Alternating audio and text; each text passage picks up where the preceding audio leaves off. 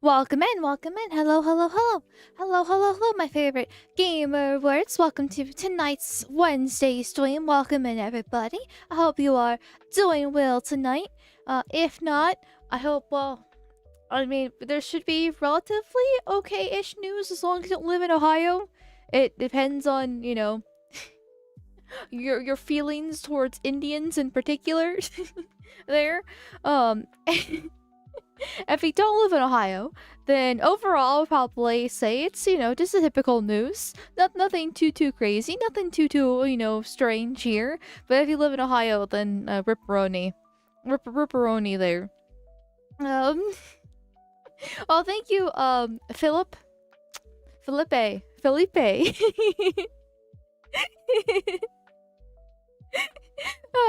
For the 500 warp tokens, first name only, please. Good evening, Kazar, Chimera Queen. Well, hello.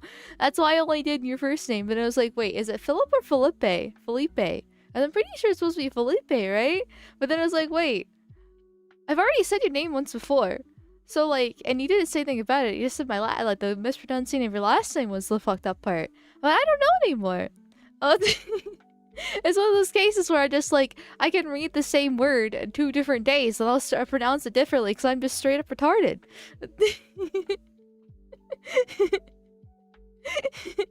So, hello.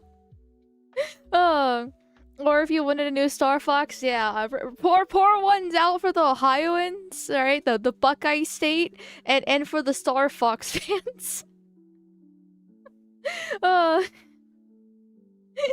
There, because that does actually suck, in that case. I know I don't normally do, like, gaming stuff related on this channel.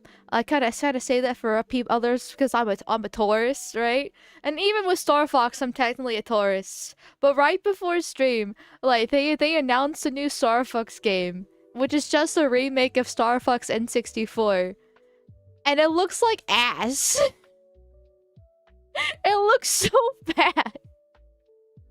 I mean, I know Star Fox is like basically a dead franchise and everything, and the fans are far and few between, but it was a beloved classic back in the day, and so, like, there's definitely potential there. Like, listen, Breath of the Wild introduced Zelda to more normies, for better or for worse. Fire Emblem Three Houses also introduced Fire Emblem to more normies, for better or for worse. There, they can have the same potential with Star Fox. Like, they can pull it out of the grave if they really wanted to. But no, they just had to remake the N64 version, but with horrible graphics. Like, I can't play the trailer because for copyright reasons, right? But I took a couple screenshots and look at Falco! It's like this horrible, hyper-realistic style here, but like slightly cartoonish, and I hate it. I hate it so fucking much. They look terrible. I like, listen. If this, okay, right, once again, I'm a tourist, right? I'm not gonna come into me and like, oh, I'm a major Star Fox fan. I've played all the games, all 5 games or whatever the case is, right? I'm not gonna be like that. But it is a franchise I do have fond memories of because, so, as a lot of you guys know, I didn't really grow up playing video games because my parents didn't allow me to until the divorce happened when I was a teenager, and my dad was like, here you go, here, actually have some video games, right? And even then, it's Nintendo, right? I'm a Nintendo baby, in that case. So, I mostly played Nintendo games. But before, like, I actually started playing games myself, with how I live out in the middle of nowhere, and how the school district was kind of set up and me going to a Catholic school, I wasn't able to get on the bus. And my parents needed me the bus because, you know, they were working and my mom was drinking, right? And so we found a family that went to the same school that did live in the same district area, and they allowed me to basically stay at their house before and after school so I could be picked up at the bus there. And they had 3 boys. And the 3 boys had an N64 and a GameCube, and they would not let me play it, but I would sit there and I watched them play Star Fox, Wind Waker, Pokemon Stadium, and Coliseum, and various other games on those 2 consoles. And that was my actual introduction into Nintendo and gaming.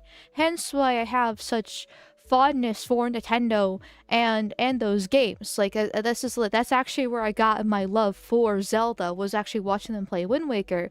And also one of the reasons why I've never played Wind Waker myself is because I would just watch them play, and I would constantly beg them to let me play, but they wouldn't let me because I was a girl and it was their games and stuff like that, which, looking back, I can't blame them for it. But as a child, as a young kid, it did kind of suck. But one of the games I would like to watch them play and would also beg to play with them was Star Fox on the N64. There. And so, like, I know of the game. I've seen gameplay of it. I don't remember all the different details of it, but I really liked it, and I really wanted to play it with the boys, but once again, they wouldn't let me. And so, like, seeing it with the hyper-realistic style does make me a little bit upset. Like, if you want to play Star Fox on the Switch, just pay for the N64 virtual console, the emulator on the Switch, and just play the original then. Like, that's what I would just fucking do. And like, because there's no point. It's a remake of it. They're not trying to actually revitalize the franchise. Like, and it's a horrible style, in my personal opinion. Like, I could maybe justify the remake of it and trying to introduce, kids, right, the future generations, into the game with the Switch. Because even though they remade it on the 3DS, which I recently learned literally like an hour ago, thanks to people talking about it on my Discord server, the 3DS was released, like, what, 12 years ago? Or 10 years ago? No, more than 10 years ago, because X and Y was the flagship release for the 3DS. So that was like in 2013. So yeah, that was 13 years ago. A kid born in 2013 is now 13 now himself, right? So like, it's not like the end of the world, but when you take the 2 together, right, and compound them with the horrible art style, the slightly more cringy dialogue, which it already kind of was cringy, but that was kind of the point. And then also there's a remake. It's just like, what are we doing here? Just make a new Star Fox game. I know Metroid 4 flopped, and I never got into Metroid, and the boys didn't even play any Metroid, so I didn't have any like appeal to Samus, right? There wasn't that love there for myself. But I'm frustrated. I'm frustrated for a franchise that I don't even like really like get into myself. Designs look like horrifying monsters. They do. Like, Falco is the most egregious in my personal opinion. Like, Fox looks bad at certain angles, and people are clowning on him, with like different things. But Falco just looks the worst in my opinion. Because it's this hyper realistic animated style that just gives this uncanny valley feeling, and I hate it. I hate it so much. Like, just either make it a little bit more cartoonish, or just, or more stylized.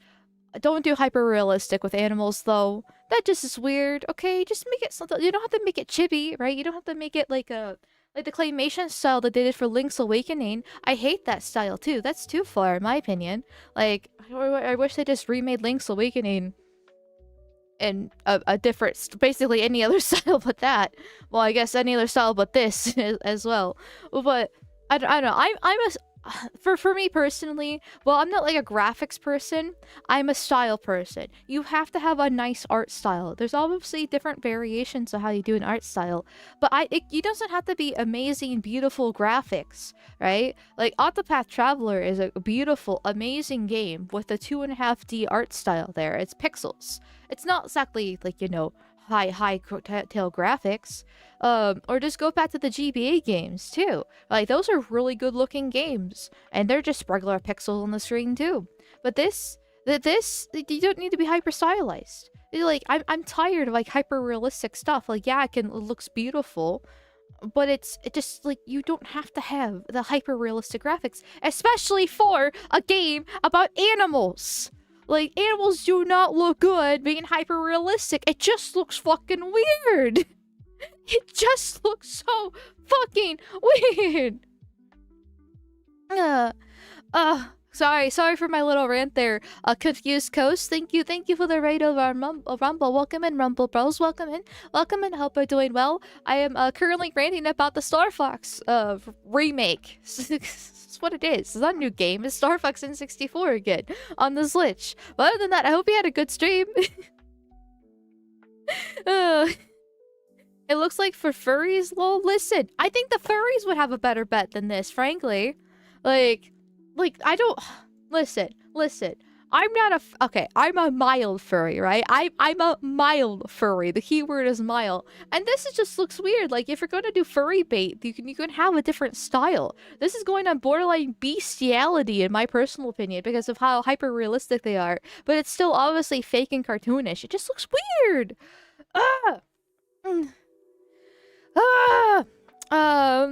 Thank you, Reverend Norse, for the 500 warp tokens. Thank you. Arch's future ex-wife is streaming. Can't stay and watch it just in the middle of the night, but I'll mute and let's play so you get the view. Have fun. Well, thank you, Reverend Norse. Thank you. Mine is calling me Arch's future ex-wife, because that requires us getting married, and I don't want that to happen, but I also don't want to be divorced either. So, like...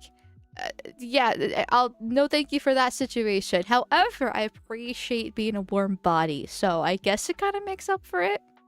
And then thank you, Boog, for the $2 deals. Thank you. They look like furry bait, furcon, fur bait. I don't think they're furry bait. Like, I don't think they're furry bait. This is too much. Like, there are other ways to make furry bait, and this is not it. Actually, what have the actual furries said about it? Might have something there. I don't know. I haven't exactly gathered their opinions for if they find Fox McCloud hot when he looks fat as fuck and also kind of like a real fox. And Falco, like...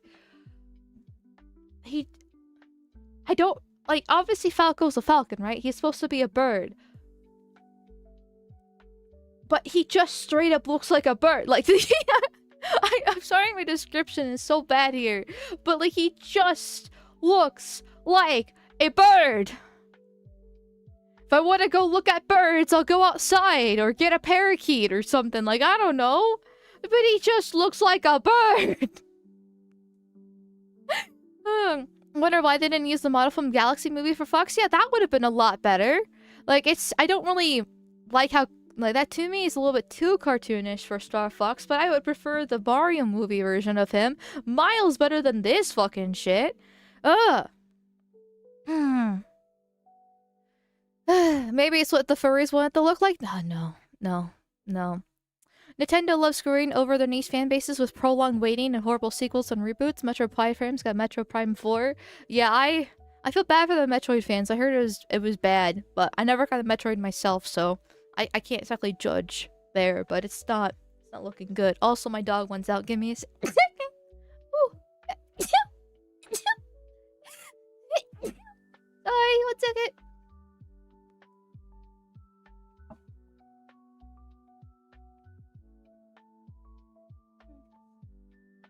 A big blue chicken. Yes, a big blue chicken. That's what... Yes, he just looked like a big blue chicken. Oh my god. Thank you for the bless yous, though. There is no stylization. No, he's just a chicken. And thank you again for the bless yous. I gotta blow my nose again. 1 second. I'm sorry. I I guess I got get a little bit too upsetty there and started sneezing my issues away.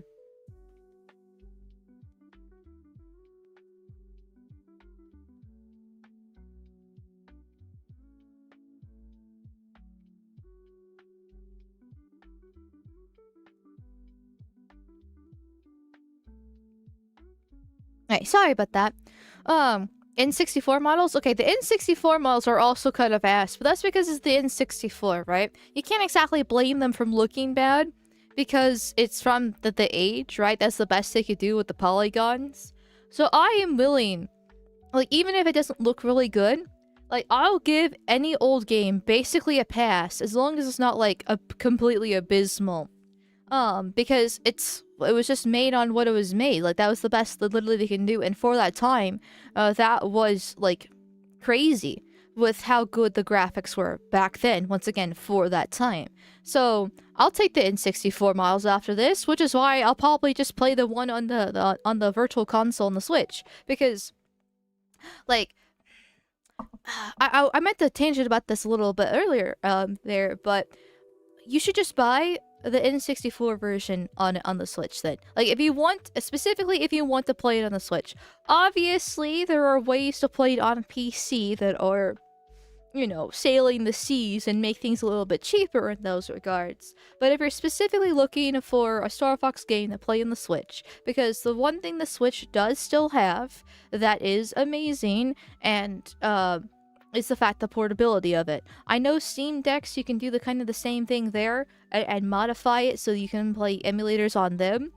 But if you have a Switch already and you want to support Nintendo, or for various reasons, which there's definitely lots of arguments to not support Nintendo, right?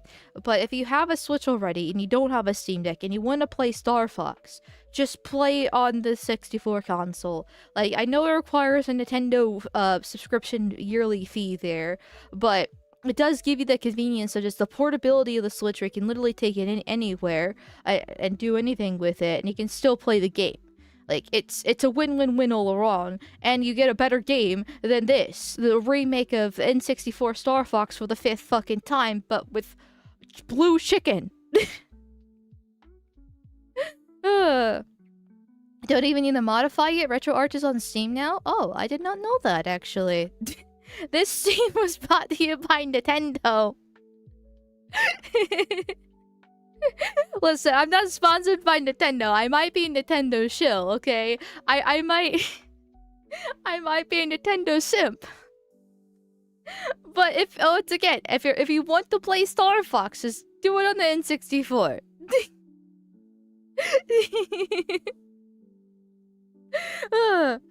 I'm always a Nintendo hyper. Listen, my favorite franchise of all time is The Legend of Zelda. Okay, and I love Pokemon. And I'm really getting back into Fire Emblem recently. Which, okay, I have to talk about Fire Emblem here, okay? Just Nintendo in general. So, obviously the Switch 2 came out last year, and frankly, I thought it was going to be another Wii U flop. I was looking at the fact that they didn't have any, like, major release games to go with the flagship with it, and I thought it was just going to be a disaster for the Switch 2, because all it basically was a Switch 1, but with better graphics, but with no good games. Yeah, there was some improvements here and there, but nothing, like, too crazy to justify spending $500 on it, right? Well, now that we're getting a little bit further into the life cycle, it is actually looking better for the Switch 2. P.E.P.E came out recently, and that's been all the rage. I mean, they have the new Star Fox game coming out, which the Star Fox fans don't look exactly the happiest for, but there will be people that are going to be buying it. There will be a new Pokemon mainline game. Of course, that's going to sell like hotcakes. There should be a new Zelda mainline game eventually, too. So, like, the Switch 2 will probably be fine. It shouldn't be a major flop like the Wii U, like I originally expected. Though it's not going to be, like, a major success like the original Switch. But I am kind of scared for the future games on the Switch 2, because so far it has been really hit or miss. And this new Star Fox is not looking like a hit at the moment. But we'll see who buys the stoppa here. But as someone who is a major fan of Zelda, I am scared for new Zelda game coming out. Because they have to do something new. They absolutely have to do something new. They cannot rehash Breath of the Wild, Tears of the Kingdom kind of shit again. They have to do something new. And I'm sort of kind of scared they might be a little bit bankrupt with ideas. Seeing how Metroid 4 flopped, Metroid 4 flopped, not Metroid Foid. I mean, Samus is a woman, but she's hot at least, right? Star Fox is not looking great. P.E.P.E was a surprise success, so I'll give them that. And then the new Fire Emblem is coming out later this year, and I'm worried about that too because the trailer doesn't really look that good in my personal opinion. Like I just kind of I don't know. I'm not like I don't. For me, big thing is story and characters, which is one of the reasons why I like Fire Emblem so much, is because they're really good with the story and characters most of the time. We don't talk about engage. And I really, I don't know. I hopefully it'll be fine. I'm interested in it. The fact that they're bringing Sothis back or going back to Fodlan is a little bit concerning. In my opinion, I know there's been other Fire Emblem games that have rehashed within the same area. Either it be, you know, a prequel or thousands of years later, it's built within the same setting. In that case, so going back to the same continent is actually not that concerning. It's, for me, my biggest concern with the new Fire Emblem game that's coming out is the fact that Three Houses was such a major success. It was a massive success that really brought a shit ton of normies into the Fire Emblem franchise overall. And honestly, including me. Like, I'm not gonna pretend like I was a major Fire Emblem fan before Three Houses came out. It's one of those cases where I was always kind of interested in the games. I played Fire Emblem 7 well, basically once on an emulator on my shitty school laptop. I don't think I even really finished it because that school laptop and I had, it was it was so bad. It had a hard time doing basic functions and it constantly crashed for like the Dolphin emulator, so never finished Wind Waker because of that. Like with the problems, but it was a good entry point for a lot of people there. And then they made the Warriors game, Three Hopes, and I know they did a Fire Emblem Warriors before that, but it really felt like they were milking the Three Houses once again. And then Engage flopped overall with our toothpaste characters, and so now we're going back to Fodlan with Sothis, and I'm just like, okay, so is this actually a genuine continuation with the story, like they used to do with the old Fire Emblem games, or is this going to be milking Three Houses hype because that was their big ticket within to the major markets at hand? Like, I know Awakening was a big deal for the 3DS, but it was nowhere near as major as Three Houses was on the Switch. And that's my concern there. It's just please. It's like Tears of the Kingdom for Breath of the Wild. Like, the Breath of the Wild was a smash success, so they made Tears of the Kingdom continue it. And you know, it was a decent game for what it was. Well, I never finished it because of the fucking crafting and my life situation at the time. But it wasn't a bad game overall. But it still was just like, okay, I know what you're doing. I can see what you're doing. Don't come on here. Like, you can make good games. You were able to carry this franchise for this long. You can do it again. You don't have to keep on milking the cow. The cow's basically dried up and basically dead at this point. Like, come on, move on, do other things. Anyway, sorry. That was my little tangent on Nintendo and everything here, because I'm looking at the future and I'm just kind of like scaroused. I'm scaroused at the moment, as I'm like, okay, I can see potential, I see good things happening, but I'm also just looking at a pattern here and being like, please don't fail me here. Like, please don't fail me here. Like, come on. Nintendo adults are the same as Disney adults. Oh, how you hurt me. How you hurt me with that. It's not that bad. They did, let's see. You should try Fire Emblem Radiant Dawn. Good shit. I heard of it. Like, right now I'm replaying, well, I say replaying, but to me it's not exactly completely a replay. Three Houses because of the new Fire Emblem game coming out later this year. That way I'm prepared for it, because I did play the Blue Lions route when it was released all those years ago now. And I just never got around to doing the other routes. Like, I kind of tried, but then I just kind of stopped because the first part with the monastery does get old once you've played it once, right? Because there's not that much difference. I mean, obviously the different characters and how they handle the situations and the dialogue are different, but everything's the same until the very end of part 1. And then obviously part 2 happens, and that's when the huge change happens with the story. And the story of Three Houses does interest me greatly. But I just never actually got past part 1 for the Black Eagles or the Golden Deer when I tried replaying it before in the past. But I don't know, it's been quite a few years since I've tried that, so I'm trying it again. I just got the part 2 with the Black Eagles last night, and you know, I still don't like Edelgard. I'm biased from the Blue Lions route, but I still don't like Edelgard. Even with her characterization with the Black Eagles now. But I'm getting through it. I'm thoroughly enjoying myself, actually a little bit too much.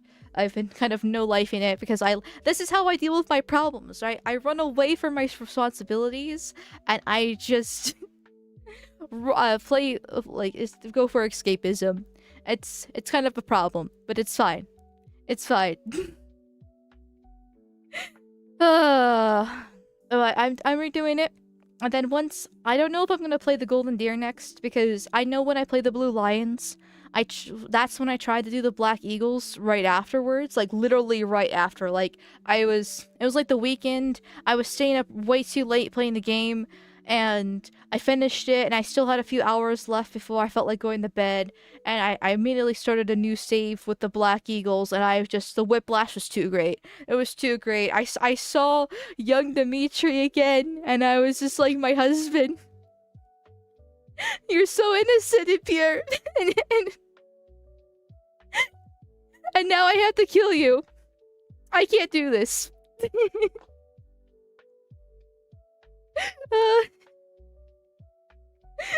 So yeah, that didn't work out. That didn't work out there.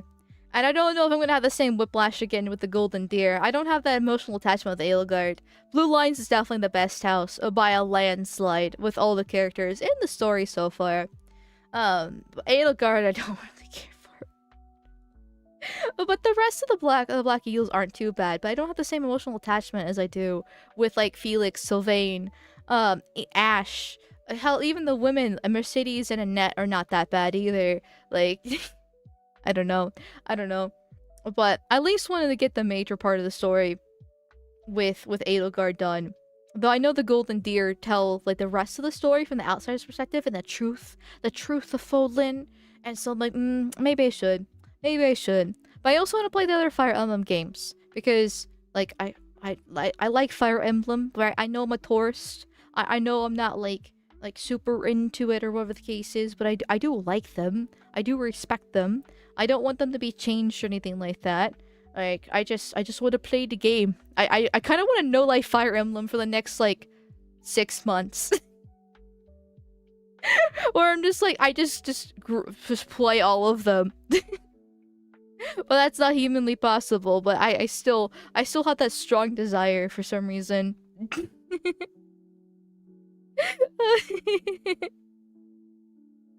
Oh, there. Look at the flowers, Dimitri. Listen. Stop it. Amalga blanket fort playing with her Switch. Actually true. I go up in the bed, right, and I snuggle in. I got my cute little puppy with me, and sleeping in the nice electric blanket on to keep me warm, and I stay up till 4 a.m. playing video games. Once again, I am not a Nintendo. I'm not sponsored by Nintendo. I just really like Nintendo games. I don't know. They just appeal to my void senses, right? Maybe the person that said earlier about Nintendo adults being the same as like Disney adults. I'm not gonna say there's truth there. but I am going to say I can see the logic. Because I never gotten FPSs. They just never been my type. Always way too like masculine coded there. There was plenty of PlayStation games I wanted to play when I was younger. But it was never the same. Like, I don't know. I never. Maybe it's because I didn't get the chance to play them. I can only watch like Markiplier do the playthroughs himself. But it just something about Nintendo games. Like, I think it's part of it. I think is the art style of them, because once again, I've never been a super huge fan of like hyper realism, hence why I hate this style for the new Star Fox coming out. And I've always liked the anime style overall, and they are more story based, right? Like obviously talking about Fire Emblem, very heavily story based. Zelda, very heavily story based. Hell, even my first Pokemon game was Pokemon Black, and that is surprisingly story heavy, which is a little bit disappointing going into like the rest of the Pokemon games because they're not as story heavy. But after and Black is definitely like, for being a Pokemon game, has an amazing story to go with it, so they can do it again if they tried, right? They can do it again if they tried, and just so like there's definitely. I don't know, maybe it just made the gameplay about it too is just more my type, as I like lighter strategies. I'm not gonna say like I'm a huge like strategy nerd that really wants to, you know, spend hours on spreadsheets and stuff like that. No, that dulls my mind. I hate it with a burning passion.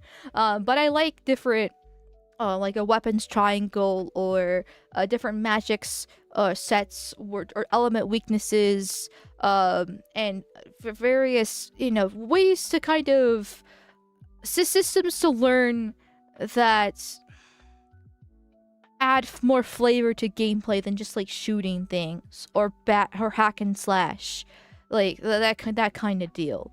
That's one of the main things that appealed to me to Pokemon, was literally the element based system. Also the animals too, but the elements was actually the main thing for Pokemon in me there. So I don't know. Nintendo's just way more up my alley with gameplay style and with story. She's dull. Listen.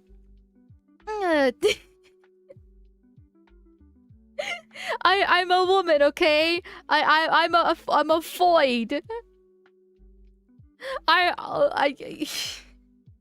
Like, sandboxy was never my style. Like once again, spreadsheet games definitely not for me. But then the whole mind numbing, you shoot things just to kill, is also a bit dull too. I like the in between. I don't want things to be like super difficult where I have to like really use my brain, because the whole point of entertainment is, for me personally, is just to turn my brain off. But I don't want to be so mind numbing where I'm not like really doing anything at all either. Basically like chess to her, sort of, except dumbed down because I don't know how to play chess. Chess, yes, not chess, chess, yes. Though I will say, since I've been replaying Three Houses, it is too easy at the moment. I normally play games in normal mode because, once again, I'm not looking for like a super hard challenge. But I obviously don't play casual, where it's like, because in these new games the past 10 years have like the journalist ones, where it's like, if you just want to have a less gameplay and more story-based experience, no, give me the actual game, right? Give me the game as how it's meant to be played, and don't make it super baby shit like the Pokemon games have been. But also don't make it like ridiculously a challenge where I want to kill myself in the process, like a Dark Souls game, right? Just give me a nice, sweet in between. Is that like, it's not so hard to ask, so I just play it normal. But I should, if I do replay the Golden Deer, I think this will be the first time ever in my life where I'm gonna be playing in hard mode, because with the new game plus and all the statues leveled up, I am just completely dominating the game right now, which is good for one hand, for getting through the monastery a lot quicker, because the monastery is definitely the weakest point when you're trying to replay the game. But man, it's a little bit too easy. I see I'm all playing Neverness to Everness on a loop. No, Neverness to Everness is not my kind of game. I don't like modern games, and it just doesn't appeal to me. Like, Genshin is the game for me. It's a medieval fantasy with elements and magic, an amazing story. There, like that. Genshin is literally a game made for me. The only complaint I would have for it at this point in time is that the combat does need to be refreshed. As it has been, almost 6 years since the game's been released, and Wuthering Waves has definitely blown it out of the park there. And so it does. Creating new characters with new movesets and new kits is getting harder and harder to do. There, it's just kind of the same button smashing stuff. But the characters are great, the designs are great, the story's great, exploration's great. They have men. I love men. But believe it or not, female with vagina is likes the opposite sex, aka men. I don't like having a mostly female cast just doesn't appeal to me, because I'm not the intended audience. I'm not the target audience, right? Like, I would probably like Wuthering Waves a lot more if they did have more male characters in it, but they don't. So I don't play it. There. I like female characters, but I mostly go for men. And if the game doesn't have male characters, then I'm not gonna really play it, because they're like, I'm not interested. I'm tired of seeing a waifu number 52 pop up. Like, it's not for me, and that's okay. Like, I'm not the target demographic here, and that is a-okay. I'm not asking for the game to change, though if it did, I wouldn't complain. Well, at least too much, because if the fan base actually is upset, then you should listen to the fan base for most parts, right? Like, you shouldn't just radically change it just because of some screeching feminists being like, you need more diversity, or whatever the case is. No, obviously that's bullshit, right? But I wouldn't lie, I won't lie. Well, it makes me a lot better if there's more men there. But there's not, and so therefore, I don't play it. And that's the problem with a lot of these gacha games, is that they're just too many women. It's too many fucking women. Though, Star Rail is also a gacha game, which I adored. For a while there, I actually liked Star Rail more than Genshin, because they liked the characters and the story that they were doing with Star Rail more. And I did kind of like... I did like the fact that there was the auto battle for like your grinding purposes to make things easier, so you tend to do such a much a time sink. But then when it came to like the major important stuff, then you can actually sit down and actually play the game. So it was a nice like in between for what do you need versus, I mean, Genshin's not like a hard game, right? But it is still a little bit more of a time sink. Or at least it used to be more of a time sink before they did the quality of life, for grinding purposes. There. And so overall, Star Rail was a great fucking game. But then the power creep came in. And the power creep in that game is insane. Like, I know that gacha games do have power creep. It's even happening in Genshin right now. It's whatever. It's a natural life cycle for it. But for a game that just got released, at least back when I was playing it, once again, the power creep for that thing was insane. By the time 3.0 came around, it's just like, what are we doing here? Like, I know it's a whole different game than Genshin. Like literally a whole different game. Turn-based is harder to keep power creep down than it is for open world because of how the game is set up. So I understand kind of why it happened, but it was just exhausting. Like, I wasn't interested in any of these new characters that are coming up, and the power creep was insane, and I couldn't catch up because with everything, because life happening. I basically stopped playing most games back in like late 2024 when I started streaming. Working a real job and streaming plus life things stopped me from playing all games for a good like 8-month period. And so by the time I got back into the game, I was just like, I feel lost and confused and dazed. And I want to play my old characters, and I'm trying to use my old characters to grind for the new characters, and they're hitting like a wet noodle. I'm like, I shouldn't I feel like I shouldn't leave the game for 8 months come back and then I can't use any of my characters. It hasn't even been a year. Like, come on. Starro was so good. My buddies and I dropped money to pull Kafka on my own. Everyone loved Kafka because obviously Kafka, right? It wasn't for me. She wasn't for me. I preferred Blade out of the Stellaron Hunters. Thank you, Book, for the $5 dose. Thank you. Excuse me, but Love and Deep Space is still the biggest money making Gunnar gacha, and it's all male cast. Well, I know it exists, but that's actually okay. Thank you for bringing up Love and Deep Space, Boog, actually. Because that's the part where I actually don't really understand why gacha games are still leaning into the majority female waifu creations that they're doing. Because Love and Deep Space exists. The reason why Love and Deep Space is still the biggest money making gacha is because it is the only one that exists with its all male cast that appeals to women in that way. Now, I will not play Love and Deep Space because for two reasons. One, I don't really want to feel. I don't feel like burning money.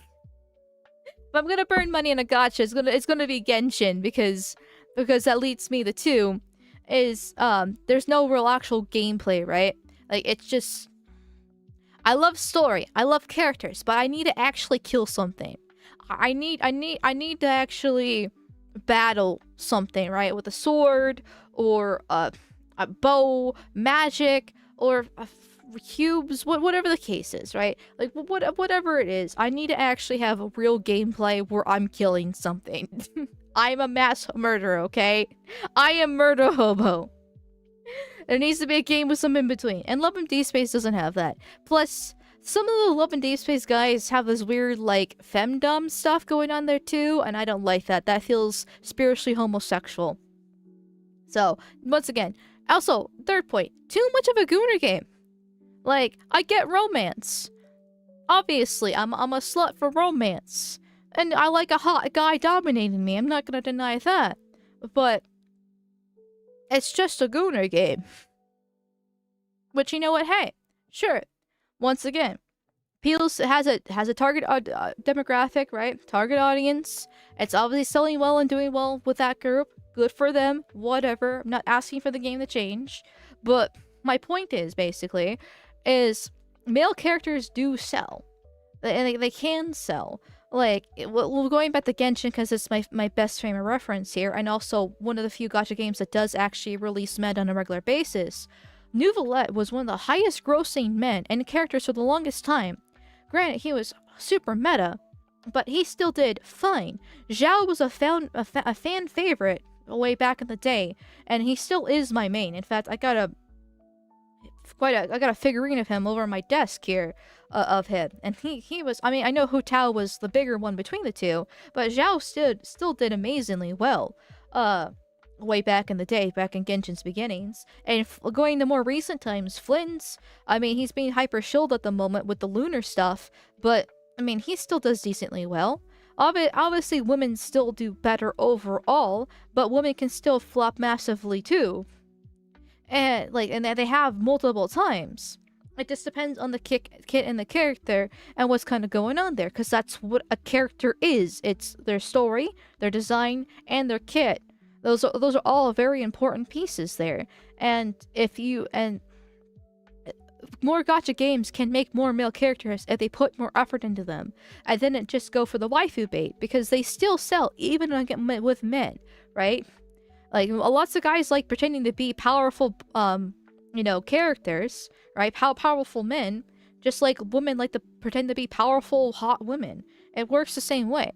So, if Love and Deep Space exists and can corner the market like it does, I don't understand why gacha games don't actually lean towards at least a slightly more heavier male cast, like Genshin or Star Rail. Like, they can do it. Like, it's fine. It clearly works.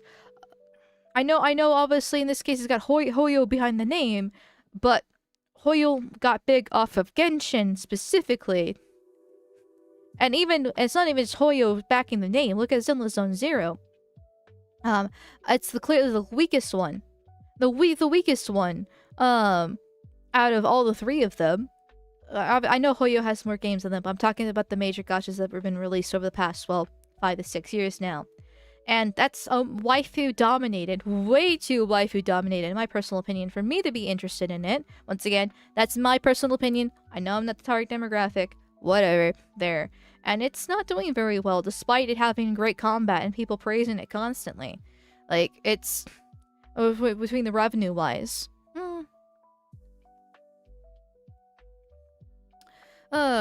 I love the world in Genshin, and the combat feels nice, but it gets so incredibly tedious. Yeah. Like, I know I need to play this patch, right? I was like, it's not like a dry patch, right? They released Dortmund Port. Like, I should play this patch, but I don't know. It's not really, like, appealing to me. I know I need to save my gems, my promo gems, because the next patch is gonna be heavy with Nicole being released and Lohan.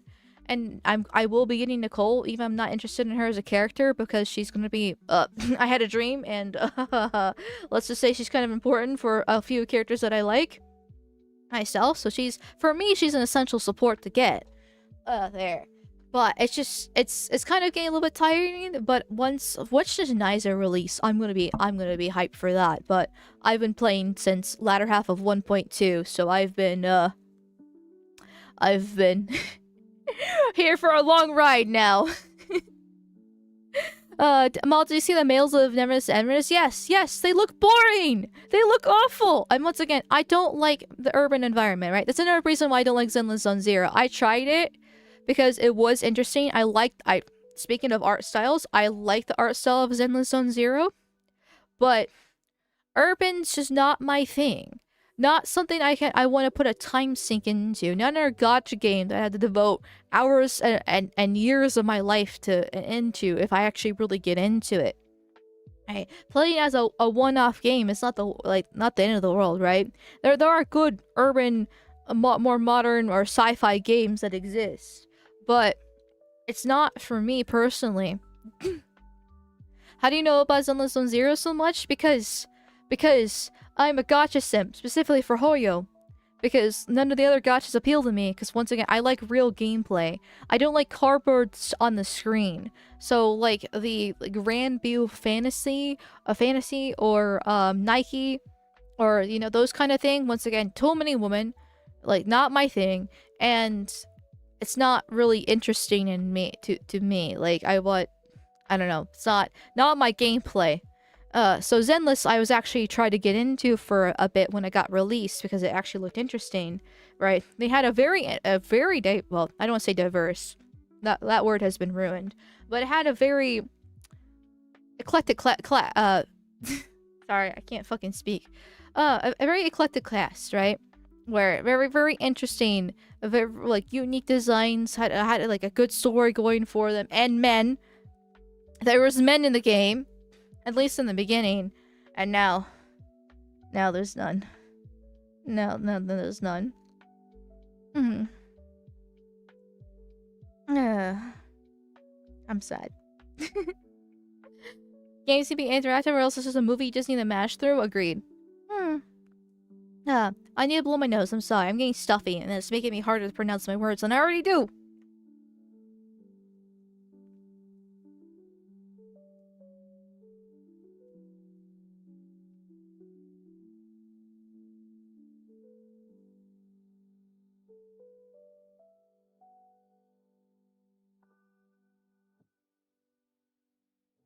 Sorry about that. Yeah, visual novels aren't really games. Yeah, that's my thing. That's actually my biggest criticism right now with my playthrough with 13 Sentinels. The story is good, but it's just a visual novel, and the gameplay's not really incorporated very well within it, in my personal opinion. I know Carry-Some keeps on saying that it will get there. There's a reason for it. Blah blah blah blah blah, but it's not at the moment. Even I'm like 20 some hours into the game, still not seeing it. Still not seeing it. Now, I've also been hyper-focused within the story, but I don't know. Like, I'd rather just watch an anime than play a visual novel. If I want to play a game, I want to play a game. I want to kill something. Let me take my sword and stab into a man's chest, or slice his head off, or use magic and make them explode and light them on fire, or strike them with lightning. Right? That's what I want to do in a game. If I can't do that, it's not a game.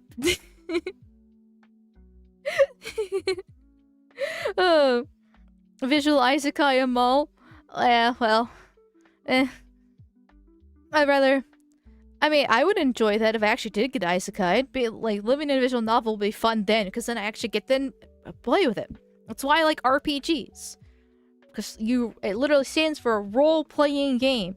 You, the individual, have a role to play within the actual game itself.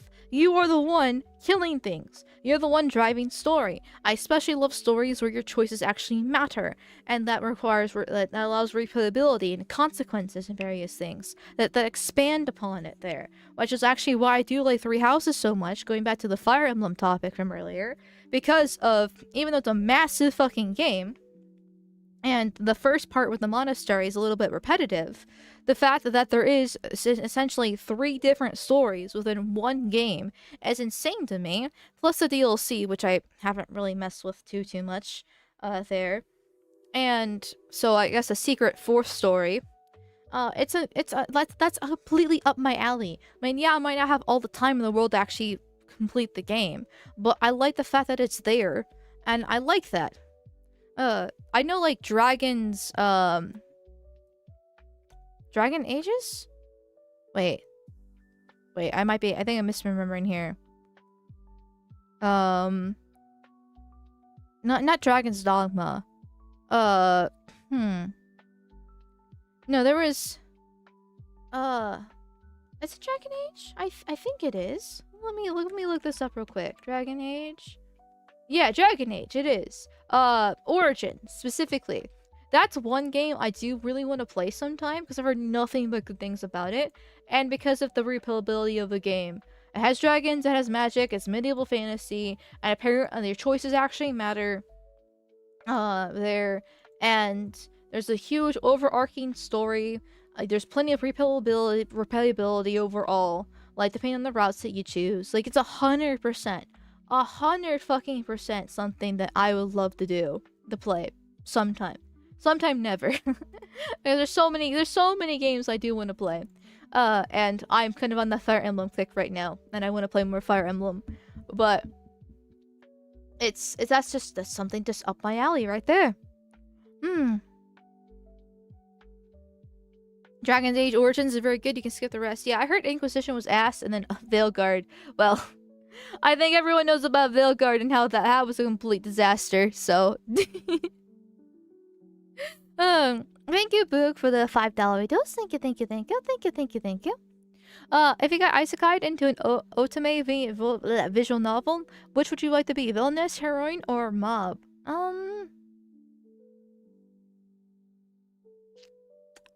Probably the villainess.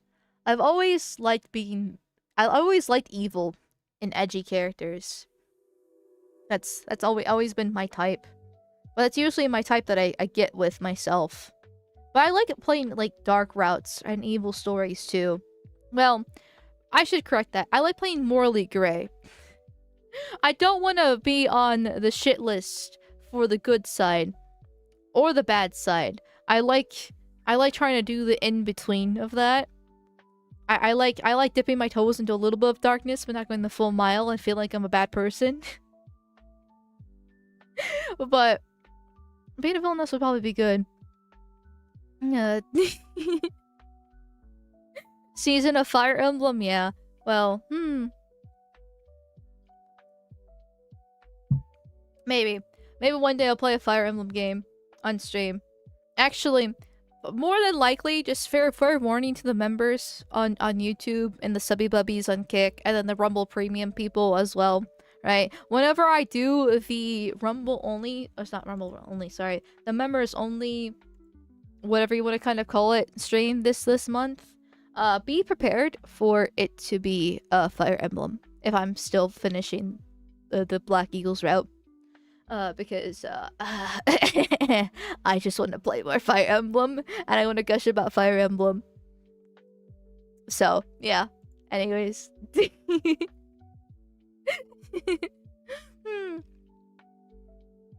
Fire Emblem splugging, yes. Yes. But,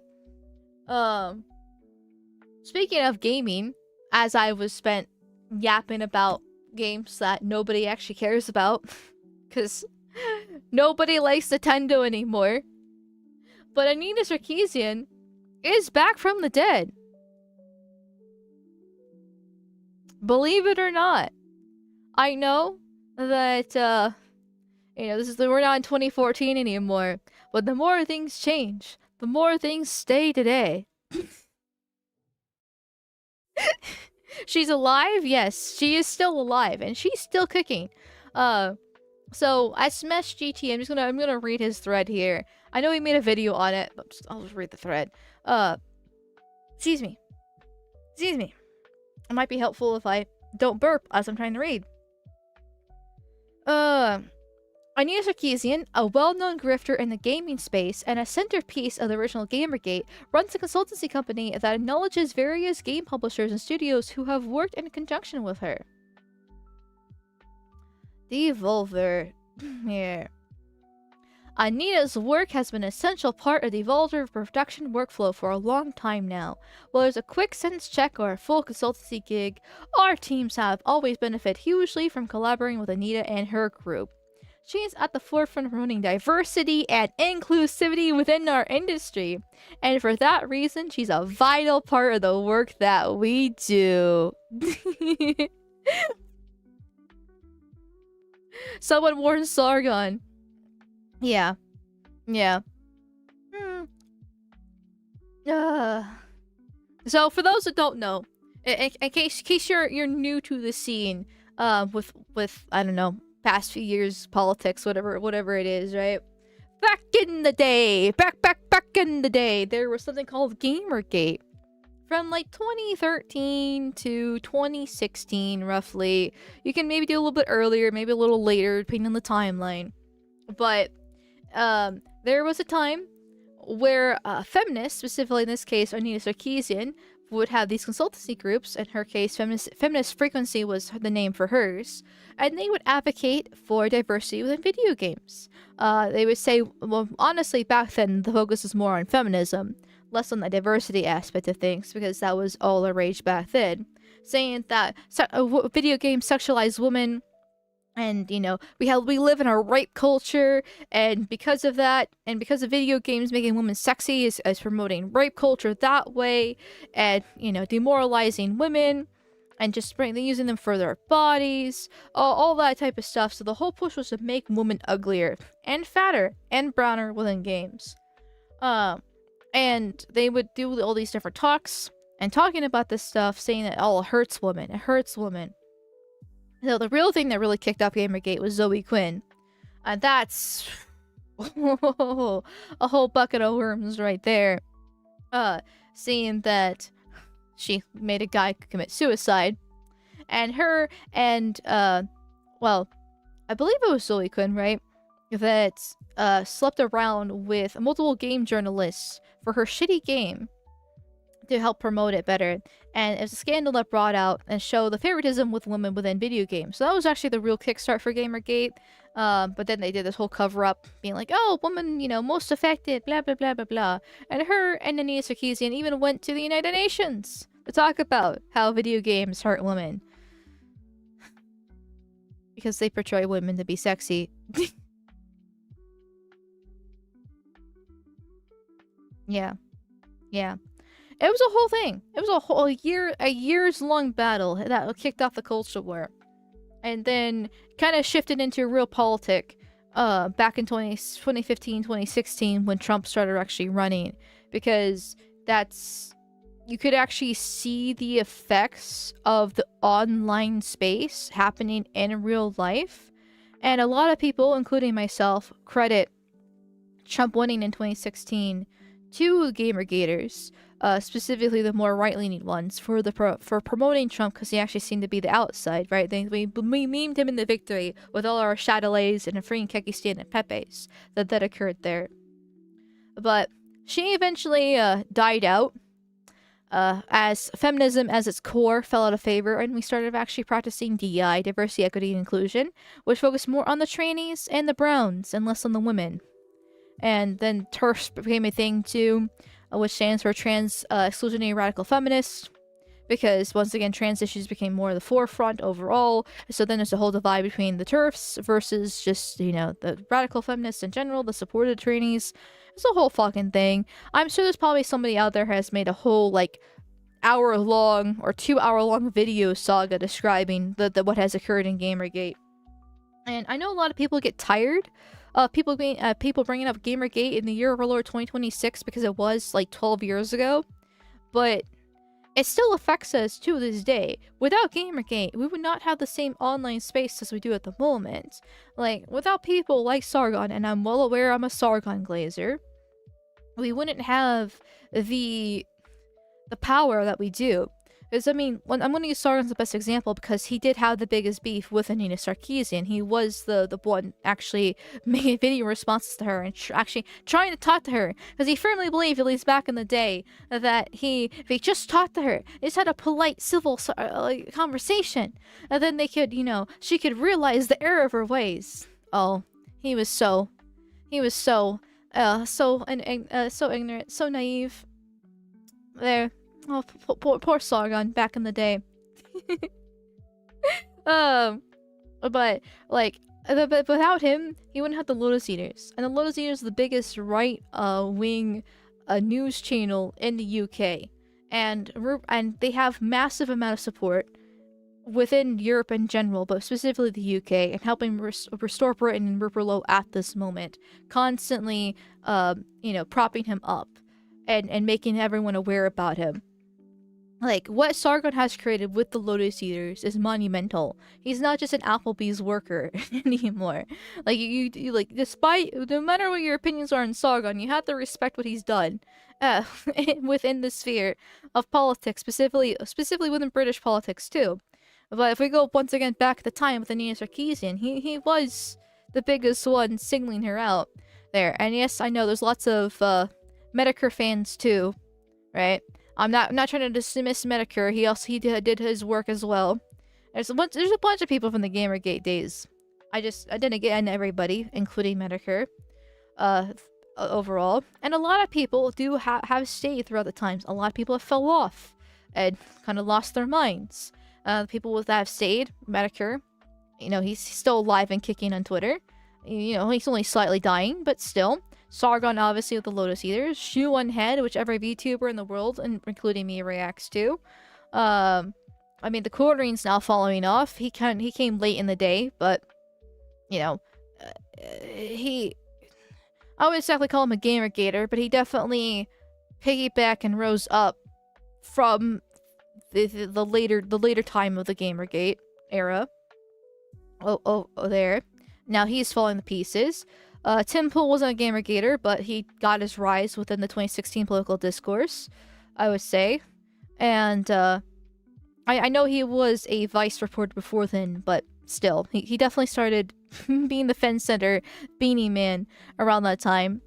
So there's definitely people that are still around today and kicking that had been boosted or kind of carried from the coattails of Gamergate.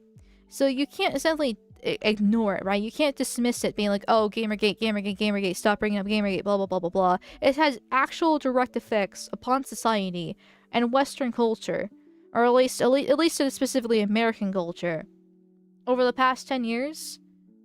And you can even say the problems have gone away, because once again, Anita Sarkeesian's back from the fucking dead. She never actually left. Oh, Chris Ray Gun? I mean, Chris Ray Gun, I did love Chris Ray Gun. Like, unironically, I thought he was hot and funny and a great person. And then he got with Lacey Green. And it was downhill since. Well, we're just never trust a woman, chat. Never trust a woman. They will ruin your life.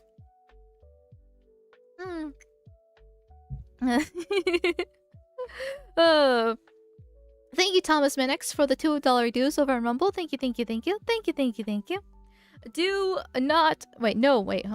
I can't read. No, not Devolver Digital. You were the chosen one. They publish titles like Enter the Gungeon, Cult of the Lamb, Loop Hero, Look Outside, and some titles on my wish list. To be honest, I've never heard of them. I have heard of Cult of the Lamb. I've never heard of any of those other games. But I've seen some people in chat are, talking about how it sucks that they're working with her. So, they clearly must be some sort of beloved development person. There. Simping for a simp. Shame. Hey, this is like 10 years ago now, okay? Like, when did Chris Ray and Lacey Green get together? Wasn't that actually like in 2017 or something? Like, it's been like 10 years. And then he fell off hard after that. So it's been a long time. I know he still does his own thing, but it's nowhere near as crazy as it used to be. There. Thank you, definitely not a Frenchman, for the $5 dues. Thank you, thank you, thank you, thank you, thank you, thank you. Hey, Maul, can you explain the wave/generation of feminism? By the way, have you seen the U series Syria? I have not seen the U series Syria. I've never heard of it. My apologies. But I mean, I can kind of give some basics waves of generations of feminism. There's going to be people out there better than me at explaining this, but I can. There. I mean, you got your first generation, which was, once again, basic explanations here. They're all about voting rights, back in the early 1900s. Though, frankly, it was a little more communist tinge, seeing that it was the communists specifically that were pushing for women's rights. Nobody really brings up the fact that the USSR was the first time they actually had women's equality, right? Where you had the woman's... I know, like, the famous thing is that, that woman with like the red bandana with her muscles out like that, acting like she's super strong and stuff. I think that was from like third wave or second wave feminism from the 60s. But the Soviets started that beforehand with it, and it fucking spread like the disease it is into the Western world. And so that was basically supposed to be voting rights, right? It's like, oh, we just want the right to vote because we're humans too and just as equal as you. Blah blah blah blah blah. There. And then the second wave is a bit later, after World War II, with the excuse of the fact that women were in the factories while men were in war and all that stuff, and so therefore we should have, more than just voting rights. We should have credit cards and be our own independent girl bosses, divorce as we please, various things. Basically going on with the civil rights movement. I mean, it took multiple decades. Because, like, getting credit cards was in the 70s, and then no-fault divorce was under Reagan in the 80s. So it wasn't, like, all at once like it was with civil rights in the 60s. But there was definitely a push overall to basically make women faux men within the second wave. And second wave is where the real problems happen. I mean, frankly, you should get rid of women's right to vote, too. But, like, second wave is where it really gets more devastating. So, like, oh, we have the right to vote, but we don't have the right to do X, Y, and Z. No, we're not gonna actually go fight and die in a war. We just want all the benefits, but none of the responsibilities. Same thing happened with second wave there. Women just need to go back into the kitchen. Like, actually allowing them in the workforce is a huge mistake. What do you think happens when you double the workforce? Right? The wages decrease. It's simple supply and demand. You have a labor shortage, and so therefore the wages go up because businesses need to appeal to people to take the job. And so when you double the workforce, you've just increased increase the supply, which lowers the demand, which means they don't have any competition to go to, and so you don't have to actually worry about increasing wages there. It's the same reason why immigration is such a problem too, legal and illegal. It depresses the wages for the same fucking thing. You've increased the workforce, so therefore they can pick and choose whoever they want. There's no actual competition. Then they wonder, and then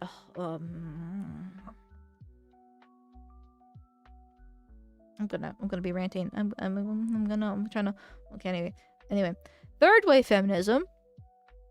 There is the more recent one, where we have all the responsibilities now, and we really hate having these responsibilities. We love the benefits though, but we're still gonna play the victim because that's our job. We have to constantly complain to make ourselves feel better because we are the nagging housewife, which should have a purpose 100 years ago, but now it doesn't have a purpose since now we're faux men, and we have the responsibilities of men, and so therefore, well, oh, there's nothing to complain about because we can actually just do whatever we want. Like we can fix our own problems if we wanted to, but we can't. So we have to make our own problems and make other problems up instead, like rape culture, and patriarchy, right? We live in our patriarchy, mansplaining, manspreading. Those are two different things. The mattress girl.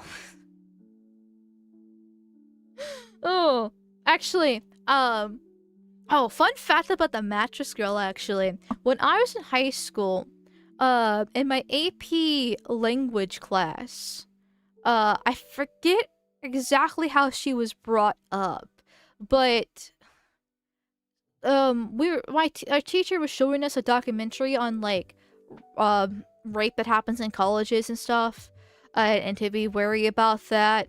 And we're supposed to be writing a report on, like, women's safety and various things. And she wasn't like it wasn't coming from, like, the feminist lens. Exactly. Like, it wasn't like she was like, oh, the patriarchy, right? She wasn't doing that. It was kind of the typical liberal, okay, women are weaker, the sex, just gotta, they're more vulnerable. I'm having a hard time explaining it because there was a few more layers to it overall, and in the documentary they brought up Mattress Girl, and I fucking laughed my ass off because nobody knew who she was, and I had to explain to the class what she was. She her whole fake rape claims, and how much of a fraud she was, and my teacher was genuinely surprised about it there, and my class as well too. So it's just like, listen, I know women, are the weaker sex. They gotta be more careful. They shouldn't go out drinking, right, with random strangers. Have some personal accountability there are impossible for women, but Mattress Girl ain't all that.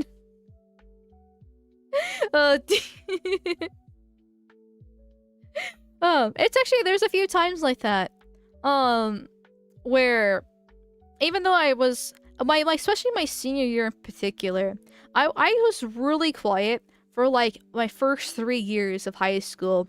But my senior year, I'm not sure what happened, but I just kind of determined, like, I think I was more confident because, like, I got a job. Well, I had a job at that point anyways, right? But once I got a job, in general, I kind of got over my social anxiety, and I felt a lot better about myself. My mom died. Various other things had occurred between my high school years, and my senior year, I finally got some more confidence. And the amount of times that I actually did kind of surprise my teachers with my various knowledge about various things that we talked about, like my French teacher. When I knew about the Yellow Jacket protest that happened in France. There, and I kind of explained the situation better, because she would, every once in a while, she would talk about the current news within France, so we could actually know about, like, French culture and stuff. And she brought up the Yellow Jackets, and I raised my hand and explained that a little bit better. And then, like, my theology class, well, I had many theology classes, but my senior year theology class, I would talk about, various cultural stuff as well there, though no specific examples I can think of the top of my head, but it was specifically like a theology debate kind of class happening, and I knew a decent amount of history. Once again, I know I'm ignoramus compared to, like, everybody else in chat, but believe it or not, I was better off back in the time. And there was another kid in the class who was a well-known nerd, super outgoing, not really loud, but quite talkative overall, and he was an absolute genius, genius, like, legitimately so fucking smart. But he actually had friends, like, he was actually popular.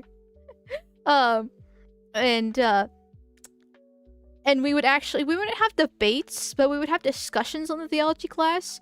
And I remember somebody making a comment about how, like, they want to actually hear us talk more because of the information that we had, which really surprised me because I was just like, I never talked before in my whole entire life. Like, I'm finally am talking more, and I'm actually kind of using this knowledge, and people find it interesting.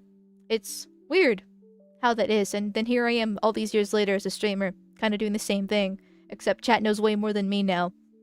I'm just a dumb boy that yaps too much. Anyways. There. So anyway, but now I'm kind of like tooting my own horn, which I shouldn't be doing. But it's just interesting. I feel like in a lot of ways I could have peaked in my senior year of high school because of that. Where I actually felt like I was I've actually kind of felt like I was knowledgeable, right? Like I had a bright future ahead of me, right? Where like I felt like I was becoming someone and doing something with my life. And now here I am all these years later in my dad's basement. It's great. It's great.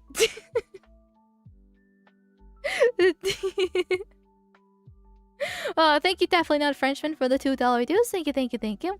Sorry I met Dent Sounds. Sorry on YouTube. I've never heard of them either. I'm sorry. I'm sorry. There. And thank you, Xylox Doppelganger, for the 500 warp tokens. Thank you, thank you, thank you. I voted against Vivek, but the opposition made themselves into the clown. Here's hoping I don't have to sacrifice myself to remove him from office. Well, I don't think you're gonna have to worry about that, Xyloxon. It's okay. But yeah, I should probably actually talk about the topics tonight, shouldn't I? Just gonna been yapping. Just gonna been yapping once again. Imagine that. Imagine that, chat. A woman cannot stop yapping about unrelated topics.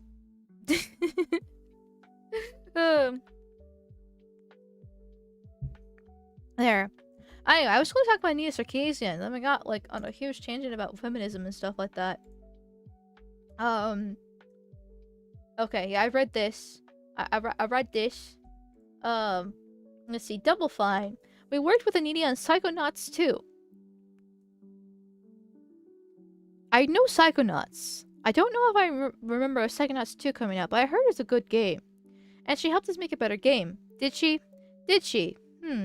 Anita pointed out multiple issues that are in blind spots we didn't even know we had. She provided new perspective and helped us to avoid saying things with our game that we didn't intend to say. We wouldn't want to say if we knew we were saying them.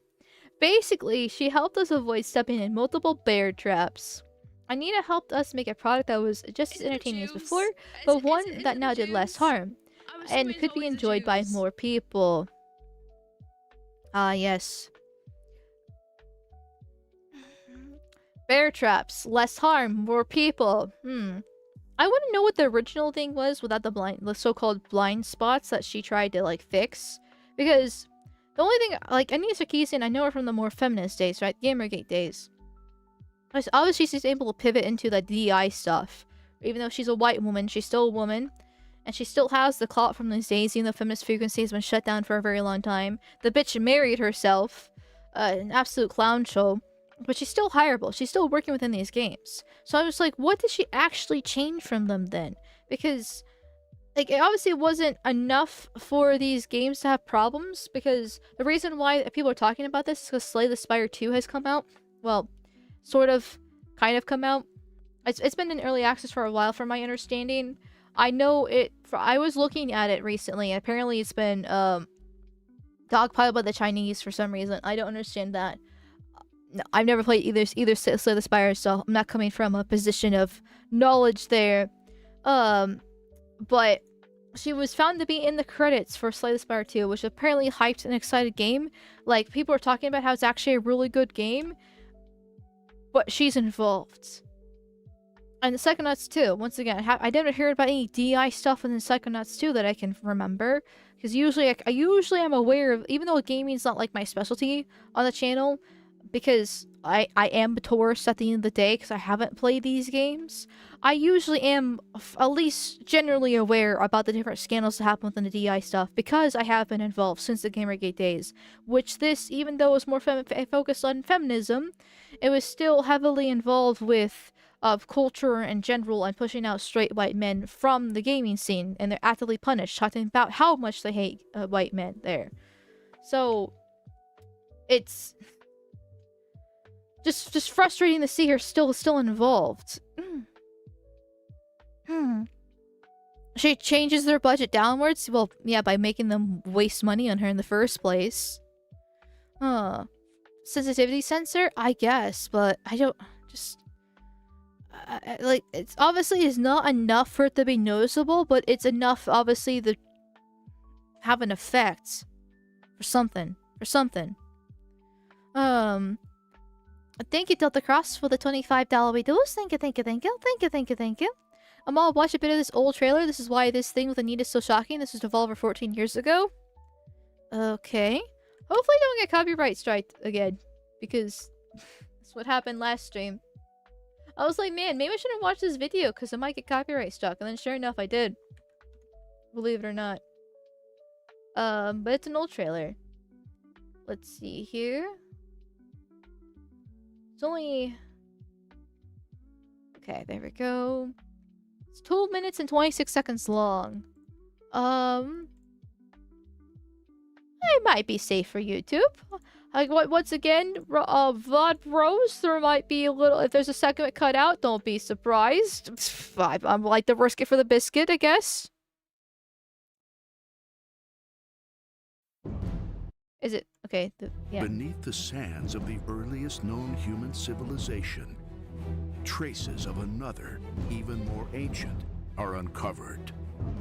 Everything seemed perfect. But perfect never lasts.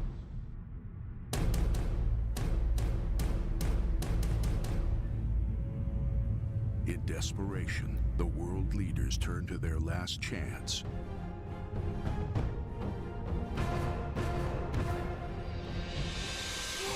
Okay, a hot white man, can't complain. Line up! I'm offering free tickets to hell. Yeah, this definitely looks like a game that Anita Sarkeesian would hate with a passion. It's just, so far, two white straight men, heavily masculine men, just taking a gun and just ass blasting everything. This is something she like, oh, this is toxic masculinity. It's promoting violence in video games with how just allowing them to shoot all these creatures, these poor innocent creatures here. Like, look at all that blood and the gun and everything like that. She would hate this. You want to fry the earth and we're protecting a museum? We've been able to decipher the tablets Professor Stein was working on. Apparently, there's another Syrian chamber beneath the Great Pyramid. We finally got an actual piece of Syrian tech running. Yeah, she would hate this. I mean, look at the bloody scene. Like, ooh, look at those pixels too. Like, this is gonna be way too masculine coded for. I mean, it's too masculine coded for me. This is not a game that I personally would like to play. Well, I'm not gonna be like, well, they need a female lead for representation, and the fact that they have this such a aggressive there's a female. Aggressive male going in and killing everything is just, you know, promoting toxic masculinity and teaching men to be violent and rape culture and, you know, all the buzzwords that they used to do. Like, heaven forbid that he's a white man, heavily muscular, handsome, and kills things. Do you want to be a heavily muscular, handsome, white man that kills things, chat?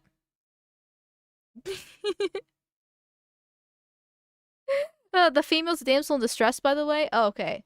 Oh, she would definitely hate that then. Because Anita Sarkeesian would constantly, if I remember correctly, Anita Sarkeesian complained about Peach and Mario, constantly saying that, oh, but women are always victims in video games. They're always a damsel in distress. They always need help by the man. And completely ignored all the other times there's female protagonists in games. I mean, you got Mortal Kombat, then like Samus, right, from Metroid, and there's the various other games that exist. Lara Croft from Tomb Raider, all sexy, badass female characters that were able to be, well, cool and hot, but when they were the protagonists, right? Then that was sexualizing women. That's objectifying women. How dare you? Oh, disgusting. And when they're the damsel in distress, oh well, they're weak and you know, victims because the man has to go see them again. Literally zero winning for how a female should be treated. They have to be a girl boss bitch like Brie Larson and Captain Marvel, but fat and black. That's it. That's it. Yeah. Ugh. She made a whole vid on that trope. Yeah, I remember that. I know she also complained about Bayonetta too, which Bayonetta's a... Who? I've never played the Bayonetta games, but I've always appreciated her design from afar, if you know what I mean. Ooh, buddy. Because, like, I don't know. See, this is my thing, right? I call myself a tourist because I haven't played these games, right? I spent half my life not being able to play video games, and the other half of my life when I was able to play video games, mostly just playing Nintendo, with that being Pokemon and Zelda. And I would watch people like Markiplier play various video games, but I never like play them, like once again, never played them myself. And now that I'm an adult, so I guess my third part of my life, right? I'm still not getting around to them. I'm just replaying Fire Emblem at the moment. I'm really not like doing my best job to try to not be a fake gamer girl here, but I recognized back then that what was I liked video games. I wanted to play them. I liked what they were, and I disliked seeing all this bullshit being forced into them. I like hot, sexy female characters. Like, I know I kind of was ranting earlier about how, like, gacha games and their waifus, but, like, I still like the female characters. I still like hot females. I also just like hot men, too, when it comes to collecting characters, like, in the cases of gacha games. But when you're playing a standalone game, I don't really care either way, as long as she's not a bitch. Like, she can, and honestly, at this point, even if she's not a bitch, I'm tired of female leads because of how forced down my throat it is. Because I like men. And I like hot women. Bayonetta's hot as shit. I would fuck her. Like, why wouldn't you want to fuck Bayonetta? What did you see her titties and her ass? And just how cool she is, her fighting style? She's amazing. Like, there's no problem with her. Or Zero Suit Samus is quite delectable to lick upon too. Like, it's like you can appreciate hot females and want to actually be them yourself. Even as a woman. But the thing is, women don't even play video games. You're appealing to a demographic that doesn't exist. And no, Farmville does not count as a video game. And borderline The Sims, I wouldn't even consider much of a video game, but like it's not. At least it's more a video game than the mobile shit. Like, and also the fact that as someone who was, you know, or is a huge Zelda fan and Pokemon fan, I didn't want this shit coming into my franchises because, like, oh my god, if they ever add diversity into Legend of Zelda, I will nuke Israel myself personally. I will go to the Israeli embassy within the United States of America, and I will do unspeakable things in an alternate reality in Minecraft, not actually in purpose because I'm lazy and I don't leave my dad's basement, so I never actually would, and that's violence and I disavow. But holy fucking shit, if they touch my Zelda and hit it with the fugly stick and turn anyone black and fat and gay and trans, I will commit war crimes. I will commit war crimes.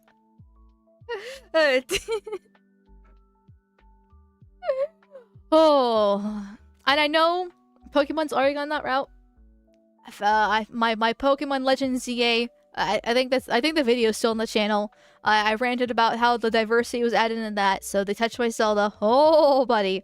Right, but I knew 10 years ago, you know, when this was happening, that, you know, I didn't want this happening to my franchises. So, you know, while I was a lurker, I know, I wasn't, you know, participating online. I didn't have a Twitter page where I talk about this kind of stuff. I didn't even super chat my favorite people.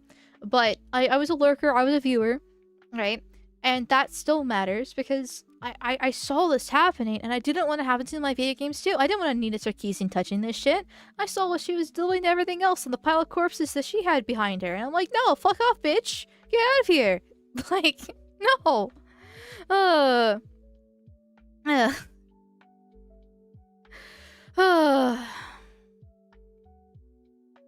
What if they go back to giving the Gerudo their long noses? That would be hilarious. That'd be fucking hilarious. Oh, apparently there was recently a couple weeks ago there was some discourse on Twitter I missed about how people are like, oh, the Gerudo need to be changed within the Zelda games. Oh, fuck off! I know Arch made a video about it. I guess I wasn't hanging out in the right circles there. To miss it, or else I probably would have stuck my thumb into it. Or stuck my nose into it myself. Because, don't touch the Gerudo.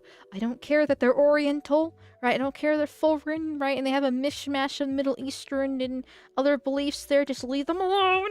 I know they're darker skinned. That's fine. That's how they're supposed to be. They're supposed to be exotic that way. And who cares? It's not racist. Okay, your spine is they're still their own race. Right? They're still a fantasy race. It still doesn't fucking matter. We got bird humanoid people there. If they go for Wind Waker, they're just humans with beaks and wings. If they go for the Breath of the Wild style, they're literally just birds. Doesn't matter. And we got fish people too. We got rock people. Like, it doesn't matter. They're a fantasy race. Who cares? Leave the Gerudo alone. If I change.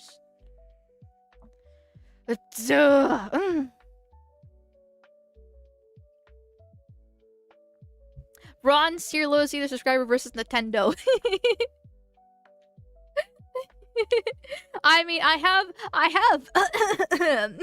please respect me, chat. I have been a bronze tier Little Cedar subscriber since 2021. Thank you very much. Thank you very much. I know. I'm not even kidding. A while ago now, I looked to see how long I actually been one. It was like April of 2021 or something like that. It was like early 2021 that I became a bronze tier subscriber. Because I remember I've watched their content for free for a little bit. And then they started doing like specials for the premiums and stuff like that. And I was like, you know what? I have a job now. I'm my own independent strong girl boss. I can afford to pay $5 a month to Sargaruni, right? And I've just been paying him $5 a month now since then. So I'm what does that equal out to be actually? How many hundreds of dollars have I given the Sargon now? Well, let's say for math purposes. Let's say we'll just do from the beginning of 2021. So that's 5 years, right? 5 years and a couple months. Well, actually no, let's be closer. Let's just do from April because, like I said, I think it's April, which April just passed. So let's be exactly 5 years now. Let's do that for simple math purposes. So let's see. 12 months in a year times 5, 60 times 5 is 300. I have given $300 to Sargon now. I've made him rich myself personally. You're Sargon's pay piggy, yes. I am Sargon's pay piggy now.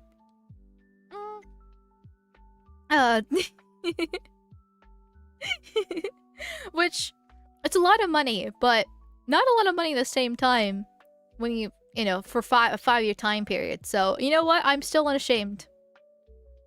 I'm unashamed. I will still continue giving him $5 a month now. Actually, I'm pretty sure it's closer to $7 thanks to inflation and the fact that it's technically in pounds and not dollars, but it's fine. We can add like $25 to that or something like that. Sargon hates VTubers, but Maul can and will give the Sargosaurus money anyway. Hell yes. I don't care if he hates VTubers. I can't blame him for it. I didn't like VTubers for the longest time either. I didn't hate them, right? I didn't think they were a man with a voice changer. But I always saw VTubers as just Twitch thoughts. Like, it's just Twitch thoughts with the anime avatar. You got the sexy ones, right, to do the fansly and show their anime butthole that way.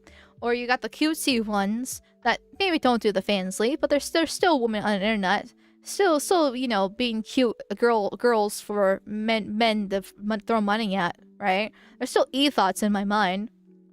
And to be fair, I still think VTubers are e-thoughts, but I have evolved and learned that all women on the internet are e-thoughts. If a woman's online and posting and trying to get male attention, she's a thought. It's that simple. Uh. uh. So I have learned that there's more to VTubers, right? VTubing can be anything you want it to be. It's no different than the PNGs that Sargon and Arch used to use themselves. This is just animated. You can actually show your facial expressions and weird stuff like that with like little toggles and other fun stuff to go with it, you know? So it's actually nothing bad with VTubing. It's just the woman behind it. But women are evil by default, as we can clearly see with Anita Sarkeesian being back from the dead. Yes, anyone gonna tell her? Yeah, I know. I'm an e-thought too. I am no different. I am no different here. You hang out interesting circles compared? I mean, yes and no. For the most part, I kind of keep to myself, and then like I honestly like I hang out more with Arch these days, which is insane to think about. If you told me a few years ago, because like I like, and Arch knows this, right? It's cringe and gay, but it's true. I used to be a big fangirl of his. Like I would listen to the Archcast, every week, because it would take me roughly a week to kind of get through the Archcast. Back when I had my office job, because I couldn't actually listen to anybody talking to the office job because I had to answer phones for sales. So I would listen to the Archcast on my way home from work, because it was a long drive from the home to work. And I would listen to when I was like cooking and cleaning, doing other things, showering, or playing Genshin when I wasn't doing the Genshin story, and I was just kind of, you know, grinding for and you know, pre-farming for the next character I was planning on getting. I will listen literally, because the Archcast used to be like 5 hours long, back especially when V and Dev were on, and they would constantly be fighting with each other. It was great content, great fucking content. It was hilarious. And then so it would take me roughly about a week to kind of actually get through an Archcast at that point, and then the new Archcast would drop, and I'm like, okay, start the cycle again. But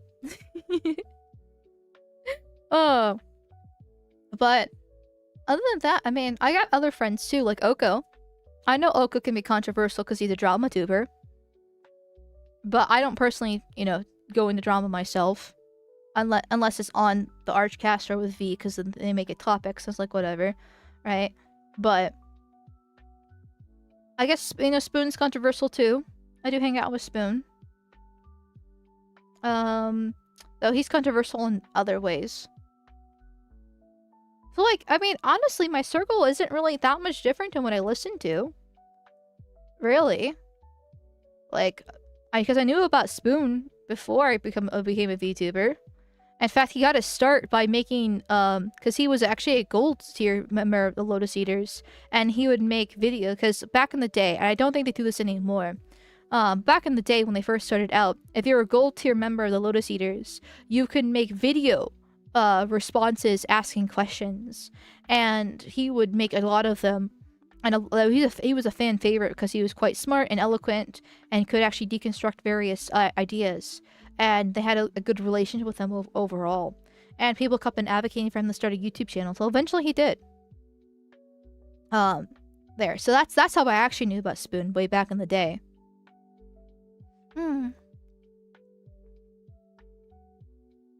But Spoon doesn't even seem like the US. It's hard to see him. It's hard to see him being a good ethnic European ally. Yeah, he's not a fan of the US. He doesn't see Americans as white. I mean, I'm not gonna say like I actually agree with him on various topics. We've actually had a debate a while ago at this point about how I believe white Americans are the true Americans, and we're not a melting pot. All those various things, and he disagreed, but believes that Afrikaners are true Afrikaners, and their own ethnogenesis, which I'm aware that technically America hasn't been able to complete its ethnogenesis, but we were going through it, and it's still technically happening. It's just been disrupted, thanks to tiny hats and immigration. There, but so like, there's lots of points I disagree with Spoon with, but there's also lots of points I agree with him with. Like, I know it's hard to believe in the year of our Lord 2026, but you can be friends with and and have strong disagreements with people at the same time. Like, I don't agree with everything Spoon says, but he's still a nice guy. I still agree with other stuff he says. I mean, I can agree some of his takes are retarded. But, okay, so, a lot of people think my takes are retarded too. It's just, I don't know. I just, maybe I'm still too stuck in my classical liberal days, right? But, like, I probably would be okay with being friends with the leftists too, if they weren't such, if they weren't fucking dicks. Like, like, if they wouldn't want me dead, right? Like, I can still be with I can still be friends with somebody who thinks that trans people are okay. Even if I personally don't think they're okay myself, and I think they need to be in a fucking watch list because they're gonna shoot up in our fucking school at this point, or sexually assaulting our kid, one of the two. But that's, like, you can still have different opinions with people, and as long as you're nice and you're not wishing for death, you can still get along. Like, just, I don't know. I don't know. Maybe I'm still holding on to old ideals there. That's how it should be. Yeah, it's how it should be. But it's not how it is. And you can only kind of get that with the right. You can't get that with the left. Which is by design. They hate you and what you did. It's that simple. It sounds hyperbolic. It sounds extreme. But literally, if just be in line for 5 minutes, they just want you dead. And it sucks because I don't want them dead. I'm not asking for that. I wish we could hold hands and sing Kumbaya. I wish we could just actually talk and fix and work things out. Well, we can't. But Spoon, at the end of the day, he is also a monarchist, but he's also along the lines of Aiden more than anyone else. He's also a Eurocuck politics train and JQ hype. I mean, I disagree with the monarchy part. I agree with the criticism of democracy. I do not agree with the correctness of monarchy. But my issue with that specifically is that I don't have a good replacement for democracy. And so I guess I'll take the L in that debate, because at least he has an alternative. I don't have an alternative to give you. I just know democracy has failed. I'm not going to argue for communism, but I don't know what else to really go for. At that point in time. Like, obviously some sort of authoritarian thing, but that's leaning to monarchism, but it's still, I'm not really sold on it. Yeah, so I'm just kind of in the wings here. I mean, Eurocuck, I'm a Europhile. I'm going to defend Europe, specifically the UK, more specifically, Britain, because of my love for British politics and it in general, but, like, I can see arguments from the European side, even if I disagree with them. Because at the end of the day, as much as I do love Europe, America should do what's best for America's interests, and Europe should do what's best for Europe's interest. And when I say Europe, I mean the individual countries themselves. Germany should do what's best for Germany, French for the French, Italy for the Italians. I hate the European Union and how it's lumping them all into one hole there. And then the whole JQ type, I mean, listen, for the case of YouTube, I gotta keep these a little bit clean here, but, every conspiracy theory is basically true at this point. Like, if you actually spend more than 5 minutes looking into things, you do start seeing the connections there, and you start wondering, why do 2% of the population actually have this much control over politics? Why does America suck up to Israel so much, actually? It does make you actually wonder a little bit. Just wonder a little bit there. A little bit.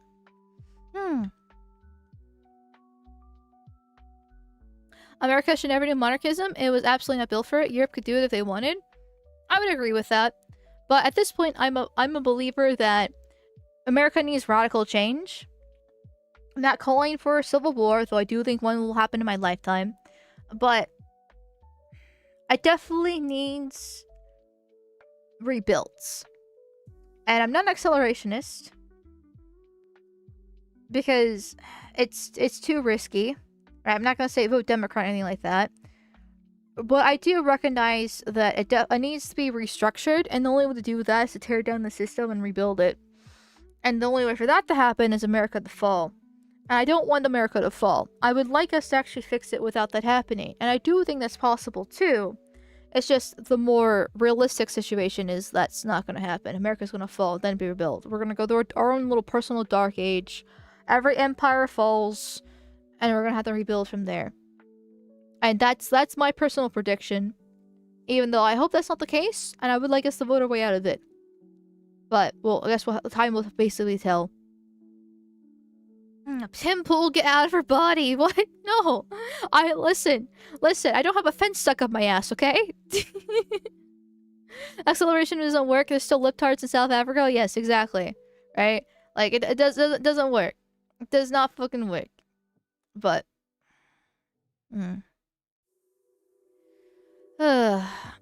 Just put the beanie on them all. No! I'll put the hat on though. I'll put the yarmulke on. Like, you know, I can do that for you. Is that better? Is this not the titties? Is this close enough to the beanie? Right? Is this the fence up my ass so I can feel the splinters in my intestines? Is this good enough for you, chat? Make America great again. Trump #1, obviously, right?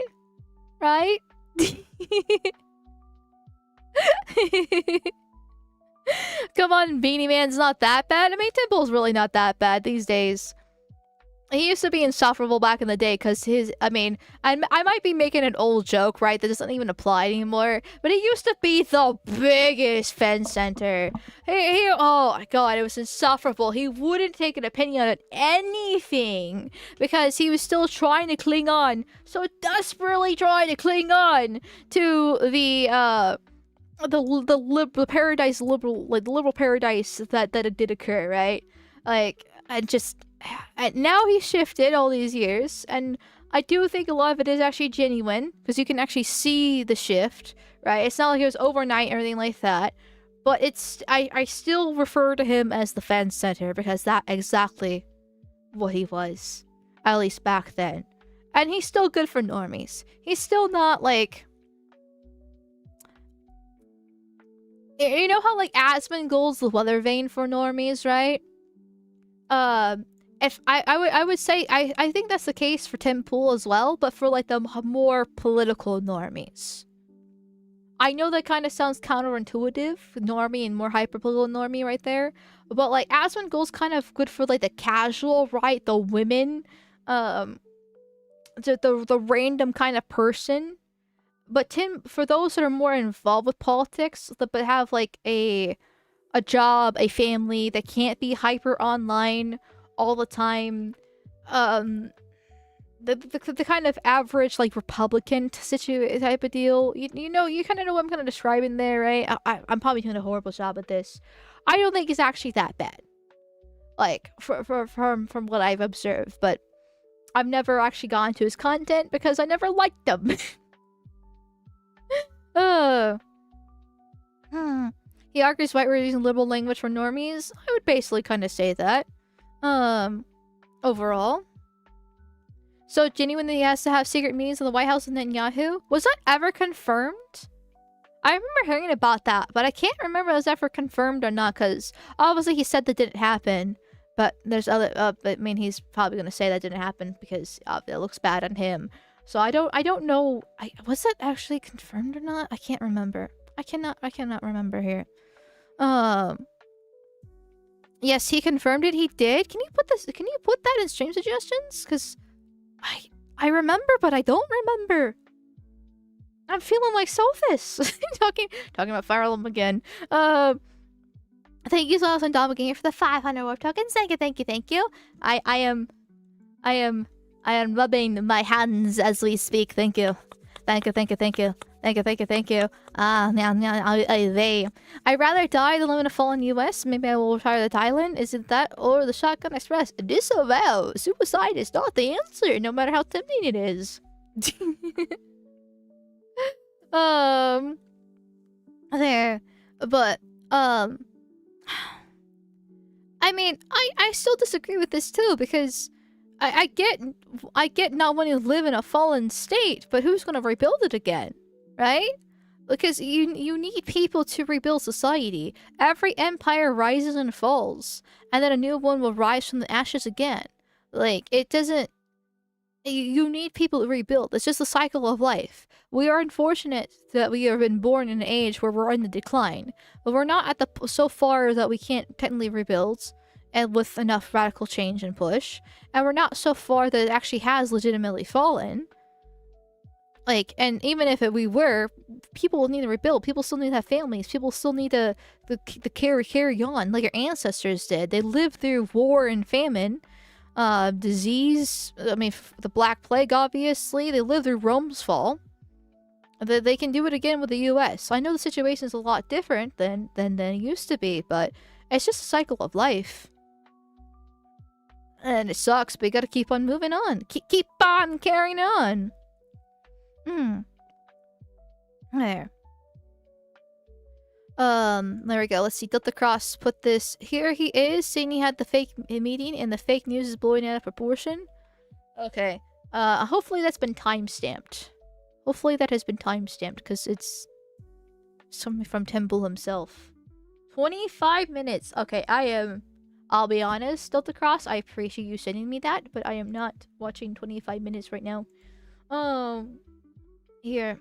Also, I should probably turn this off for illegal reasons. Let's see.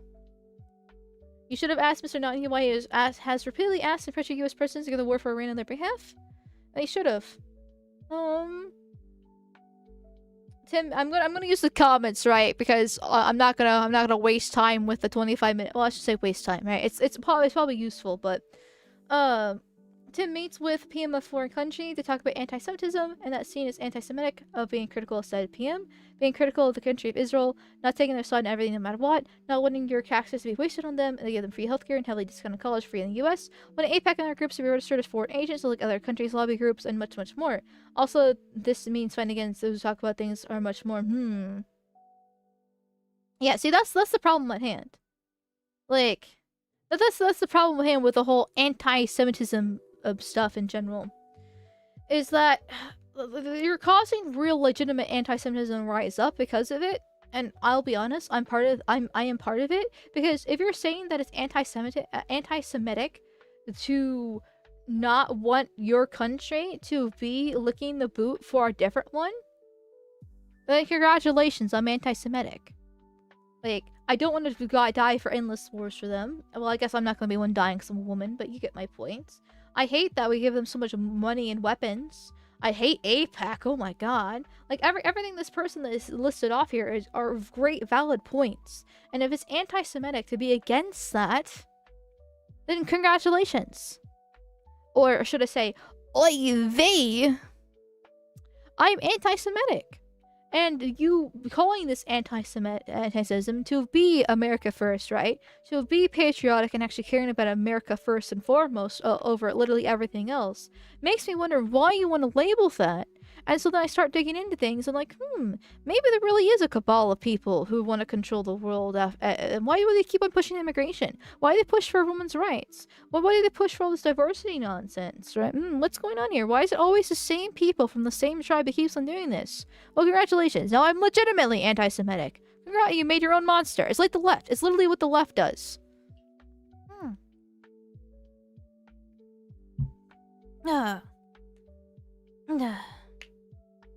Is anti-Semitic to oppose evil? Apparently.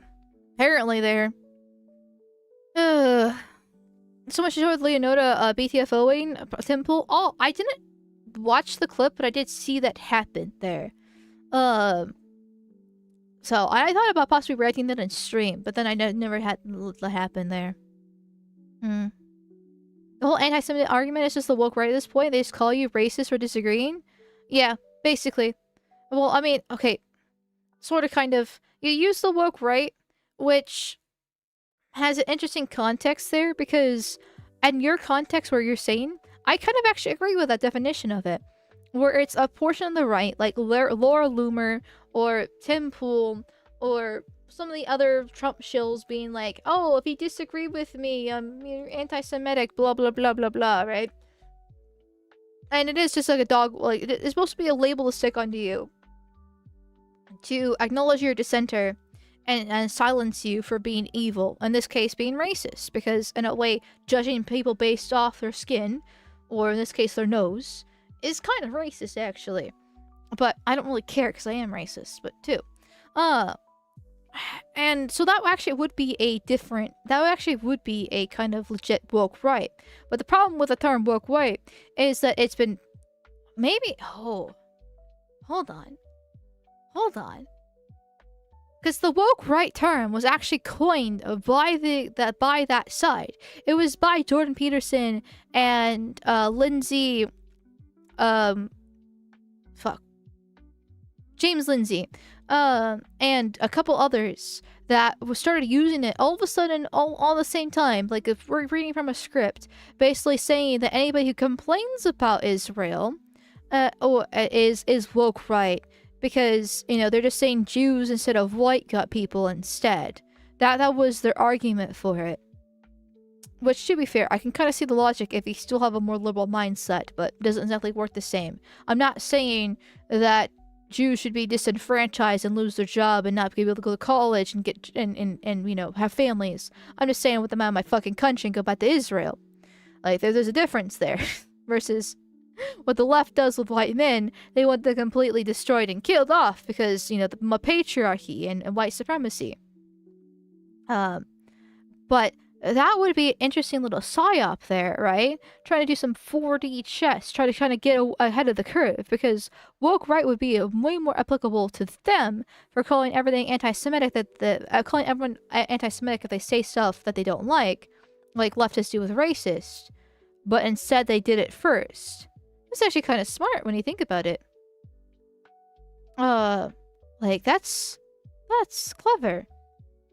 Which is kind of the problem with the tiny hats, because they do these various things all the time. All the fucking time.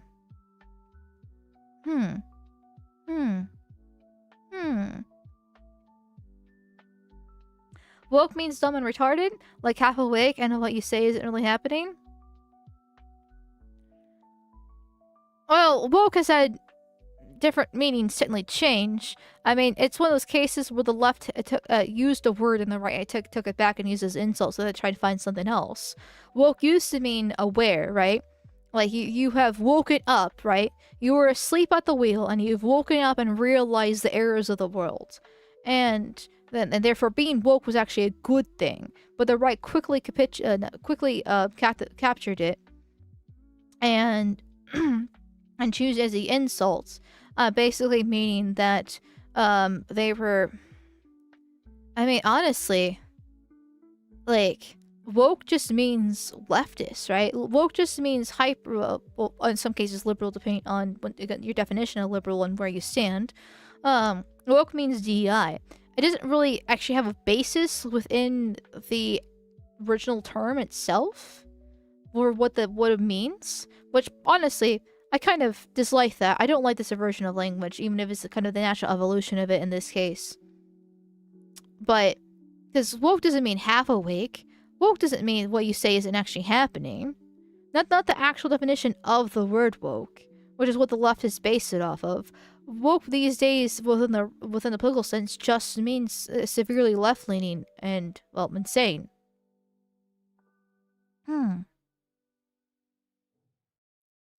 How the woke say there's racism anywhere? Well, like how the woke says there's racism, yes. But, like, that's kind of the point. Like, that's kind of the point, though. Radical is the most unhinged way to describe the left? Yeah.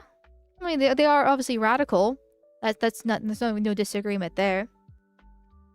The problem with today's discourse, I would say, is that it highly depends on where you stand, how long you've been in the scene, and how much you know at the same time. Because there are so many terms you can use for the left. Like, back in my day, right? Since we were talking about Anita Sarkeesian, which I never actually finished the topic on her, by the way. I just kind of kept on yapping. But, you know, back in my day, they were called social justice warriors, or SJWs. And if you're against them, then you're anti-SJW. Because being a social justice warrior was once again a term coined by the left originally, and meant that you were an advocate for social justice, you know, so trying to right the wrongs of society, where in most of the case it was more based off feminism, once again with Anita Sarkeesian, where, you know, the patriarchy was putting women down and controlling them, but then it slowly shifted into more like Black Lives Matter bullshit. And then also the gays. They also push heavily for the gays to get married back in 2015. And then they switched over to the trans once the gay stuff kind of got exhausted because, well, they got married. So what more can you kind of fight for, right? And then it just kind of evolved from there into what is now woke, which woke has actually lasted a lot longer than SJW. I'm kind of surprised. Maybe it's because it's catchier to say, woke versus SJW. Well, at least a little easier. I remember when people started using woke instead of SJW, I was like, what are we doing here? Why are we changing? Why are we changing the term here? I don't like this. I don't like changing terms. I'm gonna keep on using the old one. But then it just kind of happened. But then there's also the radical left. I mean, Trump often calls them the radical left. A lot of people call them Marxists or communists. Some call them liberals. If you're on the Sargon train like I am, you've recognized the fact that, you know, liberalism is just a stepping stone for communism. It used to be socialism a stepping stone for communism, but no, the real origin is actually liberalism. So there's... I know people used to call leftists liberals back in the day, which, once again, since I was a Sargon train, I was against that, because I was a classical liberal instead. If it wasn't already apparent, all my thoughts came from Sargon. I had no thought of my own, like a good Foyd, and I just listened to the man. Except I didn't actually have a relationship with this man like you're supposed to, like a good Foyd. It was just... British man from across the sea. So there's definitely very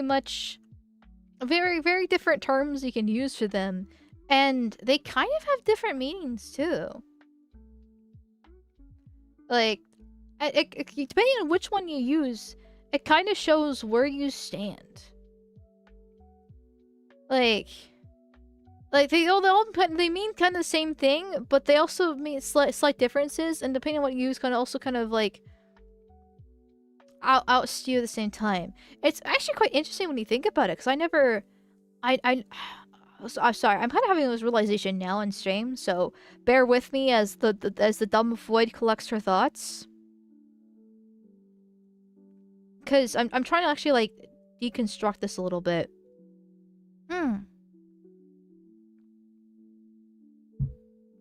It's kind of depressing when you put it that way. What's depressing? What did I say within the past 5 minutes that was depressing? I'm sorry. I don't know what you're referring to. Oh, and thank you, Marmillion, for being a subby for 8 months in a row. Thank you. Give it another month. Give it another month, and I'll push you out of my womb. You will be my child, and I will make you woke or transgender, depending on how I feel, because I am a woman.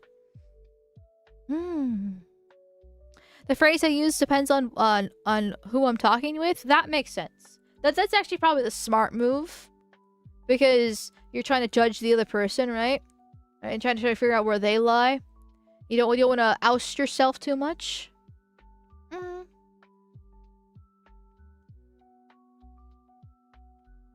There.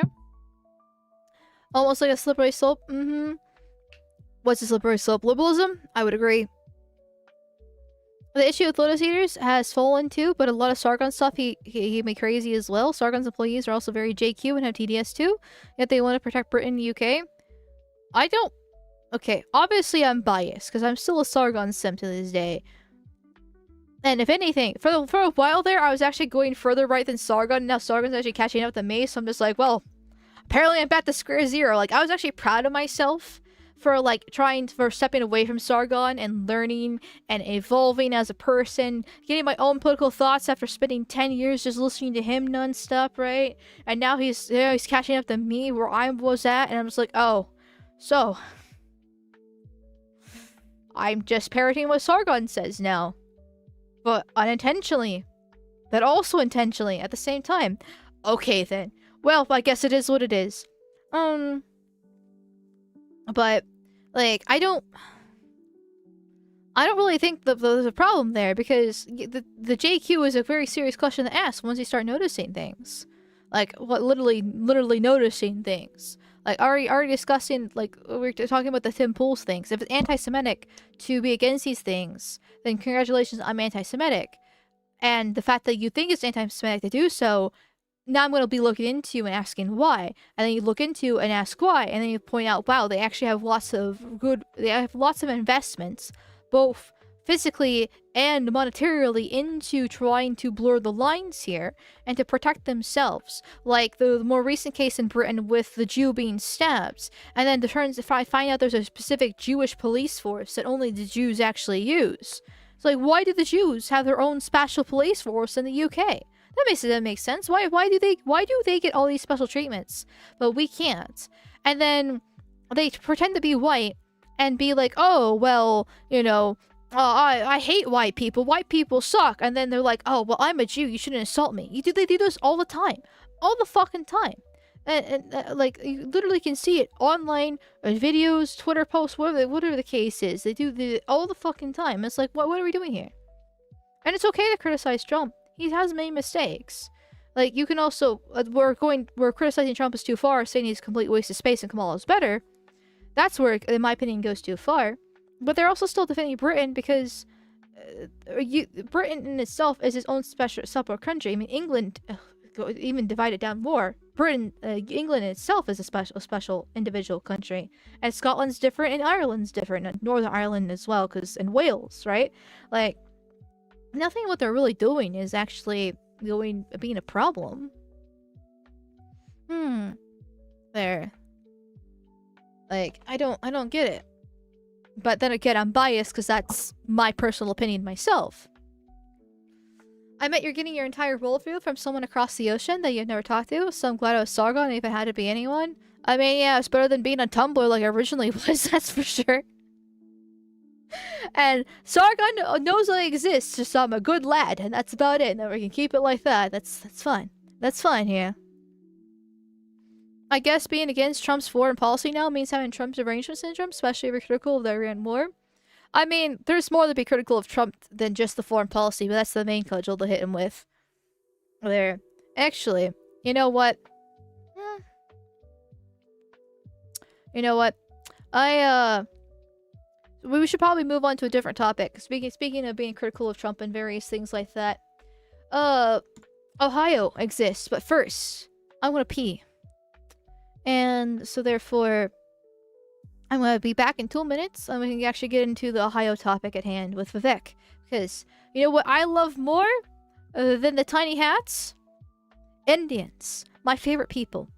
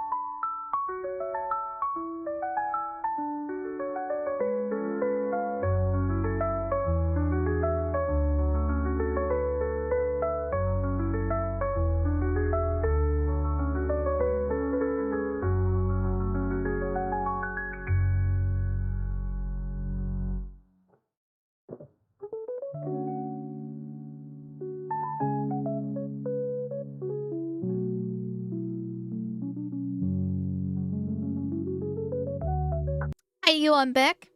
I did, in fact, piss in the toilet and not in the streets or in the yard. And I used toilet paper and not in my hand. My left hand specifically. Okay. Okay. So you should be proud of me. Indian #1 czar. Okay. Here, so, over the past couple days, there have been local elections within some various states here. And mostly the big topic is about redistricting. Because Virginia had a local election a few months ago at this point. Democrats won. There's a little bit fishy nonsense into that, but that was covered on a different stream on a different day. And now they're trying to gerrymander the state. It's been shut down by the court. It's going to legal action. But the Republicans now have a fire with a little bit of fury to try to do the same thing within their states, too. However, they had to go through their elections first to get the Republicans in. And Ohio had theirs. And to no one's shock or surprise, Vivek Ramaswamy has won the GOP nomination, or GOP primary in this case. They still need to go down with the Democrats later in the year, but they're trying to do the primaries at the moment. And he wins 100% of Ohio counties in the governor GOP primary with nearly, all the vote counted. He had 82.5% of the vote. His opponent didn't stand a chance. Time to keep Ohio red. Now, notice that he didn't actually, even though he won 100% of Ohio counties for the governor GOP primary, he got it with 82.5% of the vote. Now that's a lot of percentage there. That's a big number. But keep in mind the Democrat only had one nominee. So the fact that they had a vote between the two Republican nominees in general is actually saying something. And he did almost lost 20% instead of getting 100% like he was going to be guaranteed until more recently. Anyway, just put a pin in that and we'll play the clip here. Listen to some of what Vivek Ramaswamy has says. Now, I do think it's a bit important. Now, obviously, this account is glazing Vivek. Oh, just put it in, stand a chance. But I do think it's important what Vivek says in the little speech here. It's not a celebration speech, but it is a speech of Vivek in general. And just listen to it because it is important. Income tax down from not just 7 brackets to 2. Also would be beneficial if it wasn't so fucking quiet, but that's a different story. Income tax down from not just 7 brackets to 2, as the leadership has done, but down to 0 brackets because we're going to get rid of the income tax in the state. 0 income tax in the state of Ohio.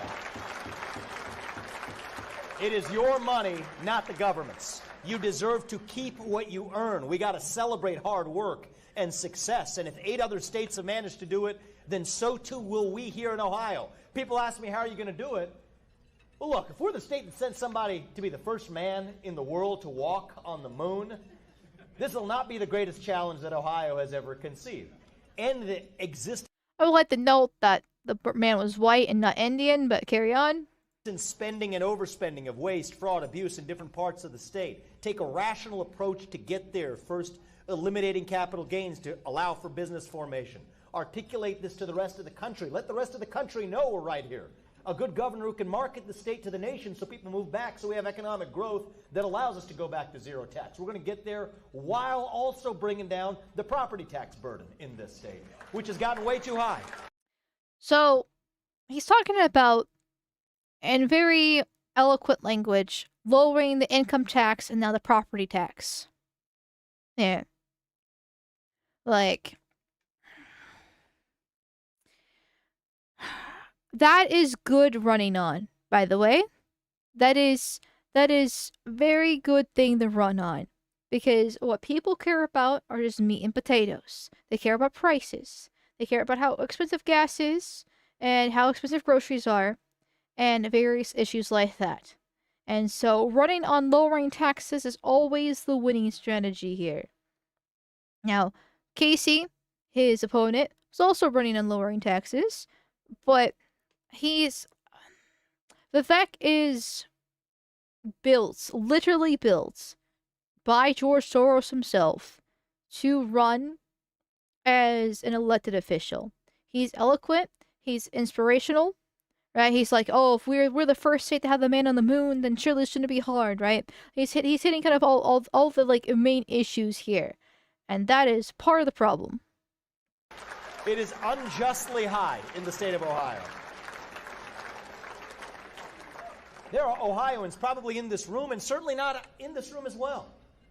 Even the protesters across the street suffer the same problem, paying as much in the interest payments and principal repayments on your mortgage as you are in your property taxes, which makes you feel like the land you own is just a lease from the government. That's un-American. I mean, it basically is, but yes, it is un-American. See, the thing is, I agree with everything he's saying at this time. I know, so somebody can take me out back and shoot me. I'm agreeing with the Indian. But my point is, he's making valid arguments that appeals to a lot of people. Unjust, it is antithetical to the values of Ohio. We will put a ceiling on the percentage of your land that can be assessed as a property tax, because that too is part of what it means to stand for capitalism, success, and private property in our own home state of Ohio. We're going to get that done.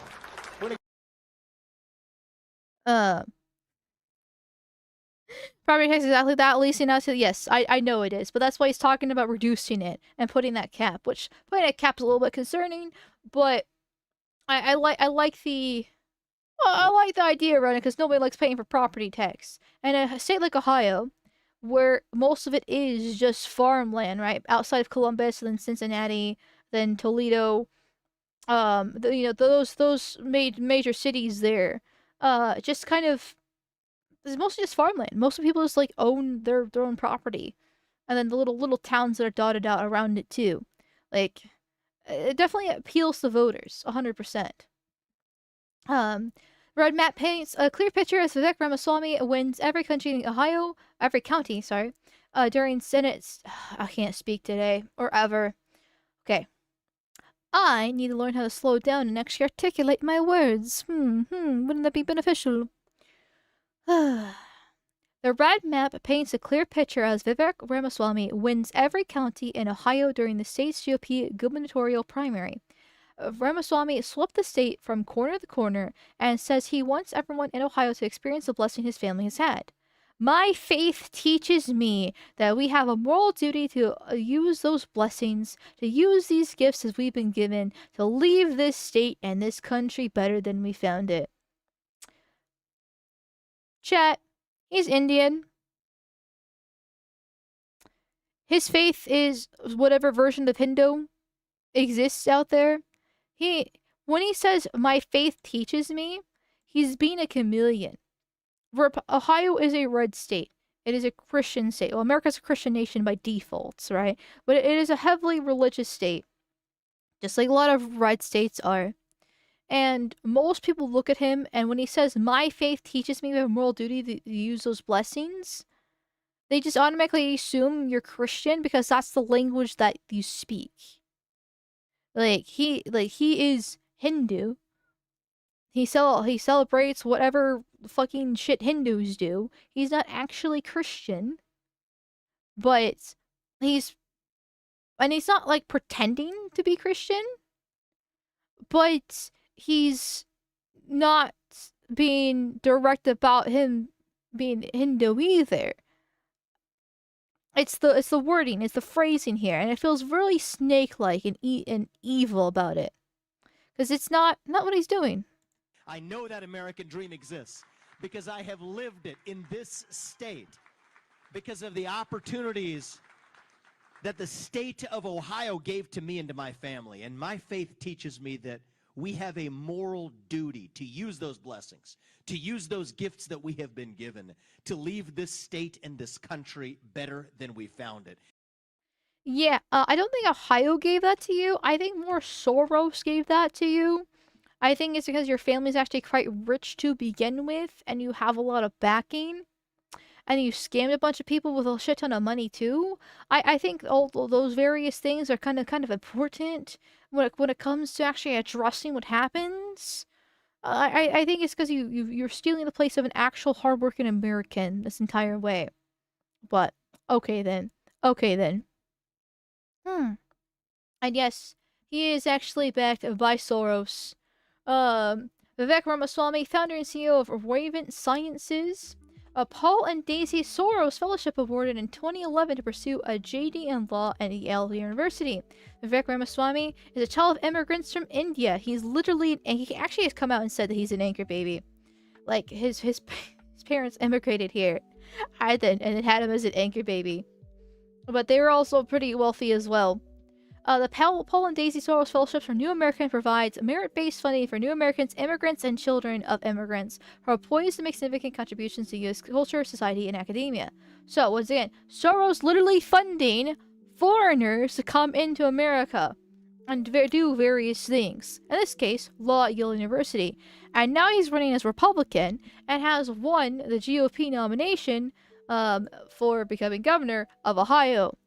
Well, maybe I'm starting to doubt how valid he is, how authentic he is, that a foreigner, from India, who wants to bring in more H-1Bs, funded by Palpatine himself, running as GOP member. Okay. Also, it doesn't help that this Roivant thing are literally scammers. The answer might lie in Ramaswamy's implementation of Roivant's Diversity, Equity, and Inclusion (DI) initiative, called Roivant Social Ventures, during his CEO tenure. Launched in 2020 while Ramaswamy was still CEO, the initiative aimed to foster DI opportunities for future leaders in biopharma and biotech.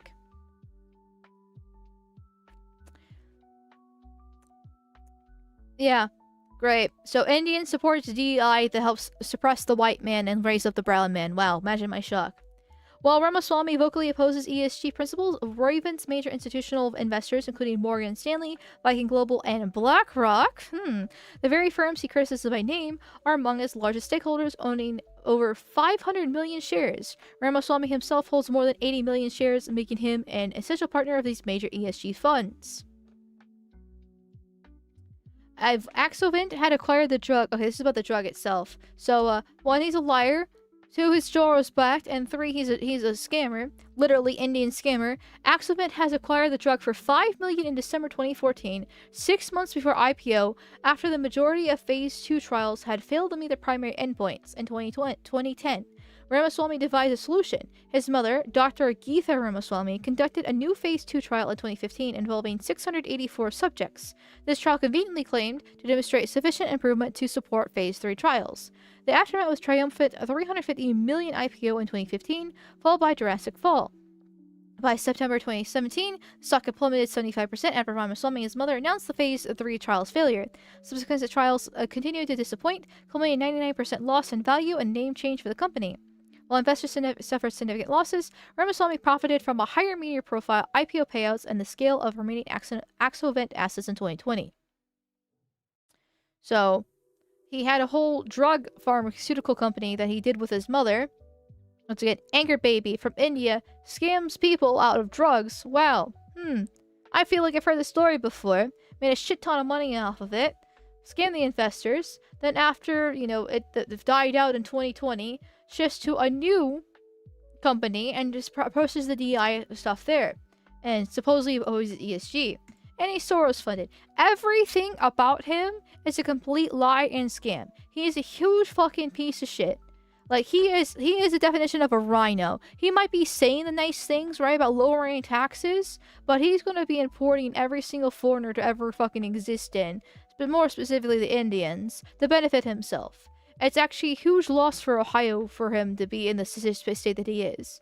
But technically they haven't had their vote yet between him and the Democrat. Which makes things really difficult, right? Because I am heavily against voting for Democrats. I think that no matter, how bad the GOP is, how much of a lame duck they are, you're still better than voting for a Democrat, because the Democrat's going to make things a million times worse. But they're guaranteed to bring in more immigration, both illegal and legal. They're guaranteed to raise your taxes. They're guaranteed to strip your gun rights, which you can, everything, like, this is guaranteed. You can literally look at Virginia, and that's what that Jew there is doing. Like, it's insane. And funny enough, it's also another tiny hat, happy little merchant woman as well, running for Ohio for the Democrats. It's funny how that is, right? For 2% of the population. Anyways, so then you have a legitimate Democrat, a happy merchant, who's going to do the exact same thing that's going to happen in Virginia. Or you have the literal Indian scammer, that supports DI policies and ESG himself, just like a Democrat, but he kind of wants to lower taxes, at least claims to be. Yeah. Yeah. Not exactly a good position to be if you live in Ohio. For Ohioans, I don't know what to do, right? One, you shouldn't turn to a random woman on the internet for your political opinions, especially about who to vote. But man, Ohioans, I don't know. I don't know who to vote for, I'll be honest. This is one of those cases where I wouldn't fucking vote. I'm not gonna lie. Like, I know I keep on saying be involved with your local politics, right? Don't vote Democrat, you know, keep on voting Republican. But when your choice is Democrat or slightly lower taxes Democrat, you're still getting, ass fucked here. Like, it's still, like, I don't know who to choose. I just wouldn't vote. I just wouldn't fucking vote. You're fucked either way.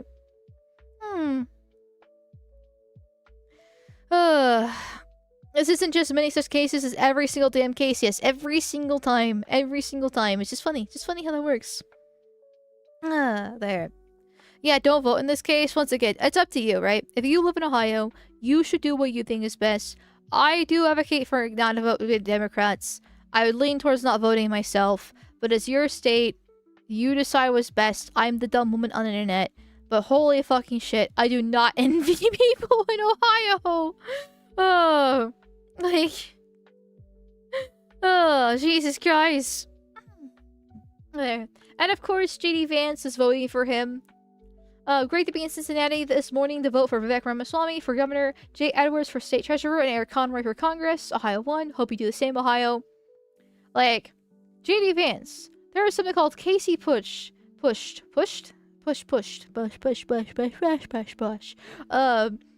that exists. A white man, believe it or not. A white man that's Ohioan himself. They could have voted for. But no, you vote for the guy named Vivek Ramaswamy, who, by the way, they're great friends. They used to be really good friends back in law school. And, funny enough, the kid that he's with, his son that he's with in this clip. Yeah. His name's Vivek. He named him Vivek based off Vivek Ramaswamy.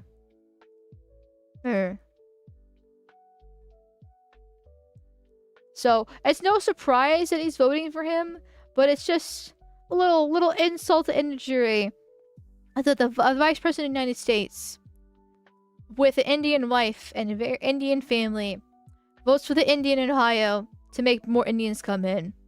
It sucks. No matter how handsome JD Vance is, no matter how much I love the way he speaks and the sweet nothings he whispers in my ears, it still hurts me so much seeing him do this. I have to hide it from the reporters. I don't want them to know who I voted for.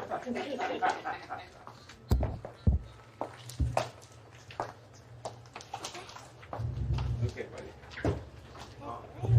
Does it matter which side I put it in? Yeah.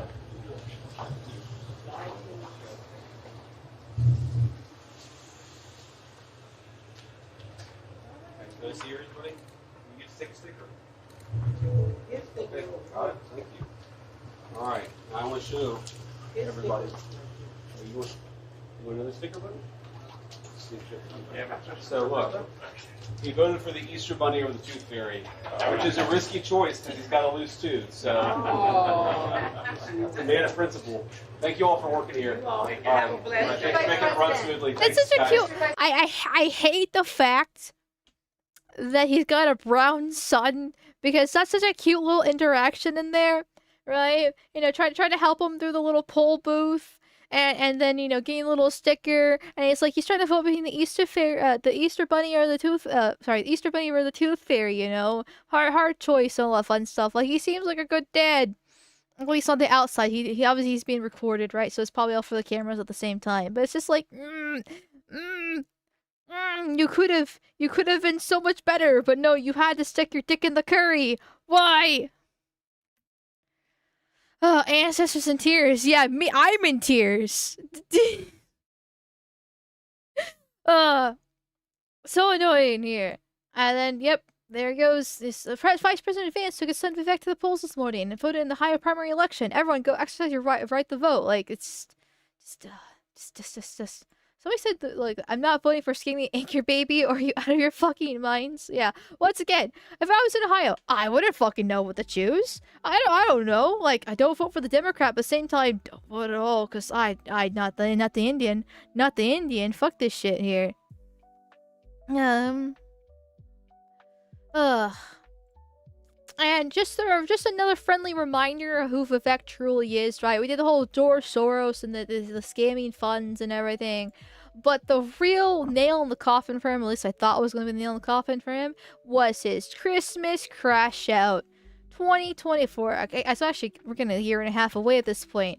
But the fact that people still talk about this and still bring this up, excuse me, it shows how much an effect that he had, because him doing this was a wake-up call for many people for how bad legal immigration is to America.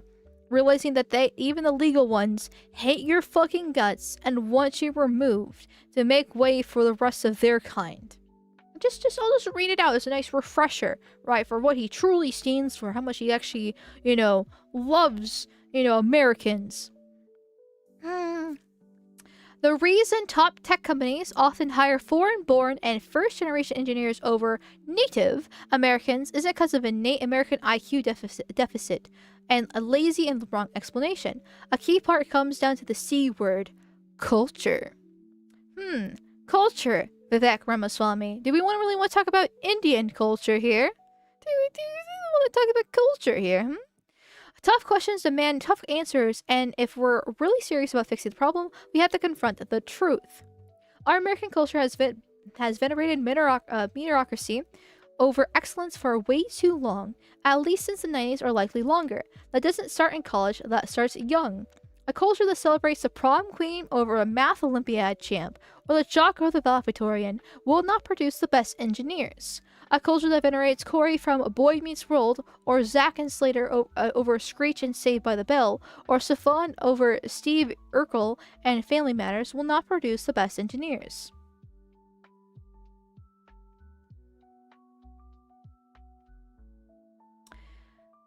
Okay, so he's talking about TV shows, which actually are before my time because I'm a fucking Zoomer. But I know back in the day, entertainment was way better than it was these days, but I still know back in the day they were still pushing messaging. So I can actually kind of agree with, hey, maybe the dumb man trope, right, is not exactly the best to go for. But it's entertainment. It's not supposed to be, like, informative, right? It's supposed to be something to sit back and relax and enjoy. The fact that entertainment is being subverted is actually a massive problem here. But we don't have a culture that celebrates the prom queen or the math Olympiad or the jock or the valedictorian. Like, there are problems with high schools that focus way more on the football team than the rest of the students. I know my high school was accused of that, and personally, I also believe I had that problem myself. They really loved our football team. Supposed to be the best in the state, all that other fun stuff, or best in the region, whatever the case was. I didn't care about football myself personally, but they definitely funded a lot of money into that football team and not a lot more into the school itself, and it caused caused a few controversies during my time there because of it. So yeah, there are definitely schools that focus a lot more on their sports than like the actual education aspects of things, which there is a problem there, but both are important. And for as frustrating as it kind of was to see the football team get so much favoritism, the football team did have strict regulations on your grades to allow you to be part of the team. So it wasn't just like the dumb football player could be allowed in and they could stay in no matter how horrible they are at school. Like in some cases, they actually had to have good grades, because the school that I went to did try to promote both physical fitness and mental fitness at the same time. And that's the thing. Both are important. Being the jock is actually a good thing, because you should have the brains and the brawn at the same time. Dividing over the brains versus the brawn is actually a problem here. But it's still American culture about football, right? That is a pure American sport. I'm not a fan of sports ball, but I'll be one of the first people to actually defend it, because it is important, once again, as entertainment. And most of the time it's boomer entertainment these days because video games have replaced it for the young folks. But it's still entertainment. It's still important to have physical fitness. It's still good for people to enjoy these kind of things. You can't just bash it just because you have this idea that the valedictorian's not praised at all. Like, a fact, I know multiple sets of immigrant parents in the 90s who actively limited how much their kids could watch these TV shows precisely because they promoted mediocrity, and their kids went on to become widely successful STEM graduates. And I know plenty of kids and my age that did not have limitations on TVs or their phones or video games. And I'm saying this once again as a Zoomer, so we have way more forms of entertainment now than we did back then in the 90s. And they did perfectly fine and went to go to the university and get, their graduates. I don't know if they came STEM exactly, but I'm sure quite a few of them actually did.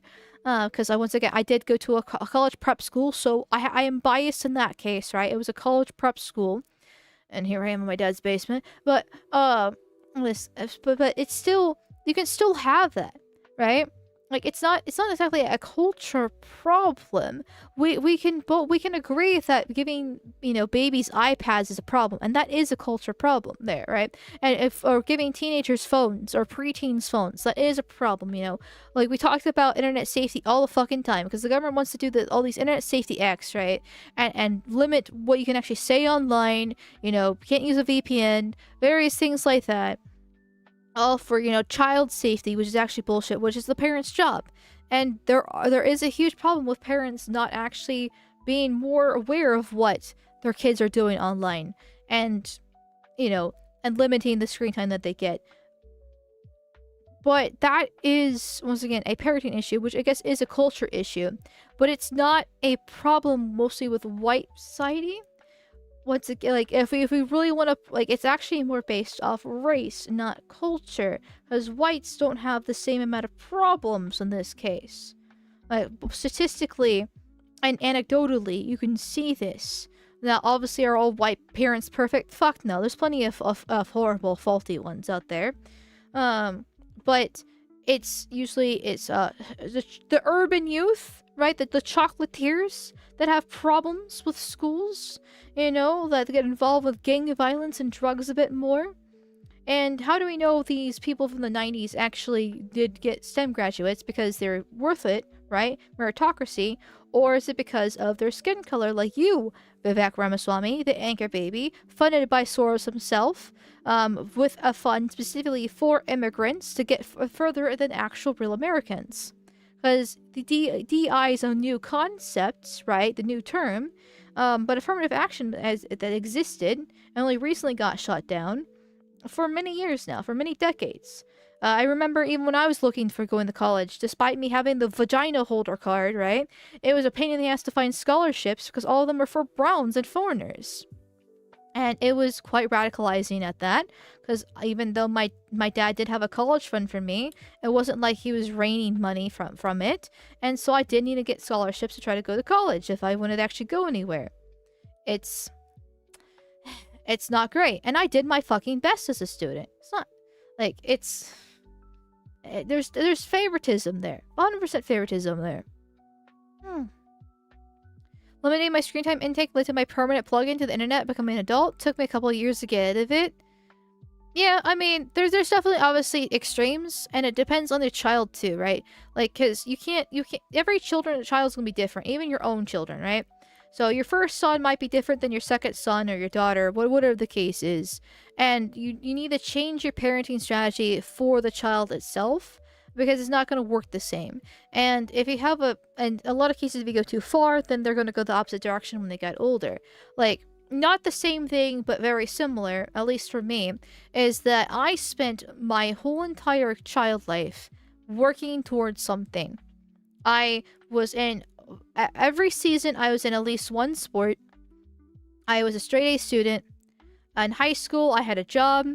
And I had my extracurricular I did, and we would travel on the weekends for the sport and go places there, and I had very little free time for myself.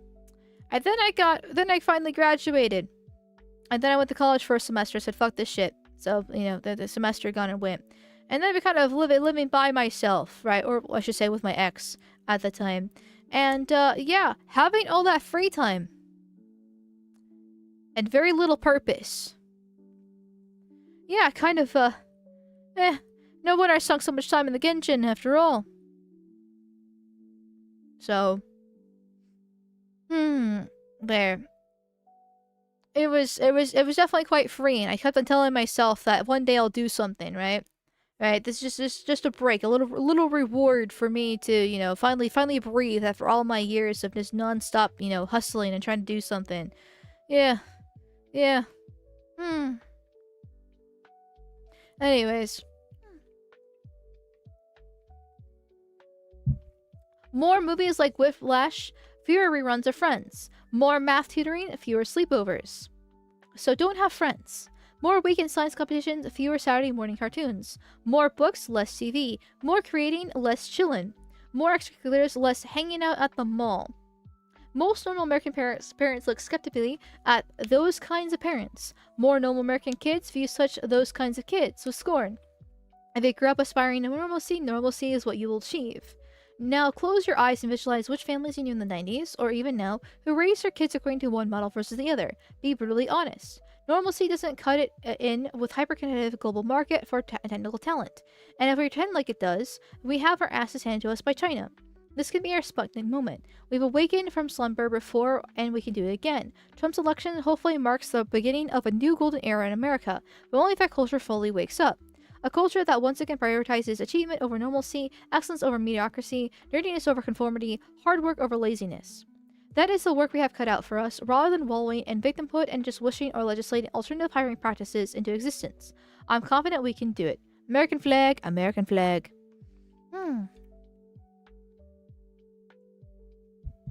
Like, the thing about his post is that he actually kind of has a point. To a certain degree. Right? Because it is a culture, right? You do need a culture of excellence to actually create this. And we do, in fact, we actually did have that. In a lot of cases, we still do.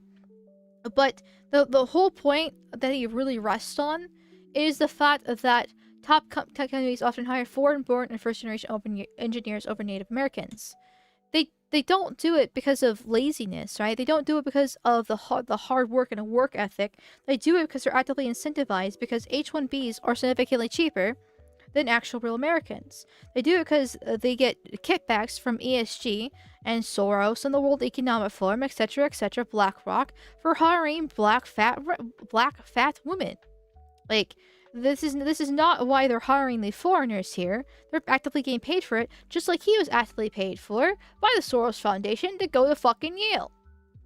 Like, this is not about a work ethic. The work ethic is still there. Yes, there is a problem with iPad babies. Yes, there is a problem with the society degrading, and we need to fix it. But the best way to fix it is to actually deport the foreigners who are taking the jobs, because they make it, by having the foreigners take the jobs, makes it a lot harder for actual real American families to pay for their children to have better education, or have maybe their wife stay at home and homeschool, because homeschool kids do significantly better than school kids do. And various cases like that, but you can't allow that to happen when you just import a million fucking foreigners in the process. It's counterintuitive there. Like, he's actively, well, he's been actively pushing for the problem that, well, sorry, I need the rephrasings here. He's actively pushing for the cause of the problem.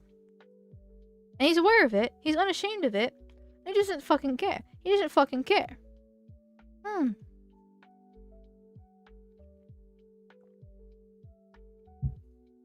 Me mum died in the trolley. Sorry, me mum died in the trolley. Please have forgiveness. Please don't touch everything. My mum died in the trolley. My mum died in the trolley. Like, he's just... It's insufferable just kind of throw us away and be like, immigrants are better because we're more hardworking. No, they're not. Look at Indians. The only thing they're hardworking at is scamming people. Actually, I need to bookmark this. I'm surprised I haven't, actually. We'll throw him into... Oh, isn't drama already? I'll throw him into rhinos. Oh. Here. But what was I saying? Oh yeah, Indians are not fucking hardworking except for scamming people. They have an average IQ of 70 fucking 6. They're not going anywhere. The Chinese are actually hardworking, but once again at scamming people. And they do everything in the benefit of their own country. There. And then the rest of them, I mean, the Japanese are probably the best bet, but they still, as much as I love anime, right? I love my Nintendo, as I spent like an hour yapping on the beginning of the stream for. Still should stay in Japan. Like, I hate this mentality so much. Like, we should actually build up our own country with our own fucking people. And he has won Ohio with no surprise. No surprise that he did, right? And you might be thinking, oh, I'm just rehashing old drama. In a lot of ways, I am. But going back to the pin I put in the 82.5% of the vote, Ohioans had a secondary option. And this is good news here, right? Well, sort of, kind of, depending on how you see things, frankly. Because this means alternatives do exist. So this is a guy named Casey Push. About 5 months ago, that's when he started actually pushing to be governor for Ohio. So he's only had 5 months to advocate for himself to, run for governor instead. And his whole marketing is the fact that he is a white man with a white family, with white children, as a white American that's very interested in cars and guitars and hunting and very classic white male interest here.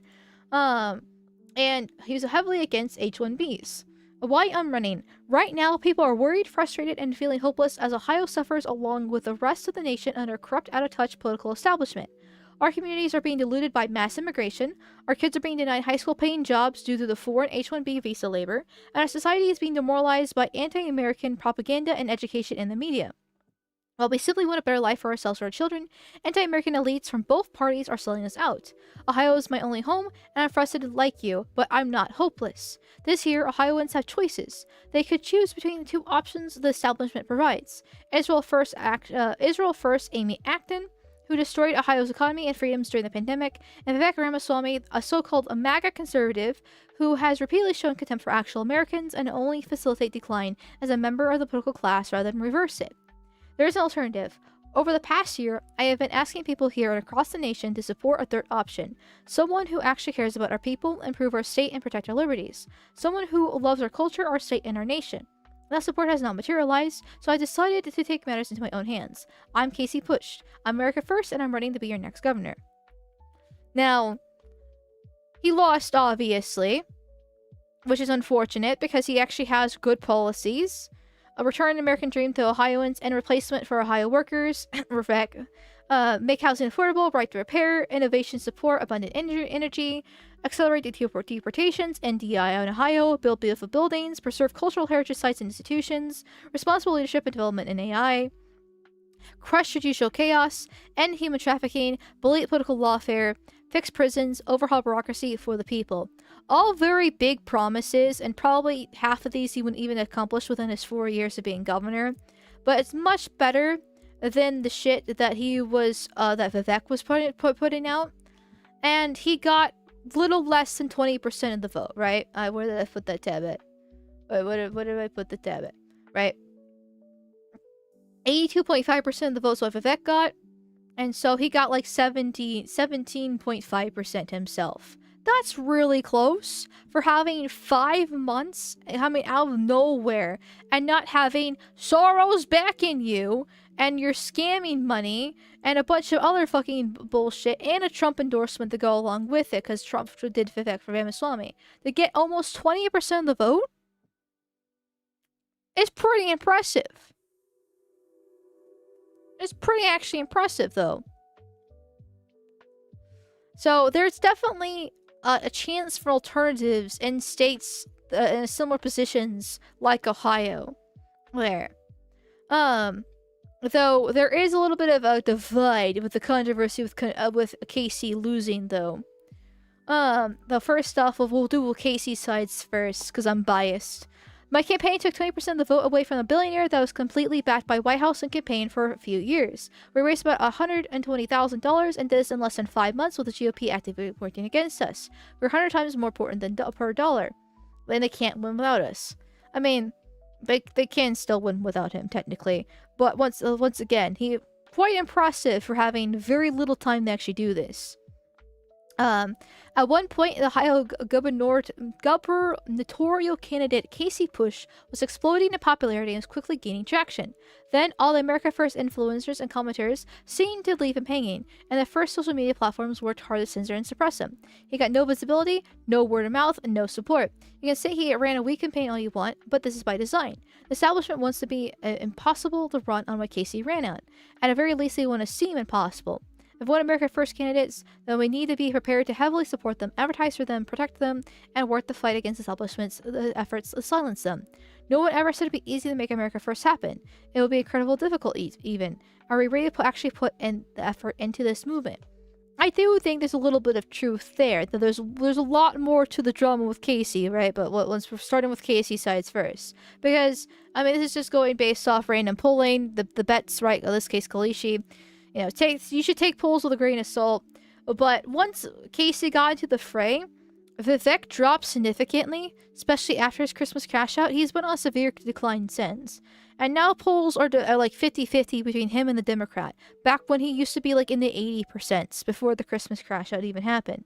Like Vivek Ramaswamy was destined to be the Ohio Republican governor of Ohio. There. But it's been non-stop fall after fall after fall.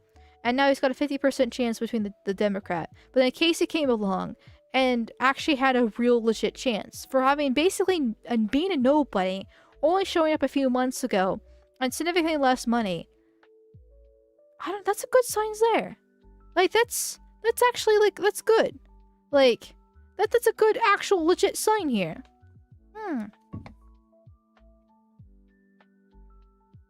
However, the problem with Casey is now there's controversy coming out of his campaign. Yeah, the first off, I realized I missed this. Philip, thank you for the 500 warp tokens. Thank you. Bedtime, have a good one. Well, bye, chat. Well, good night. Thank you for stopping by. I'm sorry this was ages ago now, but if you're watching the VOD, my apologies, but thank you. Thank you.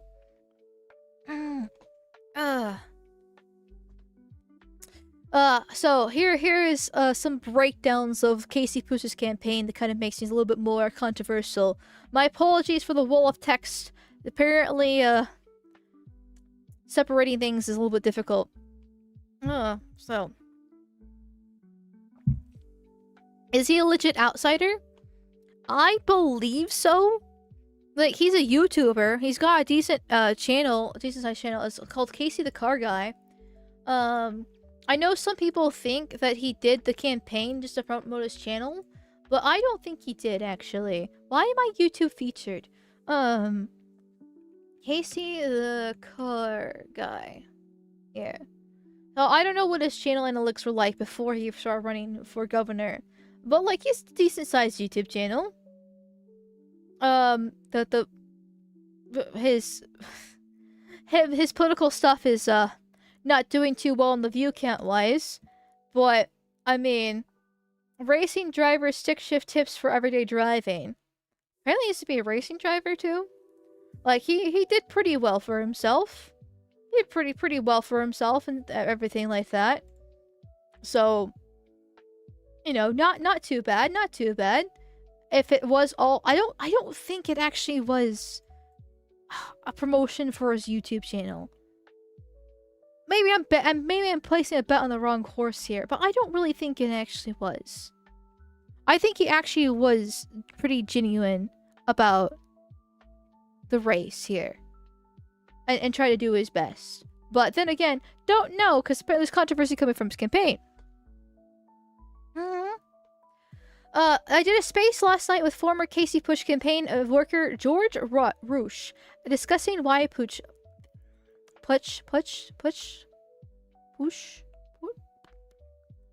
Roosh and pushed. Too close together. My ESL is kicking in. Okay, bear with me, chat. This is gonna be doozy. George unfortunately did not record it, but here's my summary. Casey could have won. Early campaign analytics had Push beating Vivek Ramaswamy with 54% of the vote. That was in December. Casey became the candidate because George had been canvassing for someone to run against Vivek, and Casey was the only one who stepped up. So thank you to Casey for that, at least. Casey had incredible access to the resources he needed to win. He had a number of big donors who were ready to open their wallets. He had Turning Point staff working on his campaign, and he had access to institutional GOP support. Interesting. So this is where the controversy and interesting kind of details kind of come up, because, you know, Turning Point staff working on his campaign. I mean, I know it's not the same thing after Charlie Kirk was assassinated, but still resources there. Access to institutional GOP support? Pooch largely ruined his chances through his narcissism and ego. He refused to take his campaign advice, refused to moderate his presentation to appeal to Ohio voters. The advice I gave last night, don't attack Trump, don't speak out about Israel, don't stunt on social media, was told to him repeatedly by his own staffers. Steadfastly refused to fundraise, and was habitually abusive to his workers to the point where he had a revolving door on personnel. Casey even refused to attend policy meetings, then would go on interviews where he embarrassed himself, then blame his campaign staff even though he refused to put any work himself. George himself departed the campaign in February due to the hostile work environment that Casey had created and the harm that Casey's antics were doing to George's professional relationships. Now this is where it gets really really interesting, because okay, having Turning Point staff and institutional GOP support is impressive, but then the whole abusive staff, I don't know about this, because I'm not saying it's not true, right? Now, like, I know this Casey guy myself. I wasn't even like a hard follower of him. I remember when he kind of stepped up to the fray a few months ago, and I shouted him out, but that was kind of all I did there. Like, I always put a little bit extra doubt to abusive work environment stuff, stories that happen. Honestly, usually because it's a woman involved, and there's no woman involved in this. Because it's hard to really prove. I'm not saying it's impossible to happen, but I don't know. A lot of these stories end up to be fake. But I don't know. Kim Georgetown, Casey's running mate, was a consummate professional who did far more work and was far more of a team player than him. She would actually listen to staffers, help develop policy, network at GOP events on her own time, and actually took the campaign seriously.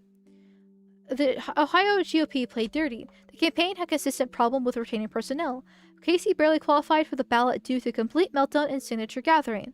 The Pooch campaign's initial strategy was to use a mix of positive press from and trolling the mainstream media in order to keep the GOP from smothering the campaign in silence. There was to be followed by Casey doing a hard pivot to position himself as a normal Christian candidate, starting with Casey doing Christmas photo op on 1-year anniversary of Vivek's Christmas crash out. Casey refused to go along with the pivot, and a crucial opportunity was lost. See, this is where I'm not gonna say like I have a hard time believing this, but you know, it's a he says she said situation as far as I'm aware, because he definitely was campaigning quite hard, at least on Twitter, which we could maybe make the argument wasn't the place to be advocating for, and you should go to more door-to-door style. I do think that is important as well. But he was still able to get close to 20% with just 5 months in online advocacy. That's actually not that bad. That's really actually not that bad. And if he did actually have the GOP and structure support, then what was the point with smothering the campaign in the silence from the GOP doing that? Like, I know it was the Push campaign's initial strategy, so maybe things changed, but if they had access to the internal structure of GOP, then why was there scared of GOP for smothering the campaign in silence? Trump already Vivek Swami, right? Trump, and J.D. Vance was already best friends with him. So, like, in a lot of ways, Vivek already had everything in the bag because he had Trump's endorsement. And the fact that Casey wouldn't do a photo op on the 1-year anniversary of Vivek's Christmas crash out seemed a bit strange, because that was part of Casey's whole thing, was to go against Vivek. Because of the Indian scamming after the Christmas crash out thing. Like, I don't know why he would actually lose that opportunity unless he's just purely retarded. And he is, and a part of his position is being a Christian candidate. Yes, he's anti-Israel, and did crash out against Trump, which I will get to in a second. But he still was promoting himself as Christian. So I don't. A part of my maybe says I don't know things behind the scenes, right? Like I'm not like following Casey specifically, but things from what I do know about him doesn't make logical sense from this so far. Like Casey largely checked out of his own campaign at the end of February in favor of trolling on social media and focusing on his YouTube channel. By that point, his remaining staffers had determined he could not win.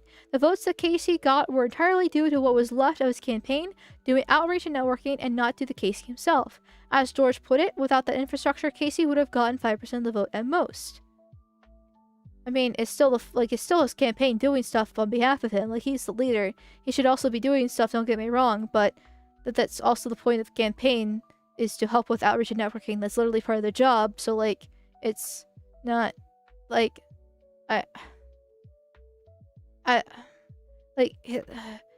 he would get 5% of the vote if he did it himself. Like I don't get it. I don't get it.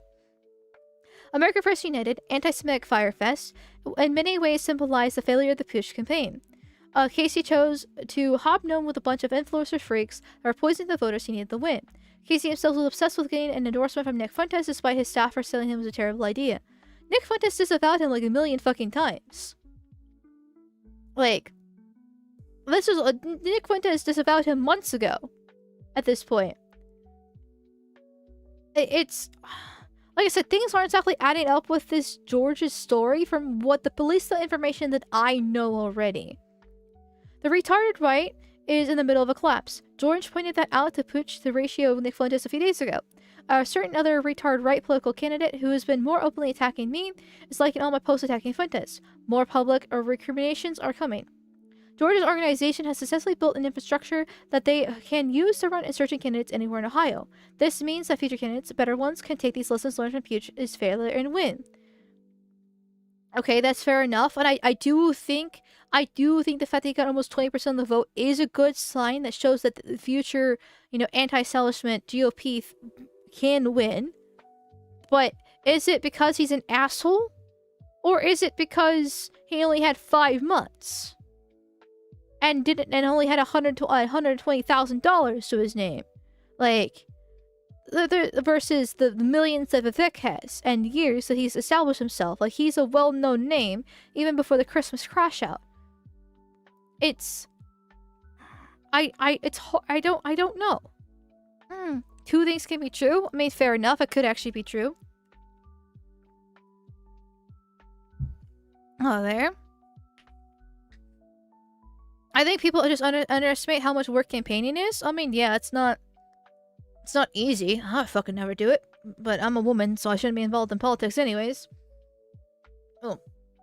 And this is where I feel like the real nail in the coffin is for the situation overall, though that might be my own bias. A significant number of boomers really do hate young Americans. As part of the campaign, Bush's volunteers would point out the fact Christmas crash out to boomer Republican voters. A disturbingly large share of them agreed with Vivek and said they would vote for him because of the crash out, because they thought kids these days are lazy and ungrateful. We have a lot of work to do to overcome this hurdle. And that, I fear, is a huge problem, actually. I think that's one of the bigger ones. Is because, I read out his Christmas crash out for a reason, even if it's rehashing year-and-a-half-old drama. Is because there is points that he's making that are valid, right?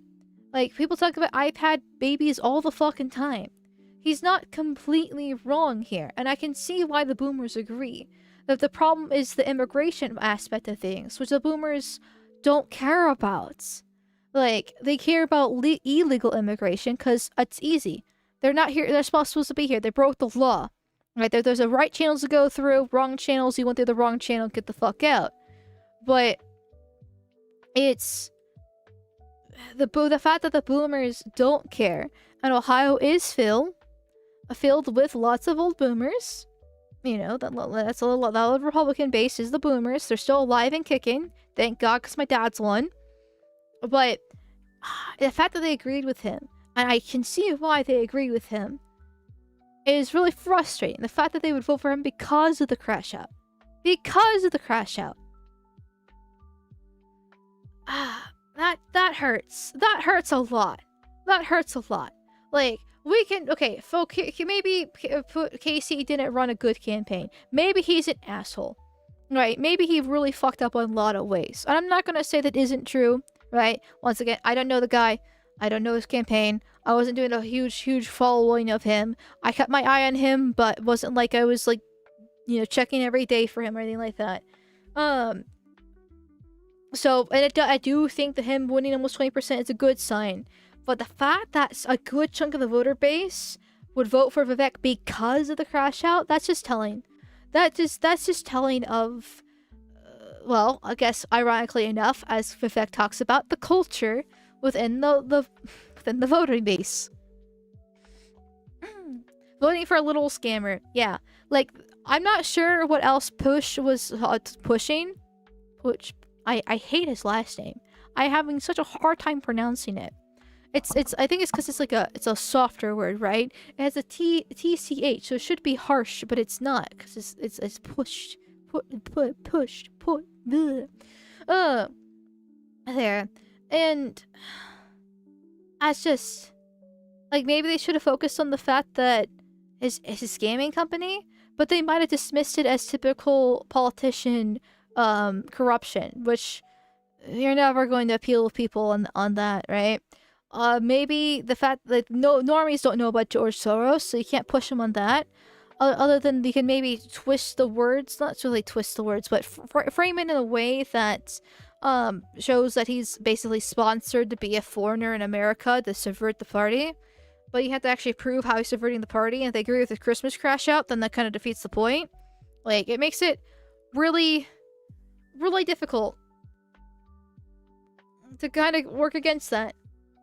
I am grateful to George for doing the space and sharing what happened. Also looking forward to what his organization does from here out. This isn't but Casey. This is a generational struggle which will have many losses until we win. Now, once again, this is not exactly making Casey look good in this case, but he responds to this singing, "I'm not sure what's going on here, but your informant has his comments turned off, and in a few weeks before the election was sending me messages of encouragement and congratulatory messages at the end.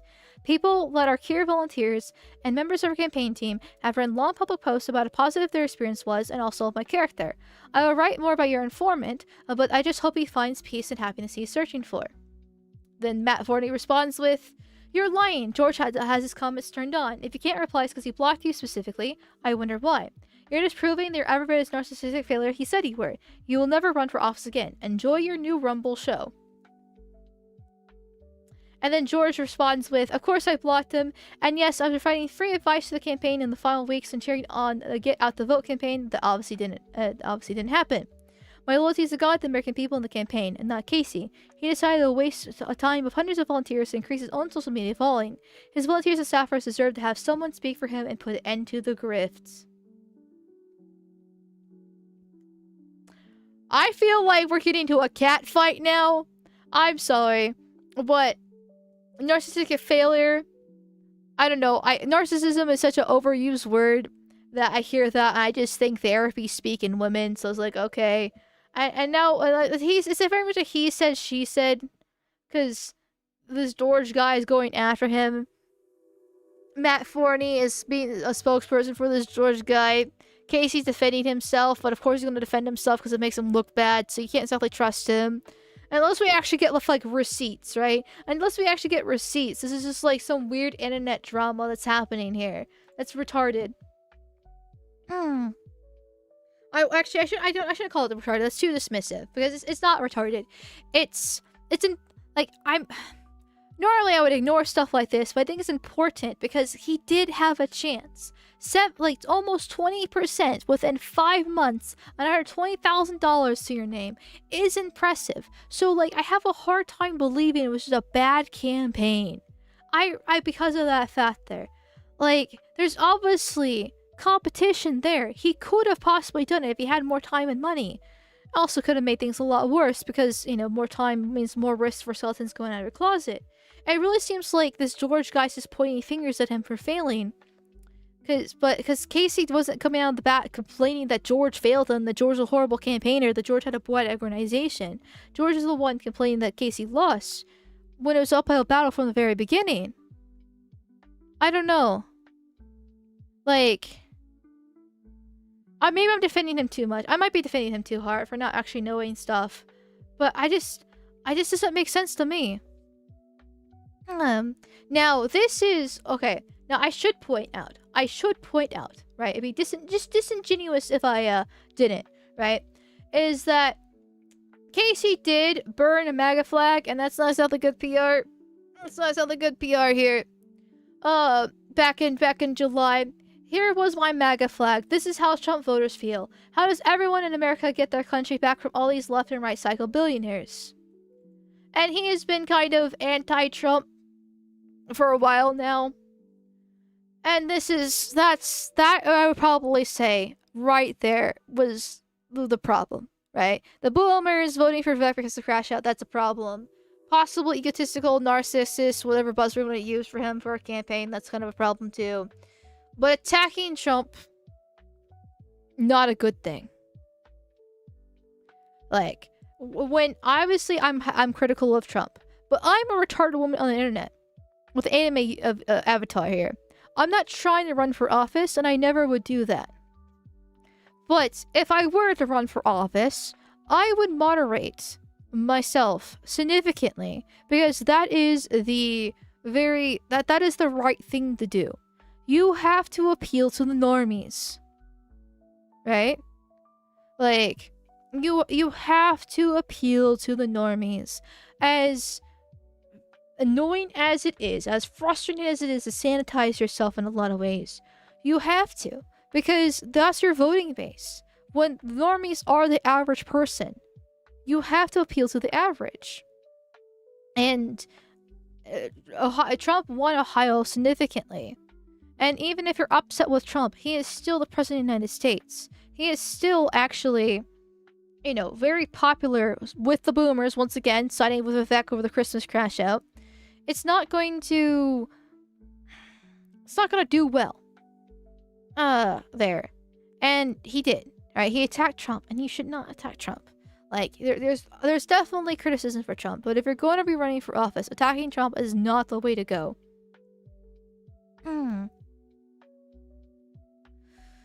It's really easy to criticize this guy, but he's only one to step up and oppose Vivek. He's probably hoping that someone better would do it first. He was. Literally on his website. He talks about how, was it his website or was it a different post? I have too many tabs.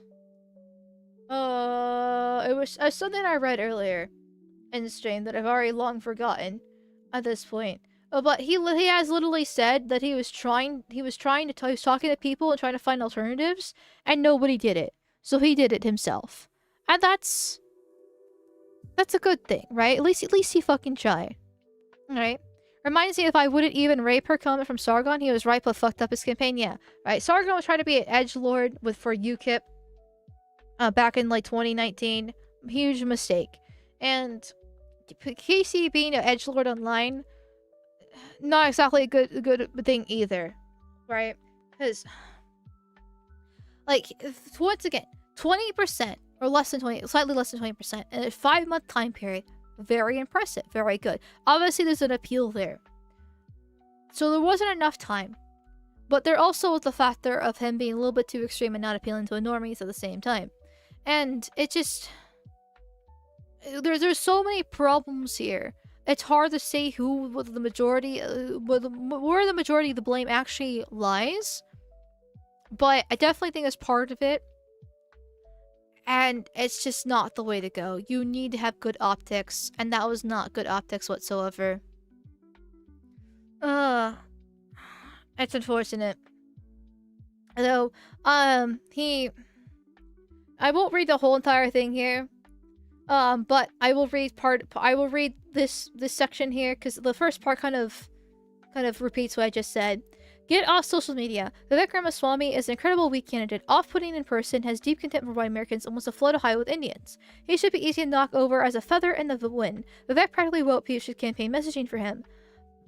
Excuse me, sorry. Jeremy?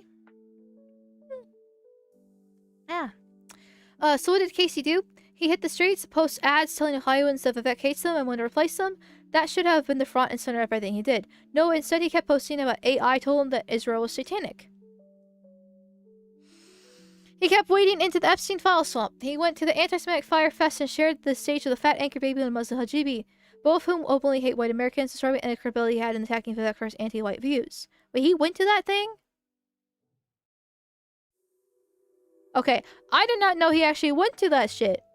I haven't been terminally online enough, but I did see that there was a America First, quote unquote, little organization filled with fat browns and women. Which sucks, because I actually really like the term America First. I think America First is actually a great term. And it's being fucking ruined. If I try to say America First, it's like, oh, you're a griper. No, I'm not a griper. I really just mean what it actually stands for. America First, right? America Nilber Imru. Imru. Oh, I can't even speak Spanish because I don't speak the Slopinish, right? Because I'm American. Or, you know, America #1, sir. Right? I don't... That's why I really want just America to be the #1 priority, right? America First is actually a good slogan, and it's overrun by fat browns and women. I guess I'm part of the woman problem, but still. Jesus Christ. But to call yourself an American nationalist? But I feel like that should be default, by calling yourself American. Like, by saying, yes, I'm American, that means you're a nationalist, but like, I don't know, just...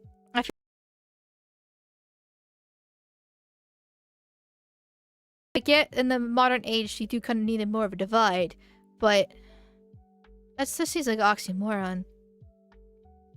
Not oxymoron. Wrong word. My apologies for my retardation. Sorry. But anyway, he went to the America First thing, and okay, well, that's retarded of him.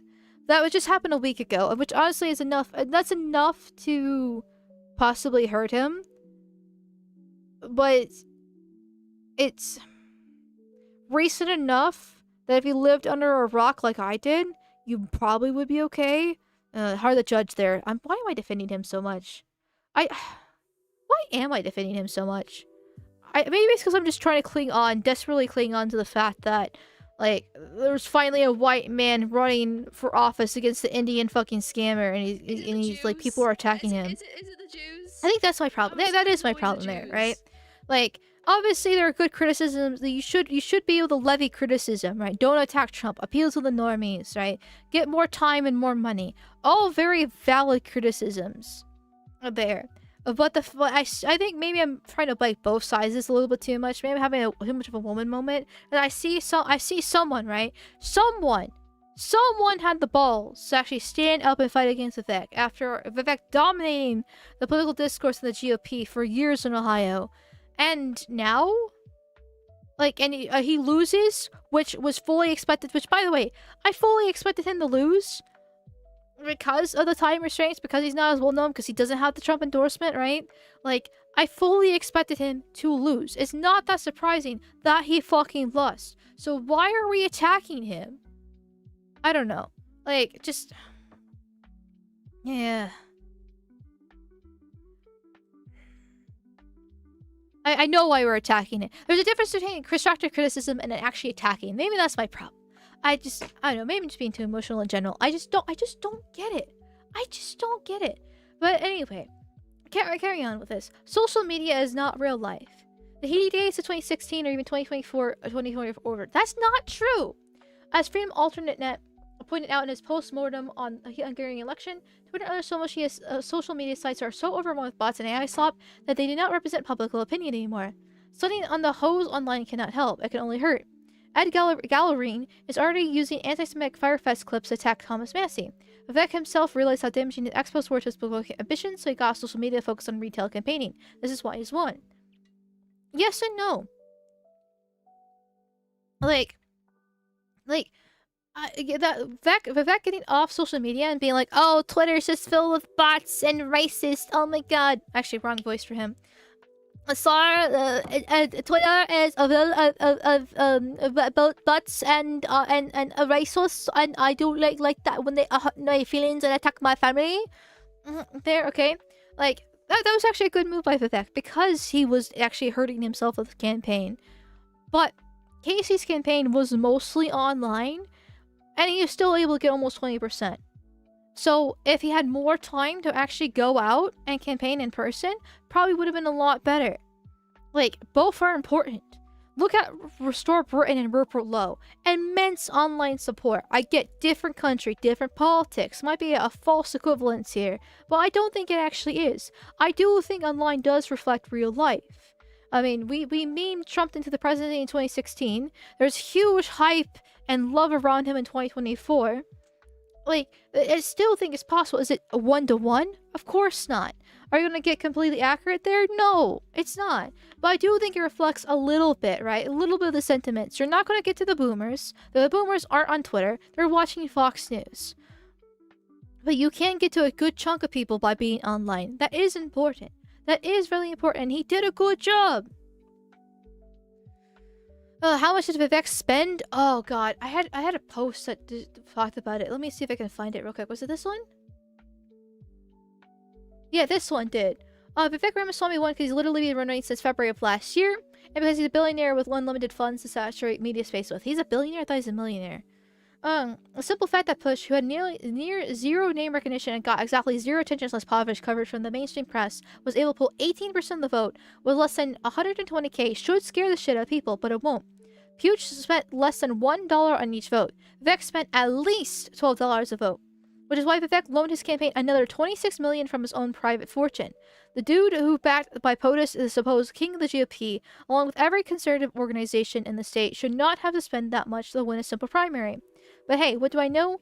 I'm sure that voters are really seeking a more condescending lecture about loyalty to Trump and a little bit more bitching and moaning about how everyone talks about Jews in Israel. So, he don't have the exact figures on hand. Probably should have looked for them before stream. That's my apologies.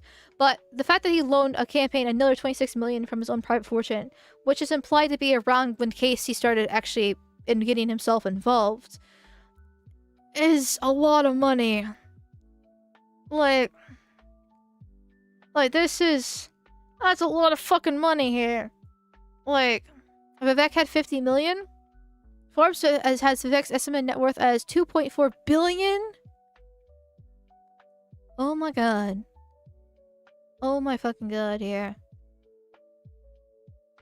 Yeah, that's Jesus, guys. So yeah. Those pharmaceutical scams are lucrative. They really are. Those really fucking are. That's a lot of money. Like, being a billionaire, but two, a campaign loaning another from his own private fortune, 26 million from his own private fortune, of when he realized that he was starting to lose it to Casey because of the situation at hand. That's a lot of money to spend. A lot of money to spend, and only get to 82% winning after having like basically 5 months to fight back. That's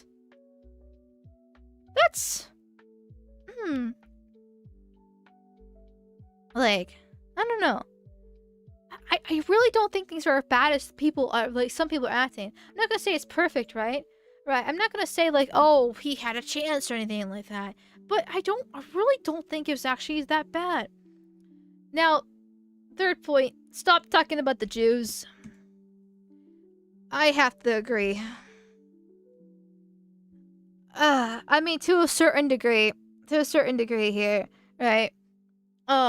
Israel, pro or anti, is not an important issue for the kind of voters you need to win a Republican primary. They want to hear jobs, inflation, crime, meat, and potato issues. Not only that, a governor's ability to influence Israel, Iran, etc. is fuck all. Mouthing off about how much Israel cannot help in a Republican primary. Again, it can only hurt, because you look like a deranged moron to the people who actually vote, and you take away valuable space that should be used for important issues where you shine. Casey Push should have been known for his anti-immigration stance and ambitious plans to revamp Ohio's infrastructure. Instead, he's known for palling around with hijabis and treating ChatGPT like an anti-Semitic magic 8-ball. I don't know what the ChatGPT thing. Once again, not like I'm like a hardcore fangirl of him. I know he's anti-Israel and anti-Jew, but like, a different story here. But like, once again, appealing to normies, you shouldn't talk about the Jews specifically, right? You shouldn't talk about the happy merchants. You should talk about, but talking about Israel is not exactly a bad thing. Like, there's a difference between talking about Israel and talking about the happy merchants. Happy merchants, no, that makes you look bad. Talking about Israel and how we shouldn't be involved in war or be involved in the Middle East, not a bad thing, actually.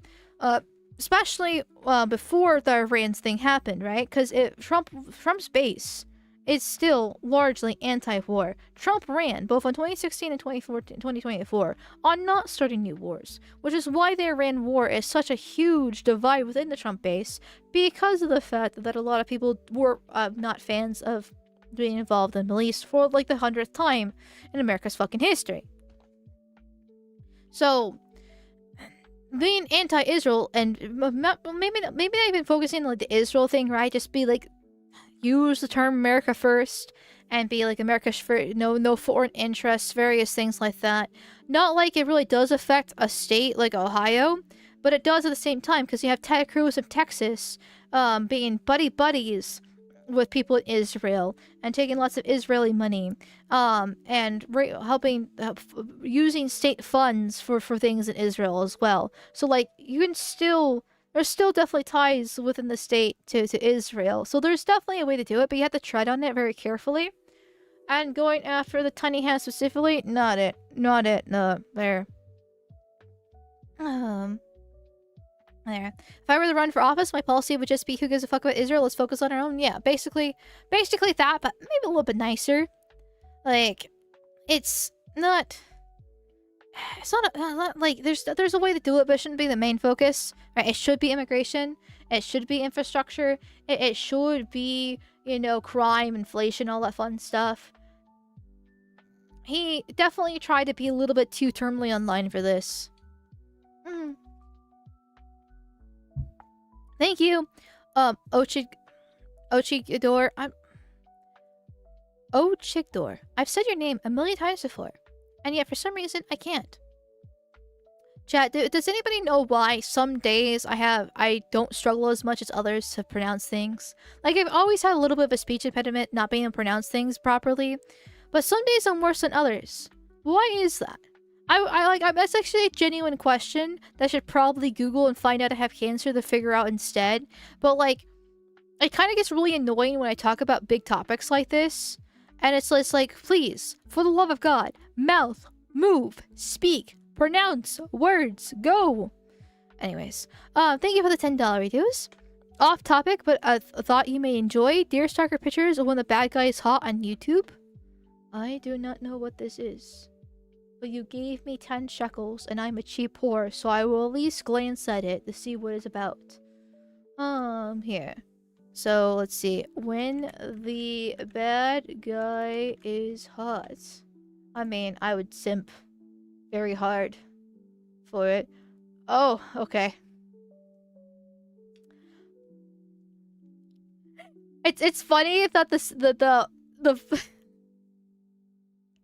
that the center was the Tentai. Okay, I don't know I can't remember his name, but when I played Baldur's Gate, I called him Tentai. So I'm gonna call him Tentai because I did kind of find him hot.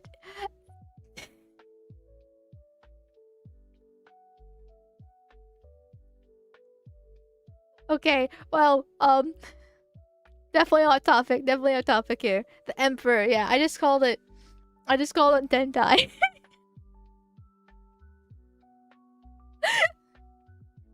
That is just human condition. But like the difference is that I always have trouble pronouncing things. It's like I get made fun of it a lot. I don't know if I just speak too fast, I need to slow down or whatever the case is, but that's always a problem with me. It's definitely one of my bigger weaknesses as a streamer. So it's already like a default problem. So why are some days it's even worse than it is by default, right? Like for some people's bad days, that would be my good day, right? Weird. So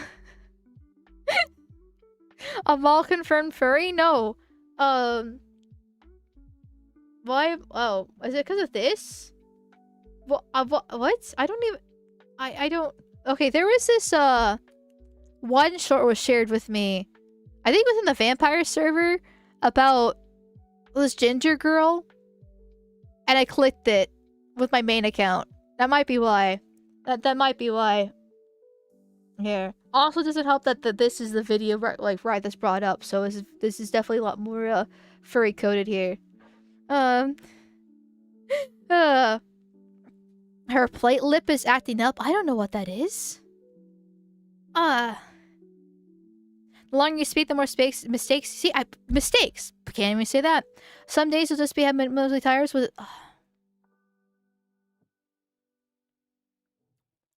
The longer you speak, the more mistakes you'll make. Some days you will just be more mentally tired, which is also a factor. I just need to slow down and not speak so fast.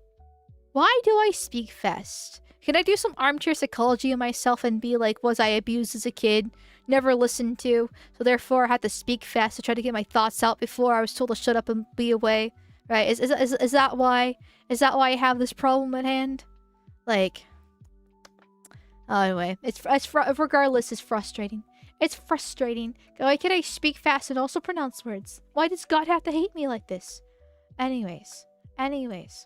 But since we kind of moved on a little bit and going all over the place, here.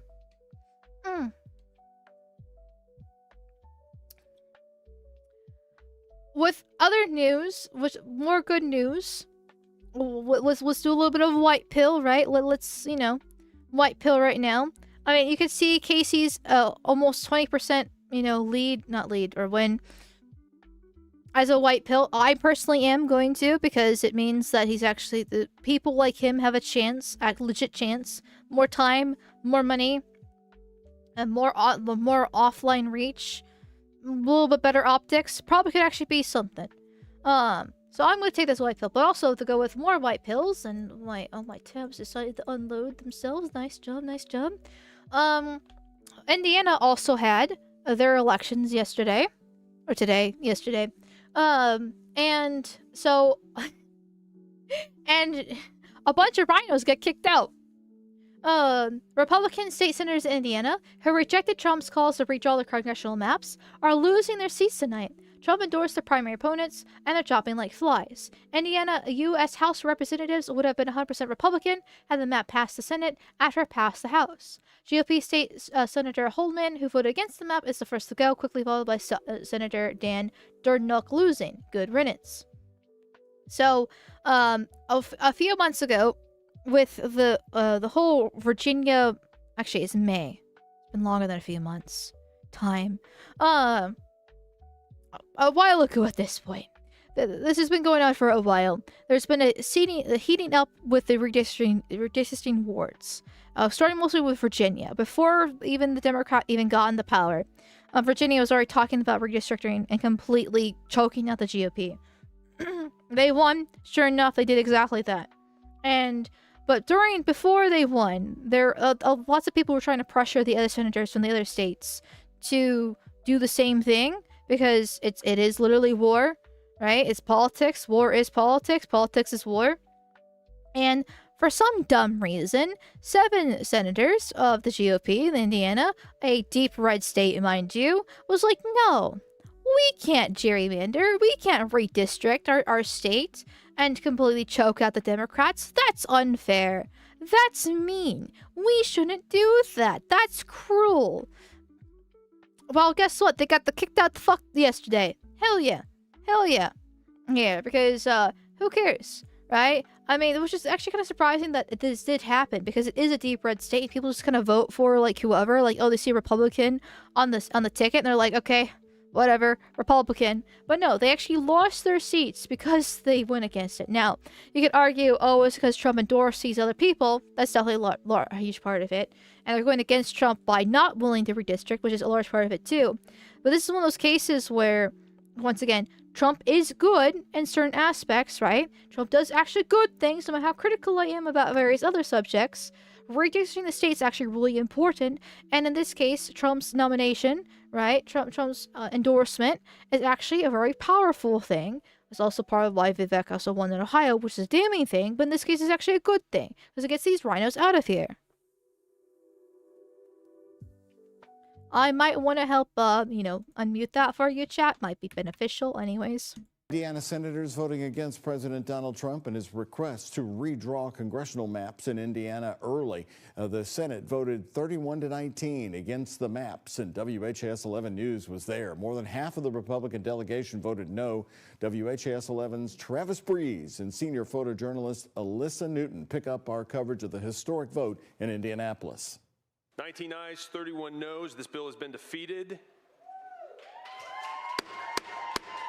A no vote after 3 hours of debate on Thursday. Republicans in favor of the maps saying they can impact what happens in D.C. The morning after the election in November and find out we lost the House of Representatives by 1 vote.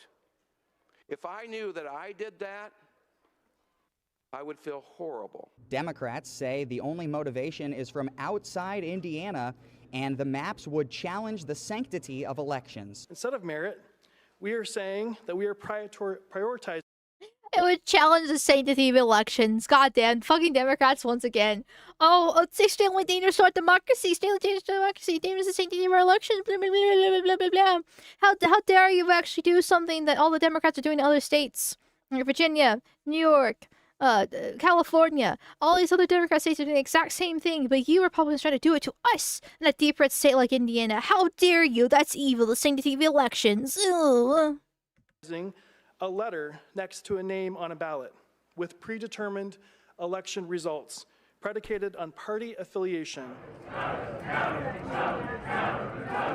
With protesters chanting outside, many Republicans also spoke against the plan. This map, drawn primarily by somebody not from here, gerrymanders so aggressively that it splits precincts across the state. Ultimately, yes, that's what the Democrats do. Have you seen what they've done with Virginia? Hey, have you seen their propositions for Illinois, by chance? Like, okay, so, like, this is a little bit more, this is less blocky than other states, and it might be because of the shape of Indiana in itself, right? But, like, most Democrats have squiggly lines. So, Indianapolis is the capital, and it's going to be the most Democrat held. So the squiggly lines will be coming out of it and probably going to, like, the other, like, major cities, like, down here, like the Bloomington where I use at, and various other things, and trying to basically have the center hold be from Indianapolis if they feel like they had the chance. Now, this is a little bit more squiggly lines because you got this little section here, which is kind of like, that's, I don't know, a little bit strange, and it definitely is aggressive gerrymandering. I'm not going to deny that, like, with this huge chunk going all the way up here too. Like, it's not as nice and clean as the other proposed ones from the other states, but guess what? I don't care. Because the Democrats do things a million times fucking worse, and they would if they got a chance, and they have because they have gotten the chance in other states like Virginia. Like, so who cares if this is aggressive? Who cares if this is made from outside the state? It's a great thing to do to help just completely ruin the Democrats, because this is war. Politics is war. Like, there's actually a great 4chan post that describes it, and I recently saw it. So remind me after this video to pull it up, because it explains it greatly. But, like, just, who cares? Who cares? Stop being a rhino. Which, I mean, they got kicked out for being a rhino in that case, but still. more Republicans voted against it than for it, and the measure failed. I asked Senator Young a question in the hallway after the vote. Is this going to lead to any divisions within the party? I don't know, but who are you with? WHAS 11 in Louisville in southern Indiana. Oh, really? Okay. Well, I don't know. The other side won. We don't tend to be too upset about it, so our side. Do you think that this chamber and the leadership of this chamber did all that it could to try to get this passed? No, they did all they could to kill it. He said they did everything they could to kill it. Do you have any response to that? I do. You know, typically my style is to let people vote like they want. Come with a yes or come with a no, which is exactly what I did this time. Bray says he is prepared for some backlash from Washington, D.C., but hopes it is minimal. He feels his chamber dealt with this issue by the rules and with integrity. Republican Governor Mike Braun said after this vote that it has consequences, and he will work with President Trump to challenge those Republicans who voted against this map that will assumedly... Good governor. So much better than Mike Pence. Holy shit, so much better than fucking Mike Pence. Nobody likes Mike Pence. And all these rhinos that are voting against it were on the side of Mike Pence too. Fucking Mike Pence backstabbed. Trump choosing Mike Pence to be his VP for the first term was a disaster. Like, I know he was trying to appeal to the average Christian vote going for Mike Pence, but Mike Pence was already a shitty person. He was already a rhino before, 2016, and he just made himself a million times worse. And the backstab that he did on January 6th, I don't know nobody talks about it anymore. Most people talk about, the quote-unquote riots that happened January 6th. But Mike Pence, I only have horrible things to say about him. Thank you, Shell Beach, for the $5 dues. Thank you, thank you, thank you, thank you, thank you, thank you. There's no political solution. Why do you care about this? Okay, well, for a few reasons here. One, it's YouTube, so we can't exactly Fed post here. Right, so I can't, and two, I would like to think that there's we like to at least try to vote our way out of this, because once again, can't Fed post on YouTube, and so I do have to advocate for the solutions that we do have at hand. Do not actually break laws, okay? And this is the best way. Getting the gerrymandering, redistricting to have pure red states to get more people within Congress is actually a good thing, because if we actually are going to handle things legally, which is, required by law to do, then this is the best way forward. It's much better than blackpilling and being like, hey, the world fucking sucks. Let's all go kill ourselves right now, because what's the point, Like, there are various things along those lines, and don't get me wrong, I kind of already do that, right? A lot of my stuff is actually pretty blackpilling. Well, at least my content, at least I consider that. But this is actually good news. This is actually good news that helps if we actually are going to vote our way out of this as best as possible. Politics will be a massive part of anything coming anywhere near a solution. Alternative will get way darker. Exactly. Like, where? It's, I don't know. Probably there's a better way to explain it, but I think that's the best I could do at the current moment. Mean primarying them up against candidates who more staunchly support the president. In Indianapolis, with senior photojournalist Alyssa Newton, Travis Breeze, WHAS 11 on your side. And oh god, here. Soon-to-be former Indiana State Senator Travis Holdman, who was one of the deciding Republican votes to be that blocked decision in the state, says he only lost because he's retaliated against. No, you lost because you... I'm not going to read that. Doesn't matter. It's just extra commentary, but still funny. Well, I have one lesson for people. Revenge and retribution is not a Christian value. And that's what this was all about. And I'm not bitter about it. Not Christian values. I'm not bitter about it. Revenge and retaliation is not Christian values. Dude, you are a rhino. You're not willing to do what's necessary to actually win. And for your party and for your people. Indiana's a deep red state. The GOP will always win this state as long as, well, I mean, immigration's hitting it hard too, right? Mass immigration's happening across all 50 states. So, I shouldn't say Indiana will always be a red state, right? Eventually it'll probably turn purple too, like Texas. But at the moment, Indiana's a deep red state. You have the advantage. You have the power. You can make things better for your people and for your country by doing this. And you're trying to have the audacity, like, oh, it's retaliation, blah, blah, blah, blah, blah. Because I got offended over, Trump calling someone retarded, which actually happened. I don't know if it's him or another woman. I know I covered it on stream before, but I've already forgotten. I thought it was a woman, but maybe it was him. But one of these senators in the Indiana GOP got upsetty that Trump used the word retarded because that's offensive because I have a disabled daughter myself and I don't like it when Trump uses the word retarded. And it's like, who cares? Fuck off. I'm sorry your daughter is mentally disabled, but it's like you're just gonna cry over Trump using the word retarded? Like that's like are you trying to call your own daughter retarded by acting offended like that? Like, okay, what are we doing? Like, come on. I thought that was Tim Walz. No, Tim Walz also molded about that too. But one of the Indiana GOP got upset about it because they had a daughter themselves. There. Thank you. Not a man and notch. Man and notch. I'm sorry. English is my second language. Hey Amal, you're pretty cool. Well, thank you for thinking I'm pretty cool. There. I don't know why, but I appreciate it. I thank you, Terminus, Est, for the 10 subby bubbies over on Kick. Thank you, thank you, thank you. Thank you, thank you, thank you. I greatly appreciate that too. You guys are very generous tonight. You guys have been very, very generous tonight. So, thank you so much. I do greatly appreciate. I thank you, thank you, thank you.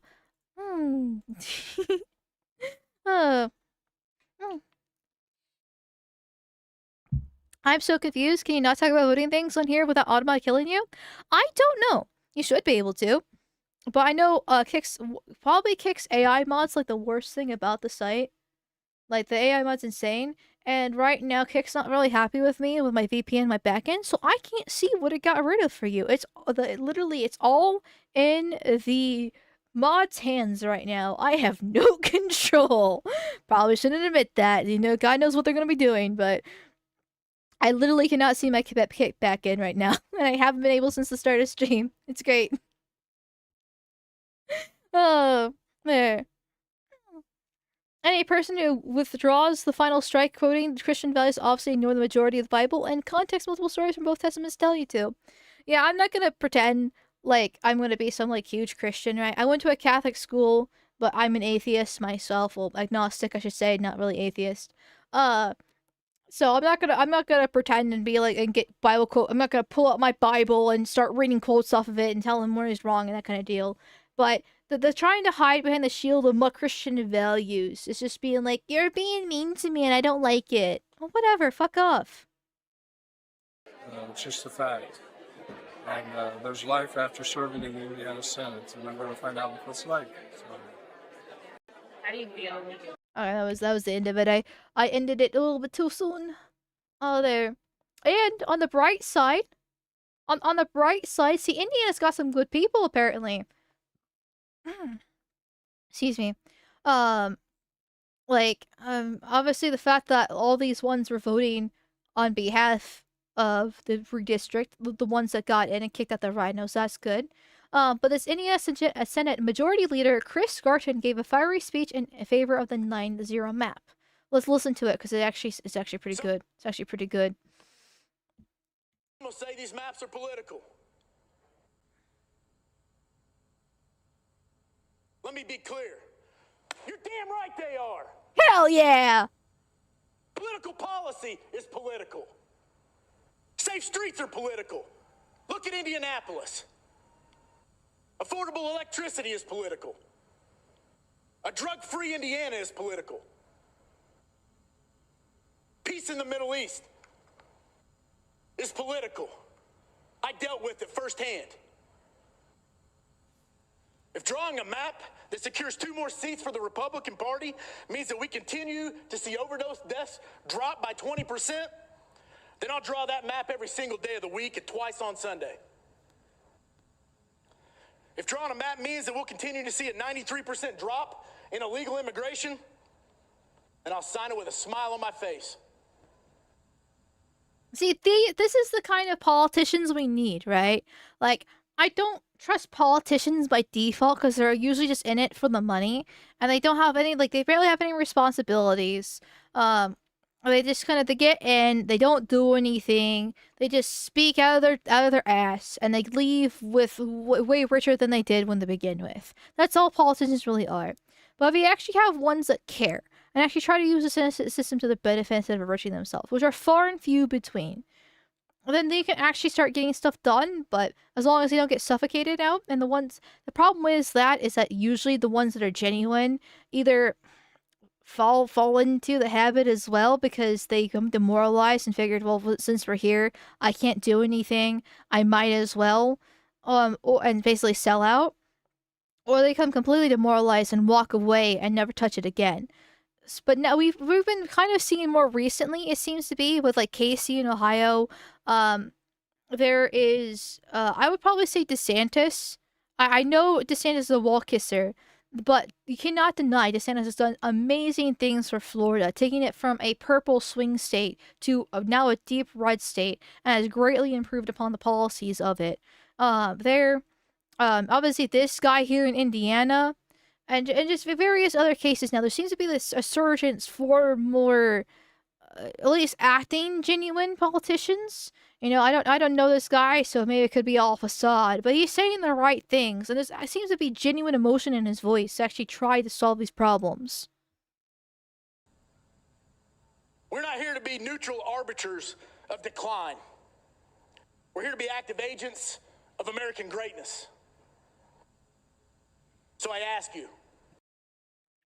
Like, this is a good speech. Even though it's obviously cut off here, 'cause it's just a clip. But this is a good speech. Like, you do need to be inspiring. You need to be motivating, because that's how you get people to vote for you. We can talk that voting is useless and is not the solution to actually solve the problem. And, maybe, there might be some agreements here depending on the situation, blah, blah, blah, blah, blah, I can't get into. But with the current system and trying to work within the system and being legal about the situation, this is the right thing to do, to have these fiery speeches, to say the right points, and hopefully be genuine with actually delivering them. And it seems like he is, seeing that he's advocating to redraw the maps to make this happen, to end these things.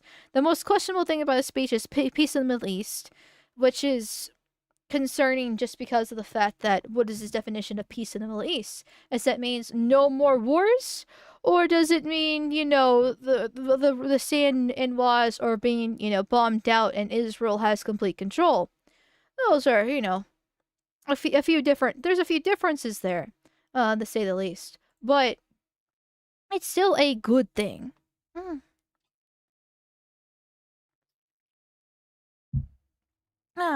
Saying all the right things, look at my right-wing movement, dog, we're never leaving Weimar.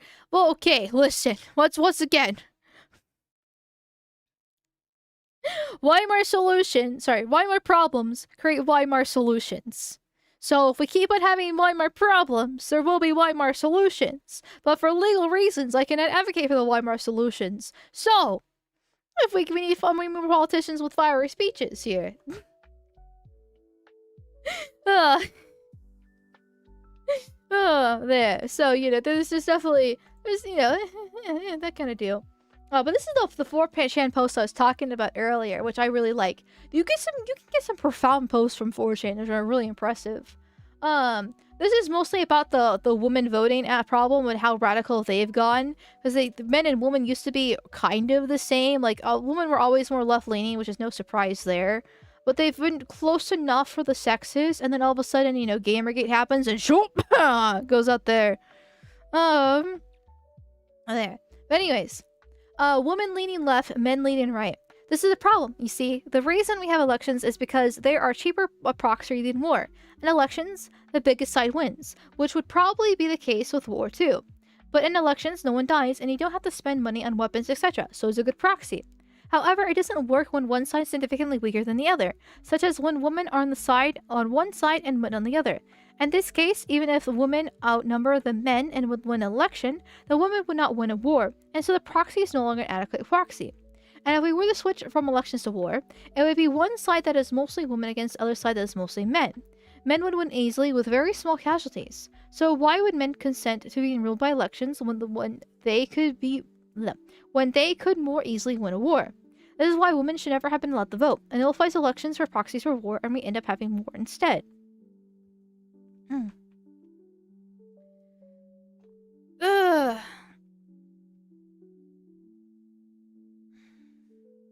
So, not completely applicable to the GOP situation, but close enough, and kind of why the whole talking about voting is important is a good thing.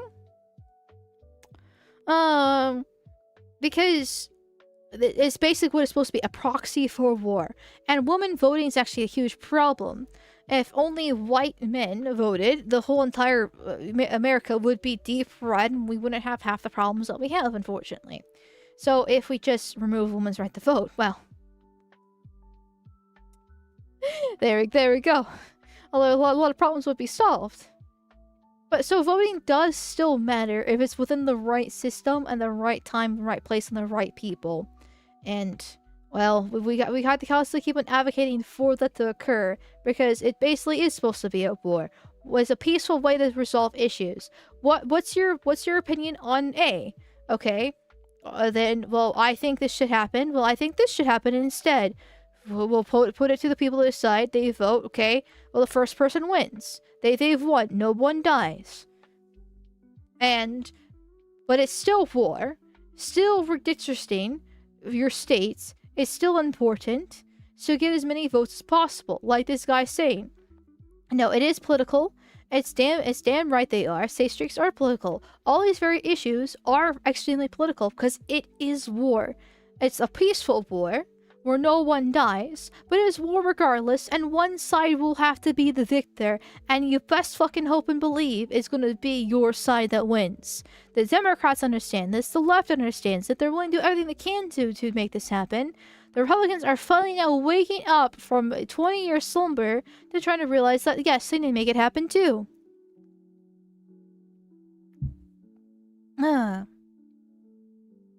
Jarvis, please separate the political ideologies of women by race.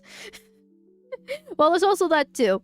But women still lean more left-leaning by default. It's in their blood. They're more empathetic, right? Well, I guess empathy is a little bit of an overused term and kind of abused a bit much too, but they're more emotional. Right? They go for more of the emotional appeals by default. Sorry, but I think it's cope that Republicans are waking up. Well, certain ones are. It's not all of them, obviously. There's still plenty of rhinos in there, and it's not like Trump's being the golden emperor that we hope them to be. All right, there are definitely plenty of criticisms to have there, and I've made a million streams at this point criticizing the GOP, criticizing Trump, criticizing the Republicans, and probably next stream I will do it again because that's just how it fucking works, right? But this case, they get the carrot, not the stick, because they're doing something good, right? Casey has shown in Ohio that coming out of nowhere and within 5 months you can, and running on against an Indian scammer, you can actually get an appeal. Indiana is showing that if you go against the people and redistricting and willing you basically being a rhino, you can lose your seat to a much better Republican. Well, I'm not sure if these people are actually better, but they are better on this issue at least, right? And the Republicans in general, like Florida, also recently redistricted their state. DeSantis just signed Florida's new congressional map into law. Republicans are expecting to gain 4 seats. This is a few days ago in Florida. Tennessee is also working on doing the same thing. Well, it hasn't been approved just yet, but they are releasing the new redistricted congressional map, where they gain a seat. There is one Democrat seat in the corner over here. Actually, I think I have this. Does this map show it better? No, it doesn't. But there's a Democrat seat over in this little corner of Tennessee. And with the new map, it would basically get rid of it, and so they would gain a seat there. Tennessee's new congressional map, which each district having margins upwards of 20 plus 20, highest being near 60 plus for Trump. So once again, another red state that's been slowly turning purple with immigration and people from blue states fleeing there to Nashville, is becoming even redder because of this. And then overall, Republicans are dominating the redistricting war. So California gained 5 Democrats, Utah gained a Democrat, but Florida gained 4 Republicans, Missouri gained a Republican, North Carolina gained a Republican, Ohio gained 2 Republicans, Texas gained 5 Republicans. So in total, Republicans have gained by 14, Democrats only by 6. So that's actually pretty good. And then if Indiana goes through with their redistricting, they'll get like a couple as well. There. Pending at the moment, Alabama, 1 Republican. Louisiana, 2 Republicans. Mississippi, 1 Republican. Tennessee, 1 Republican. And Virginia with 4 Democrats. And that currently is possibly might get overturned, with the Virginia court stepping in and saying no, that's unfair. There's also recently the Supreme Court ruled that redistricting based off race is illegal. Hence why these southern states might get remade soon, which is a good sign. So likely total outcome is 6 Democrats and 18 Republicans. If these chances are correct, don't exactly know if these chances are correct. That's why I didn't kind of read them off, right? So, you know, it could be, you know, 10 Democrats and 18 Republicans. Regardless, Republicans win by a lot with how many they're gaining originally, right? Like, they've gained 18 seats. 18 seats here. That's a lot, yeah.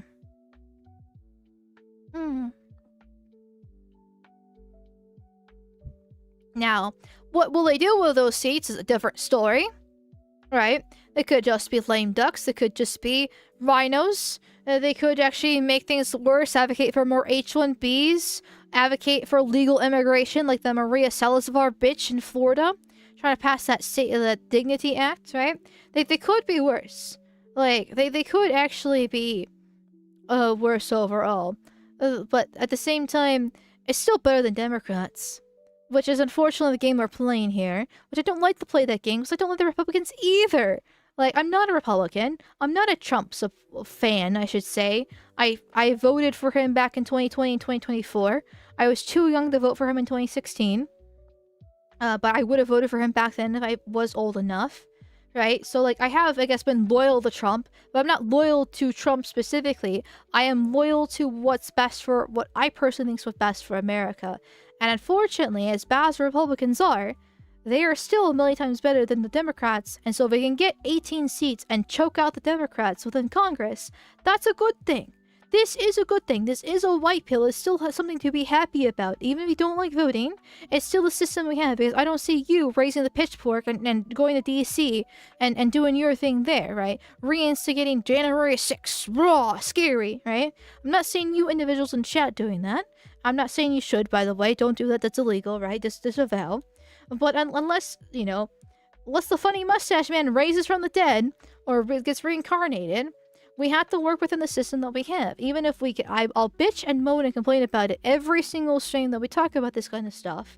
But within the system we have, we should be able to take the wins, right? Take the W's that we do get, like this, and be happy about them. Just actually be happy about this. Amalgamyte, what's the name you mentioned from Florida? Maria Salazar, fucking, I don't know. Just sloppinish. Literal anger baby. There. Well, about that, Amal? What do you mean? Well, what do you mean here?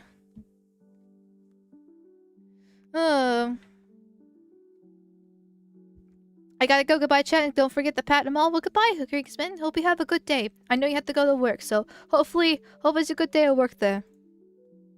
Never be happy, always demand more, but reward good behavior from your politicians. Yes, it's exactly that, right?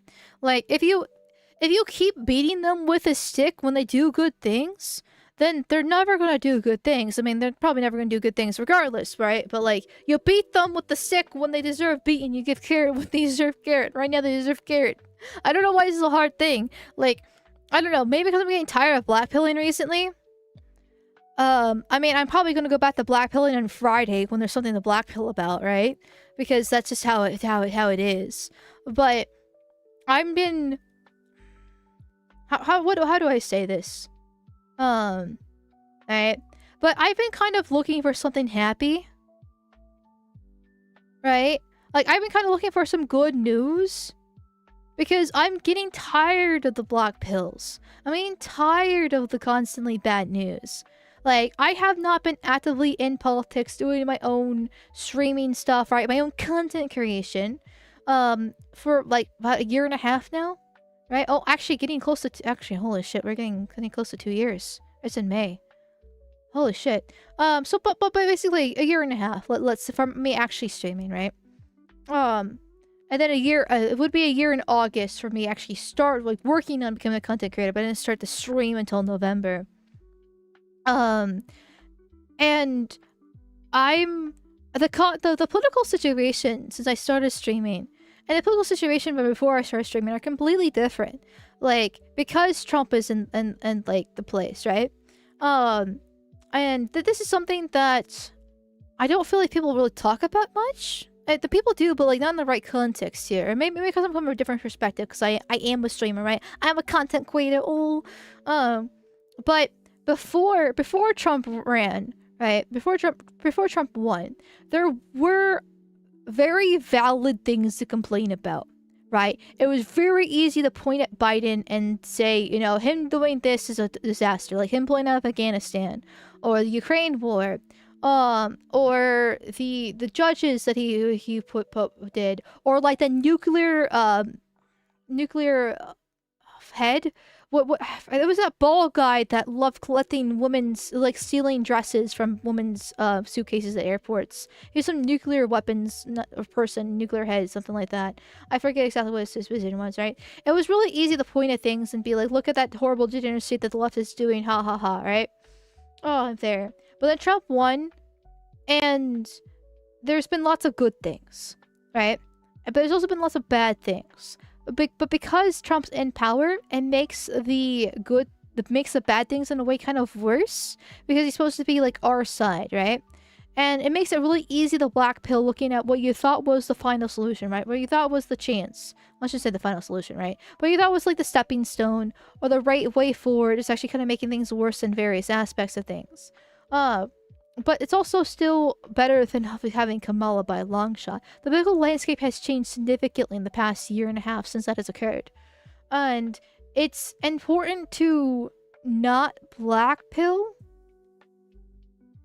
unless you're addicted to it, right? Unless you got like the accelerationism brain in your head.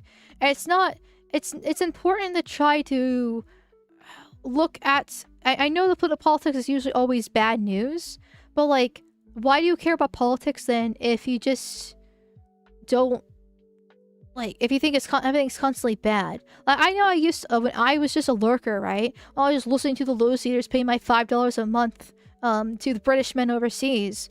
I would constantly have to take breaks from the political news, sometimes for months, because it just get too much. Too much, because it is dark and depressing seeing how bad things were.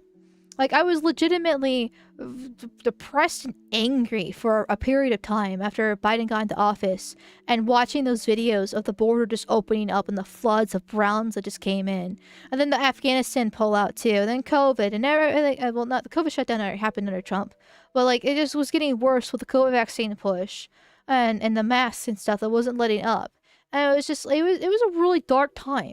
But it's also really easy to kind of sit there and point at the problems. Now we have to kind of work towards, okay, here's the good, because there is good. Here's the bad, because there is bad. And kind of recognize the fact that it's not as good as it should be. But it's not as bad as it could be either. And just trying to balance that there. I don't know if I'm really making any sense here. I might just be rambling once again.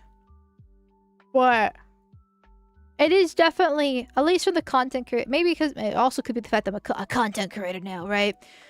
It could be my different perspective there. But it definitely makes things a little bit more difficult when you try to see things from both sides, because you're a fence sitter, right? Maybe I am the beanie man, right? Maybe I should actually just put the beanie on. Ooh. And sit on the fence. And try to say the good and the bad. Because it's not so easy just to be like, look at the Biden and sleepy Joe Biden. Oh my god, look at how much of an idiot he is. There. Like, I don't know. I don't know. I feel like I'm kind of rambling here again. My apologies. Void needs happy thoughts. Give head pats. So too. That's too. I do like the head pats. I do like the head pats. It makes me feel better, yeah. I have my regrets from that time, but life's too short to dwell on it. That's a good mentality to have. It's good to not regret about various things. I mean, you should learn from your mistakes. You shouldn't be like, oh, well, I was a perfect angel, didn't do no wrong. But you shouldn't regret things immensely. There's only 2 things in my life that I actually immensely regret. Unfortunately, I think about it every fucking day, which it's not a good mentality to have whatsoever. Like, and it sucks. So yeah, if you have a mentality that makes you not regret various things but still learn from your mistake, use it, take it, because it's not pleasant to constantly bash yourself over things in the past. There. I appreciate you're trying to provide levity and hope. It's needed. Don't take on too much yourself. Don't expect you to fix all yourself. Well, I'm not sure I'm providing levity, to be honest. I feel like most of my streams are pretty depressing and dark if it's not a game stream. So I don't really find myself like actually entertaining and funny, right? I don't really see that being my content, right? If you want happy Foy doing happy Foy stupid things, there's definitely other things out there. Like I am aware that my content's not like the happiest, but it is something that's unfortunate, and I do kind of I know I've talked about this a few times before, that I kind of wish I wasn't like this, but obviously I'm not doing anything to change it, and this is my content at the end of the day, so it is what it is, I guess, right? And I don't think it's gonna take it all. I'm not gonna fix everything. I'm just yapping. You shouldn't take me seriously by default. So, I'm glad there's people like you, Amalgamyte, that gives hope for a better future. Well, I'm glad that you think I'm good enough for that, but thanks, I appreciate it. You're making a valid point. It's just that the end of stream rambling was par for the course. That is true. I do yap a lot.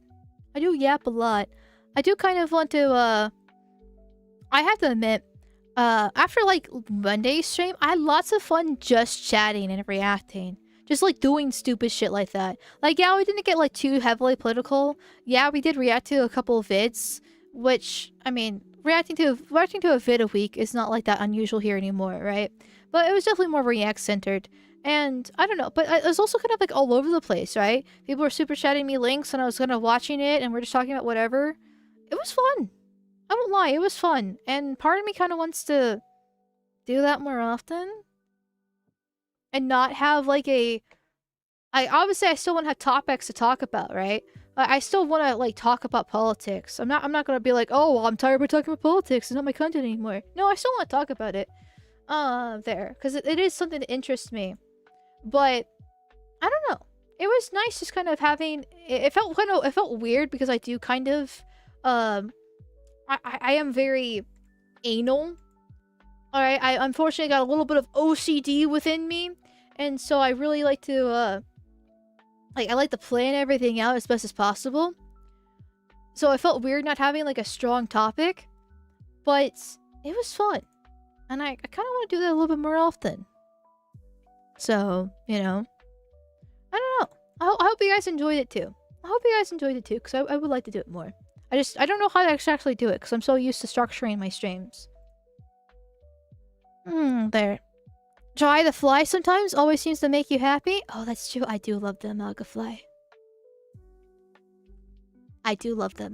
That's true. I do love the Amalgamyte. Yeah, the Amalgamyte's adorable. I love it so much. It's not exactly good for hard politics, though. That's the problem. And then, like, even for gaming streams, since it doesn't actually show my emotions very well, I know people don't like it there either, because I don't actually get to see my facial reactions and stuff like that. So, like, it's not... I love the Amalgamyte, but it does kind of... It's a good little funny little derpy thing, that's for sure. And that's why I love it dearly. But... I don't know, it's not something the best to use for my content constantly, you know? And that's unfortunate, because I would love to use it more, but I don't know. Here. Happy Amal's a good white pill? Well, I'm glad you think so. I'm glad I can kind of give you a little bit of enjoyment. I don't know why, but you know, still. It's cute, it is cute. It is cute, I do love that Amalgamyte. I would one day, I will love a plushie of this. I don't know how to make a plushie. But there are two things I want a plushie for. And it's this Amalgamyte and the wiggle butt emoji that I use in the Discord server all the fucking time. But I wonder... Oh, wait, hold on. I wonder if I can actually bring it up and show you guys. For those that aren't in the Discord server, because I know a lot of you guys aren't. What is it called? What did I label the file as? Because that's the... I try to label my files as best as possible, but sometimes I don't. What is it? What did I label it? Is it Poplio? Because it definitely is a Populo. Oh, and also did spell it correctly? Because sometimes I get sloppy with how to spell things when I just use this. I don't know if I can actually show it within like a... Oh, there it is. There it is. There it is. There it is. There it is. There it is. There it is. There it is. I love it so much. I love it so much. Here. Hold on. Aha! I love it. I love it. Look at this. Look how adorable it is. I want this as a plushie so badly. But unfortunately, I don't know if I can because, for legal reasons, it's technically a Poplio, which is a Pokemon, and Nintendo doesn't... But if you didn't know, chat, Nintendo doesn't like it when, you take their Pokemon designs. They don't even like it making a catching-based game, too. Yeah. There. But I would love this as a plushie. Like, I want it one for myself, and I want to actually sell it to you guys. Right? Like, I want to actually make it merch. Because I think it'd be adorable fucking merch. But I don't know if I can actually do it. I might be able to make a personalized plushie for me, but like, I don't know. I want to share my enjoyment with you guys. I know it sounds really gay, but like, I find it adorable, and so I want you guys to have one too, if you guys want one, obviously. But like, if you guys can't have one, then I don't want one, but I really want one. So like, it's one of those situations. Are you clubbing a seal? No! No, leave my amalga alone, okay? My little wiggle butt here. Here. I want to get that made in plushie. Sleepy, can you make one for me, please? Too? I would really like one. Nintendo's lawyers are also trained assassins. True. That's true. I know, so I talked about it in the Discord server once, and someone was just like, oh, what's legally is distinct enough, it shouldn't be a problem, but like, it's clearly Poplio. Okay, actually, I wonder if I can show a picture of Poplio. Poplio Pokemon. Yeah. Hold on, let me see here. Oh, it's adorable! Oh my god. Okay, sorry, hold on, now I want a Poplio plushie, right? So here's the Pokemon in itself, right?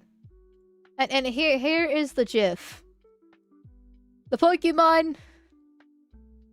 The GIF. I guess it's kind of like... And then here's the actual official plushie of it. Where did it go? It's adorable! I want one. Maybe not official plushie. Yeah, it is. The Pokemon Center plushie. Yep, it is. So like... Maybe... I guess it's kind of... different enough, possibly, right? You know, I get the little horns and the collar, and the fins aren't the same, right?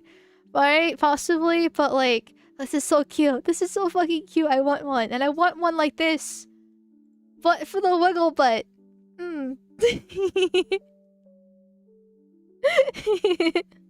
Nah, I think the GIF's distinct enough. The gray makes it look like a seal. Okay, maybe here.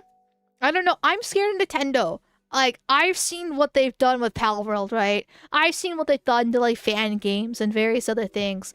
Recently, they went after a channel that talked about Pokemon, like, as a National Geographic channel, that actually hand-drew all the Pokemon, or drew them themselves, I should say. I'm not sure if that's the hand draw part, but like, still, they drew the Pokemon themselves to make this like National Geographic for how like Pokemon would live hypothetically, and they struck that channel down for copyright stuff, because it was using their Pokemon, even though all the content was originally theirs. So just, you know, other than the Pokemon themselves, but like still, and it's just like, Jesus fucking Christ. I know I spent like an hour and a half a stream today, like talking about how much I love Nintendo games, but it doesn't mean I actually like the company themselves for being fucking dicks like that. Ugh. So, modeled and animated? Oh, okay. I guess I kind of got that a little bit wrong. Little bit misinformation there, but close enough. Close enough, right? Could redesign to make it more like a seal? I mean, some people say that the gray alone already makes it look more like a seal as it is. And not like... I guess the other problem is too, this is like a minor problem, because who cares? Other than me, sort of, kind of, in a way. But not like seals have anything to do with my, you know, quote-unquote brand, right? I'm an amalgamation. I guess you can maybe say the seal's amalgamation, right? Right? Because it's a seal with horns. What seal has horns to go with it? But I don't know. It's adorable and I want one. But technically, if I'm going to make a plushie for Amalgamyte, it should probably be like the little icons that I have for the Suppy Bubbies on Kick, which is a wolf with horns and wings, right? That would be closer to an actual mascot. It's adorable too. And the artist that did it for me is gorgeous, absolutely gorgeous for them. There, let me see if I can pull them up too. Wonder, does this have it? It does have it. There we go. There we go here. Oh god, that's tiny. There we go. Okay, it's a little bit hard to see because of the pixels. Because it's supposed to be small due to, you know, it being a badge for Kick. But this would be kind of better for a plushie. Or is this the a smaller version of it? This is a good picture of it too. Something along those kind of lines. Or maybe like the baby form of it, because there's a baby form. Oh, the baby form's adorable. There we go. Look at that cute little thing. Look at that cute little thing. Right? Could be a Magafly plush? True. Magafly plush would be good, and I would like a plushie of that. I would definitely like a plushie of that. Give us the seal. Give the seal wings too. That would be interesting. Not gonna lie. But I don't know. Like, it would definitely fit the brand more and make it less like the Poplio. But at the same time, I just kind of like it how it is. I don't know why. Actually, I do know why. It's head empty, right? This is adorable. There's no thoughts in its mind. And I can use it for so many scenarios. If I want to be a cheeky little shit, pull this out. If I'm trying to be cute, pull this out. If I'm being a little bit dumb, pull this out. If I'm trying to be nice, pull this out. Right? Like, I can use this for, like, almost every situation. It's perfect. I don't know why, but it fits every single context. It's great. I love it. It's amazing. Did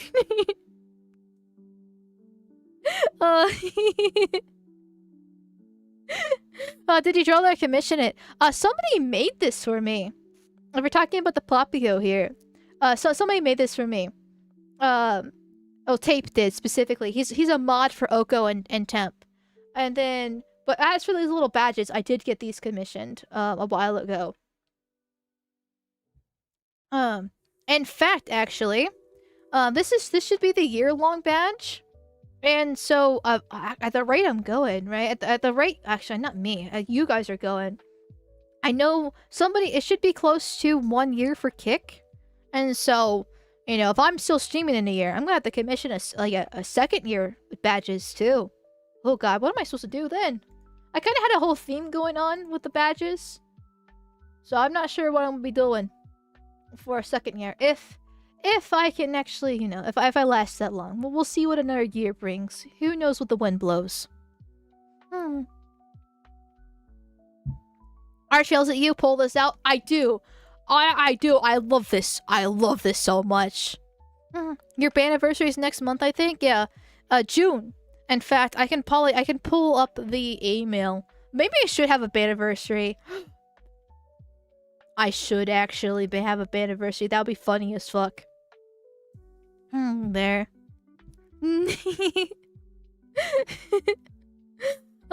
Crazy how fast time has gone by. It really has.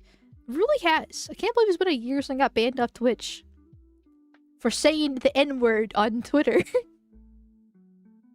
I still can't get over that. I still can't get over that. Like, I'm not surprised I got banned off Twitch. I knew it was a matter of time. But for me to get banned off Twitch for saying the N-word on Twitter, now that's something else. That's something else there. Good morning. Well, hello, Atari. Are you back from the dead? Do you have your PC back? Are you alive and kicking? June? Yes, June. I know. I'm seeing you spelling it like Jew, as in the Happy Merchants. Don't tell me I'm pronouncing June wrong, okay? Listen, I might mispronounce every single thing. I might be bad, but June is June, okay? June is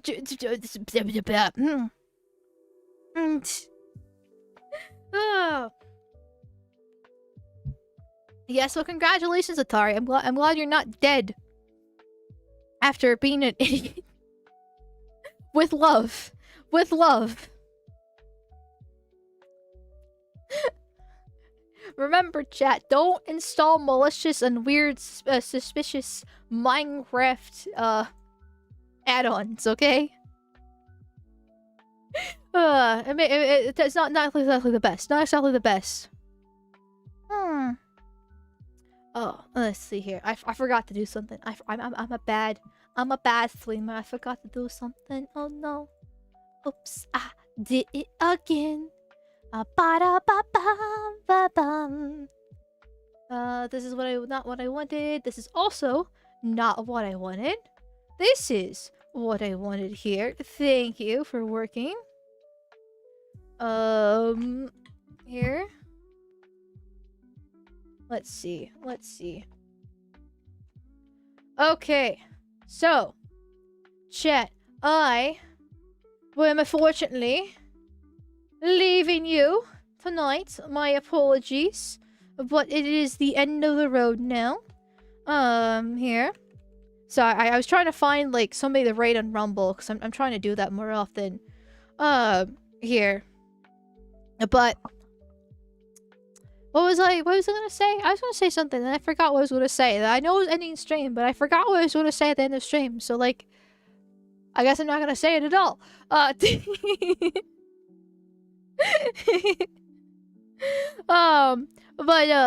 I guess I don't know what I was gonna say. But anyway, thank you everybody for the sub puppies, donos, and Vic spankings. You guys have been very generous tonight. Very, very generous. I'm glad you enjoyed the woman yapping and being dumb. And the little wiggly butt here. I love this thing so much. I love this thing so much. Anyways, I will see you guys on Friday for the early Friday stream. Floundering Void Friday. It's 2:30 p.m. EST. Okay, 2:30 p.m. EST. I have no clue what we're gonna.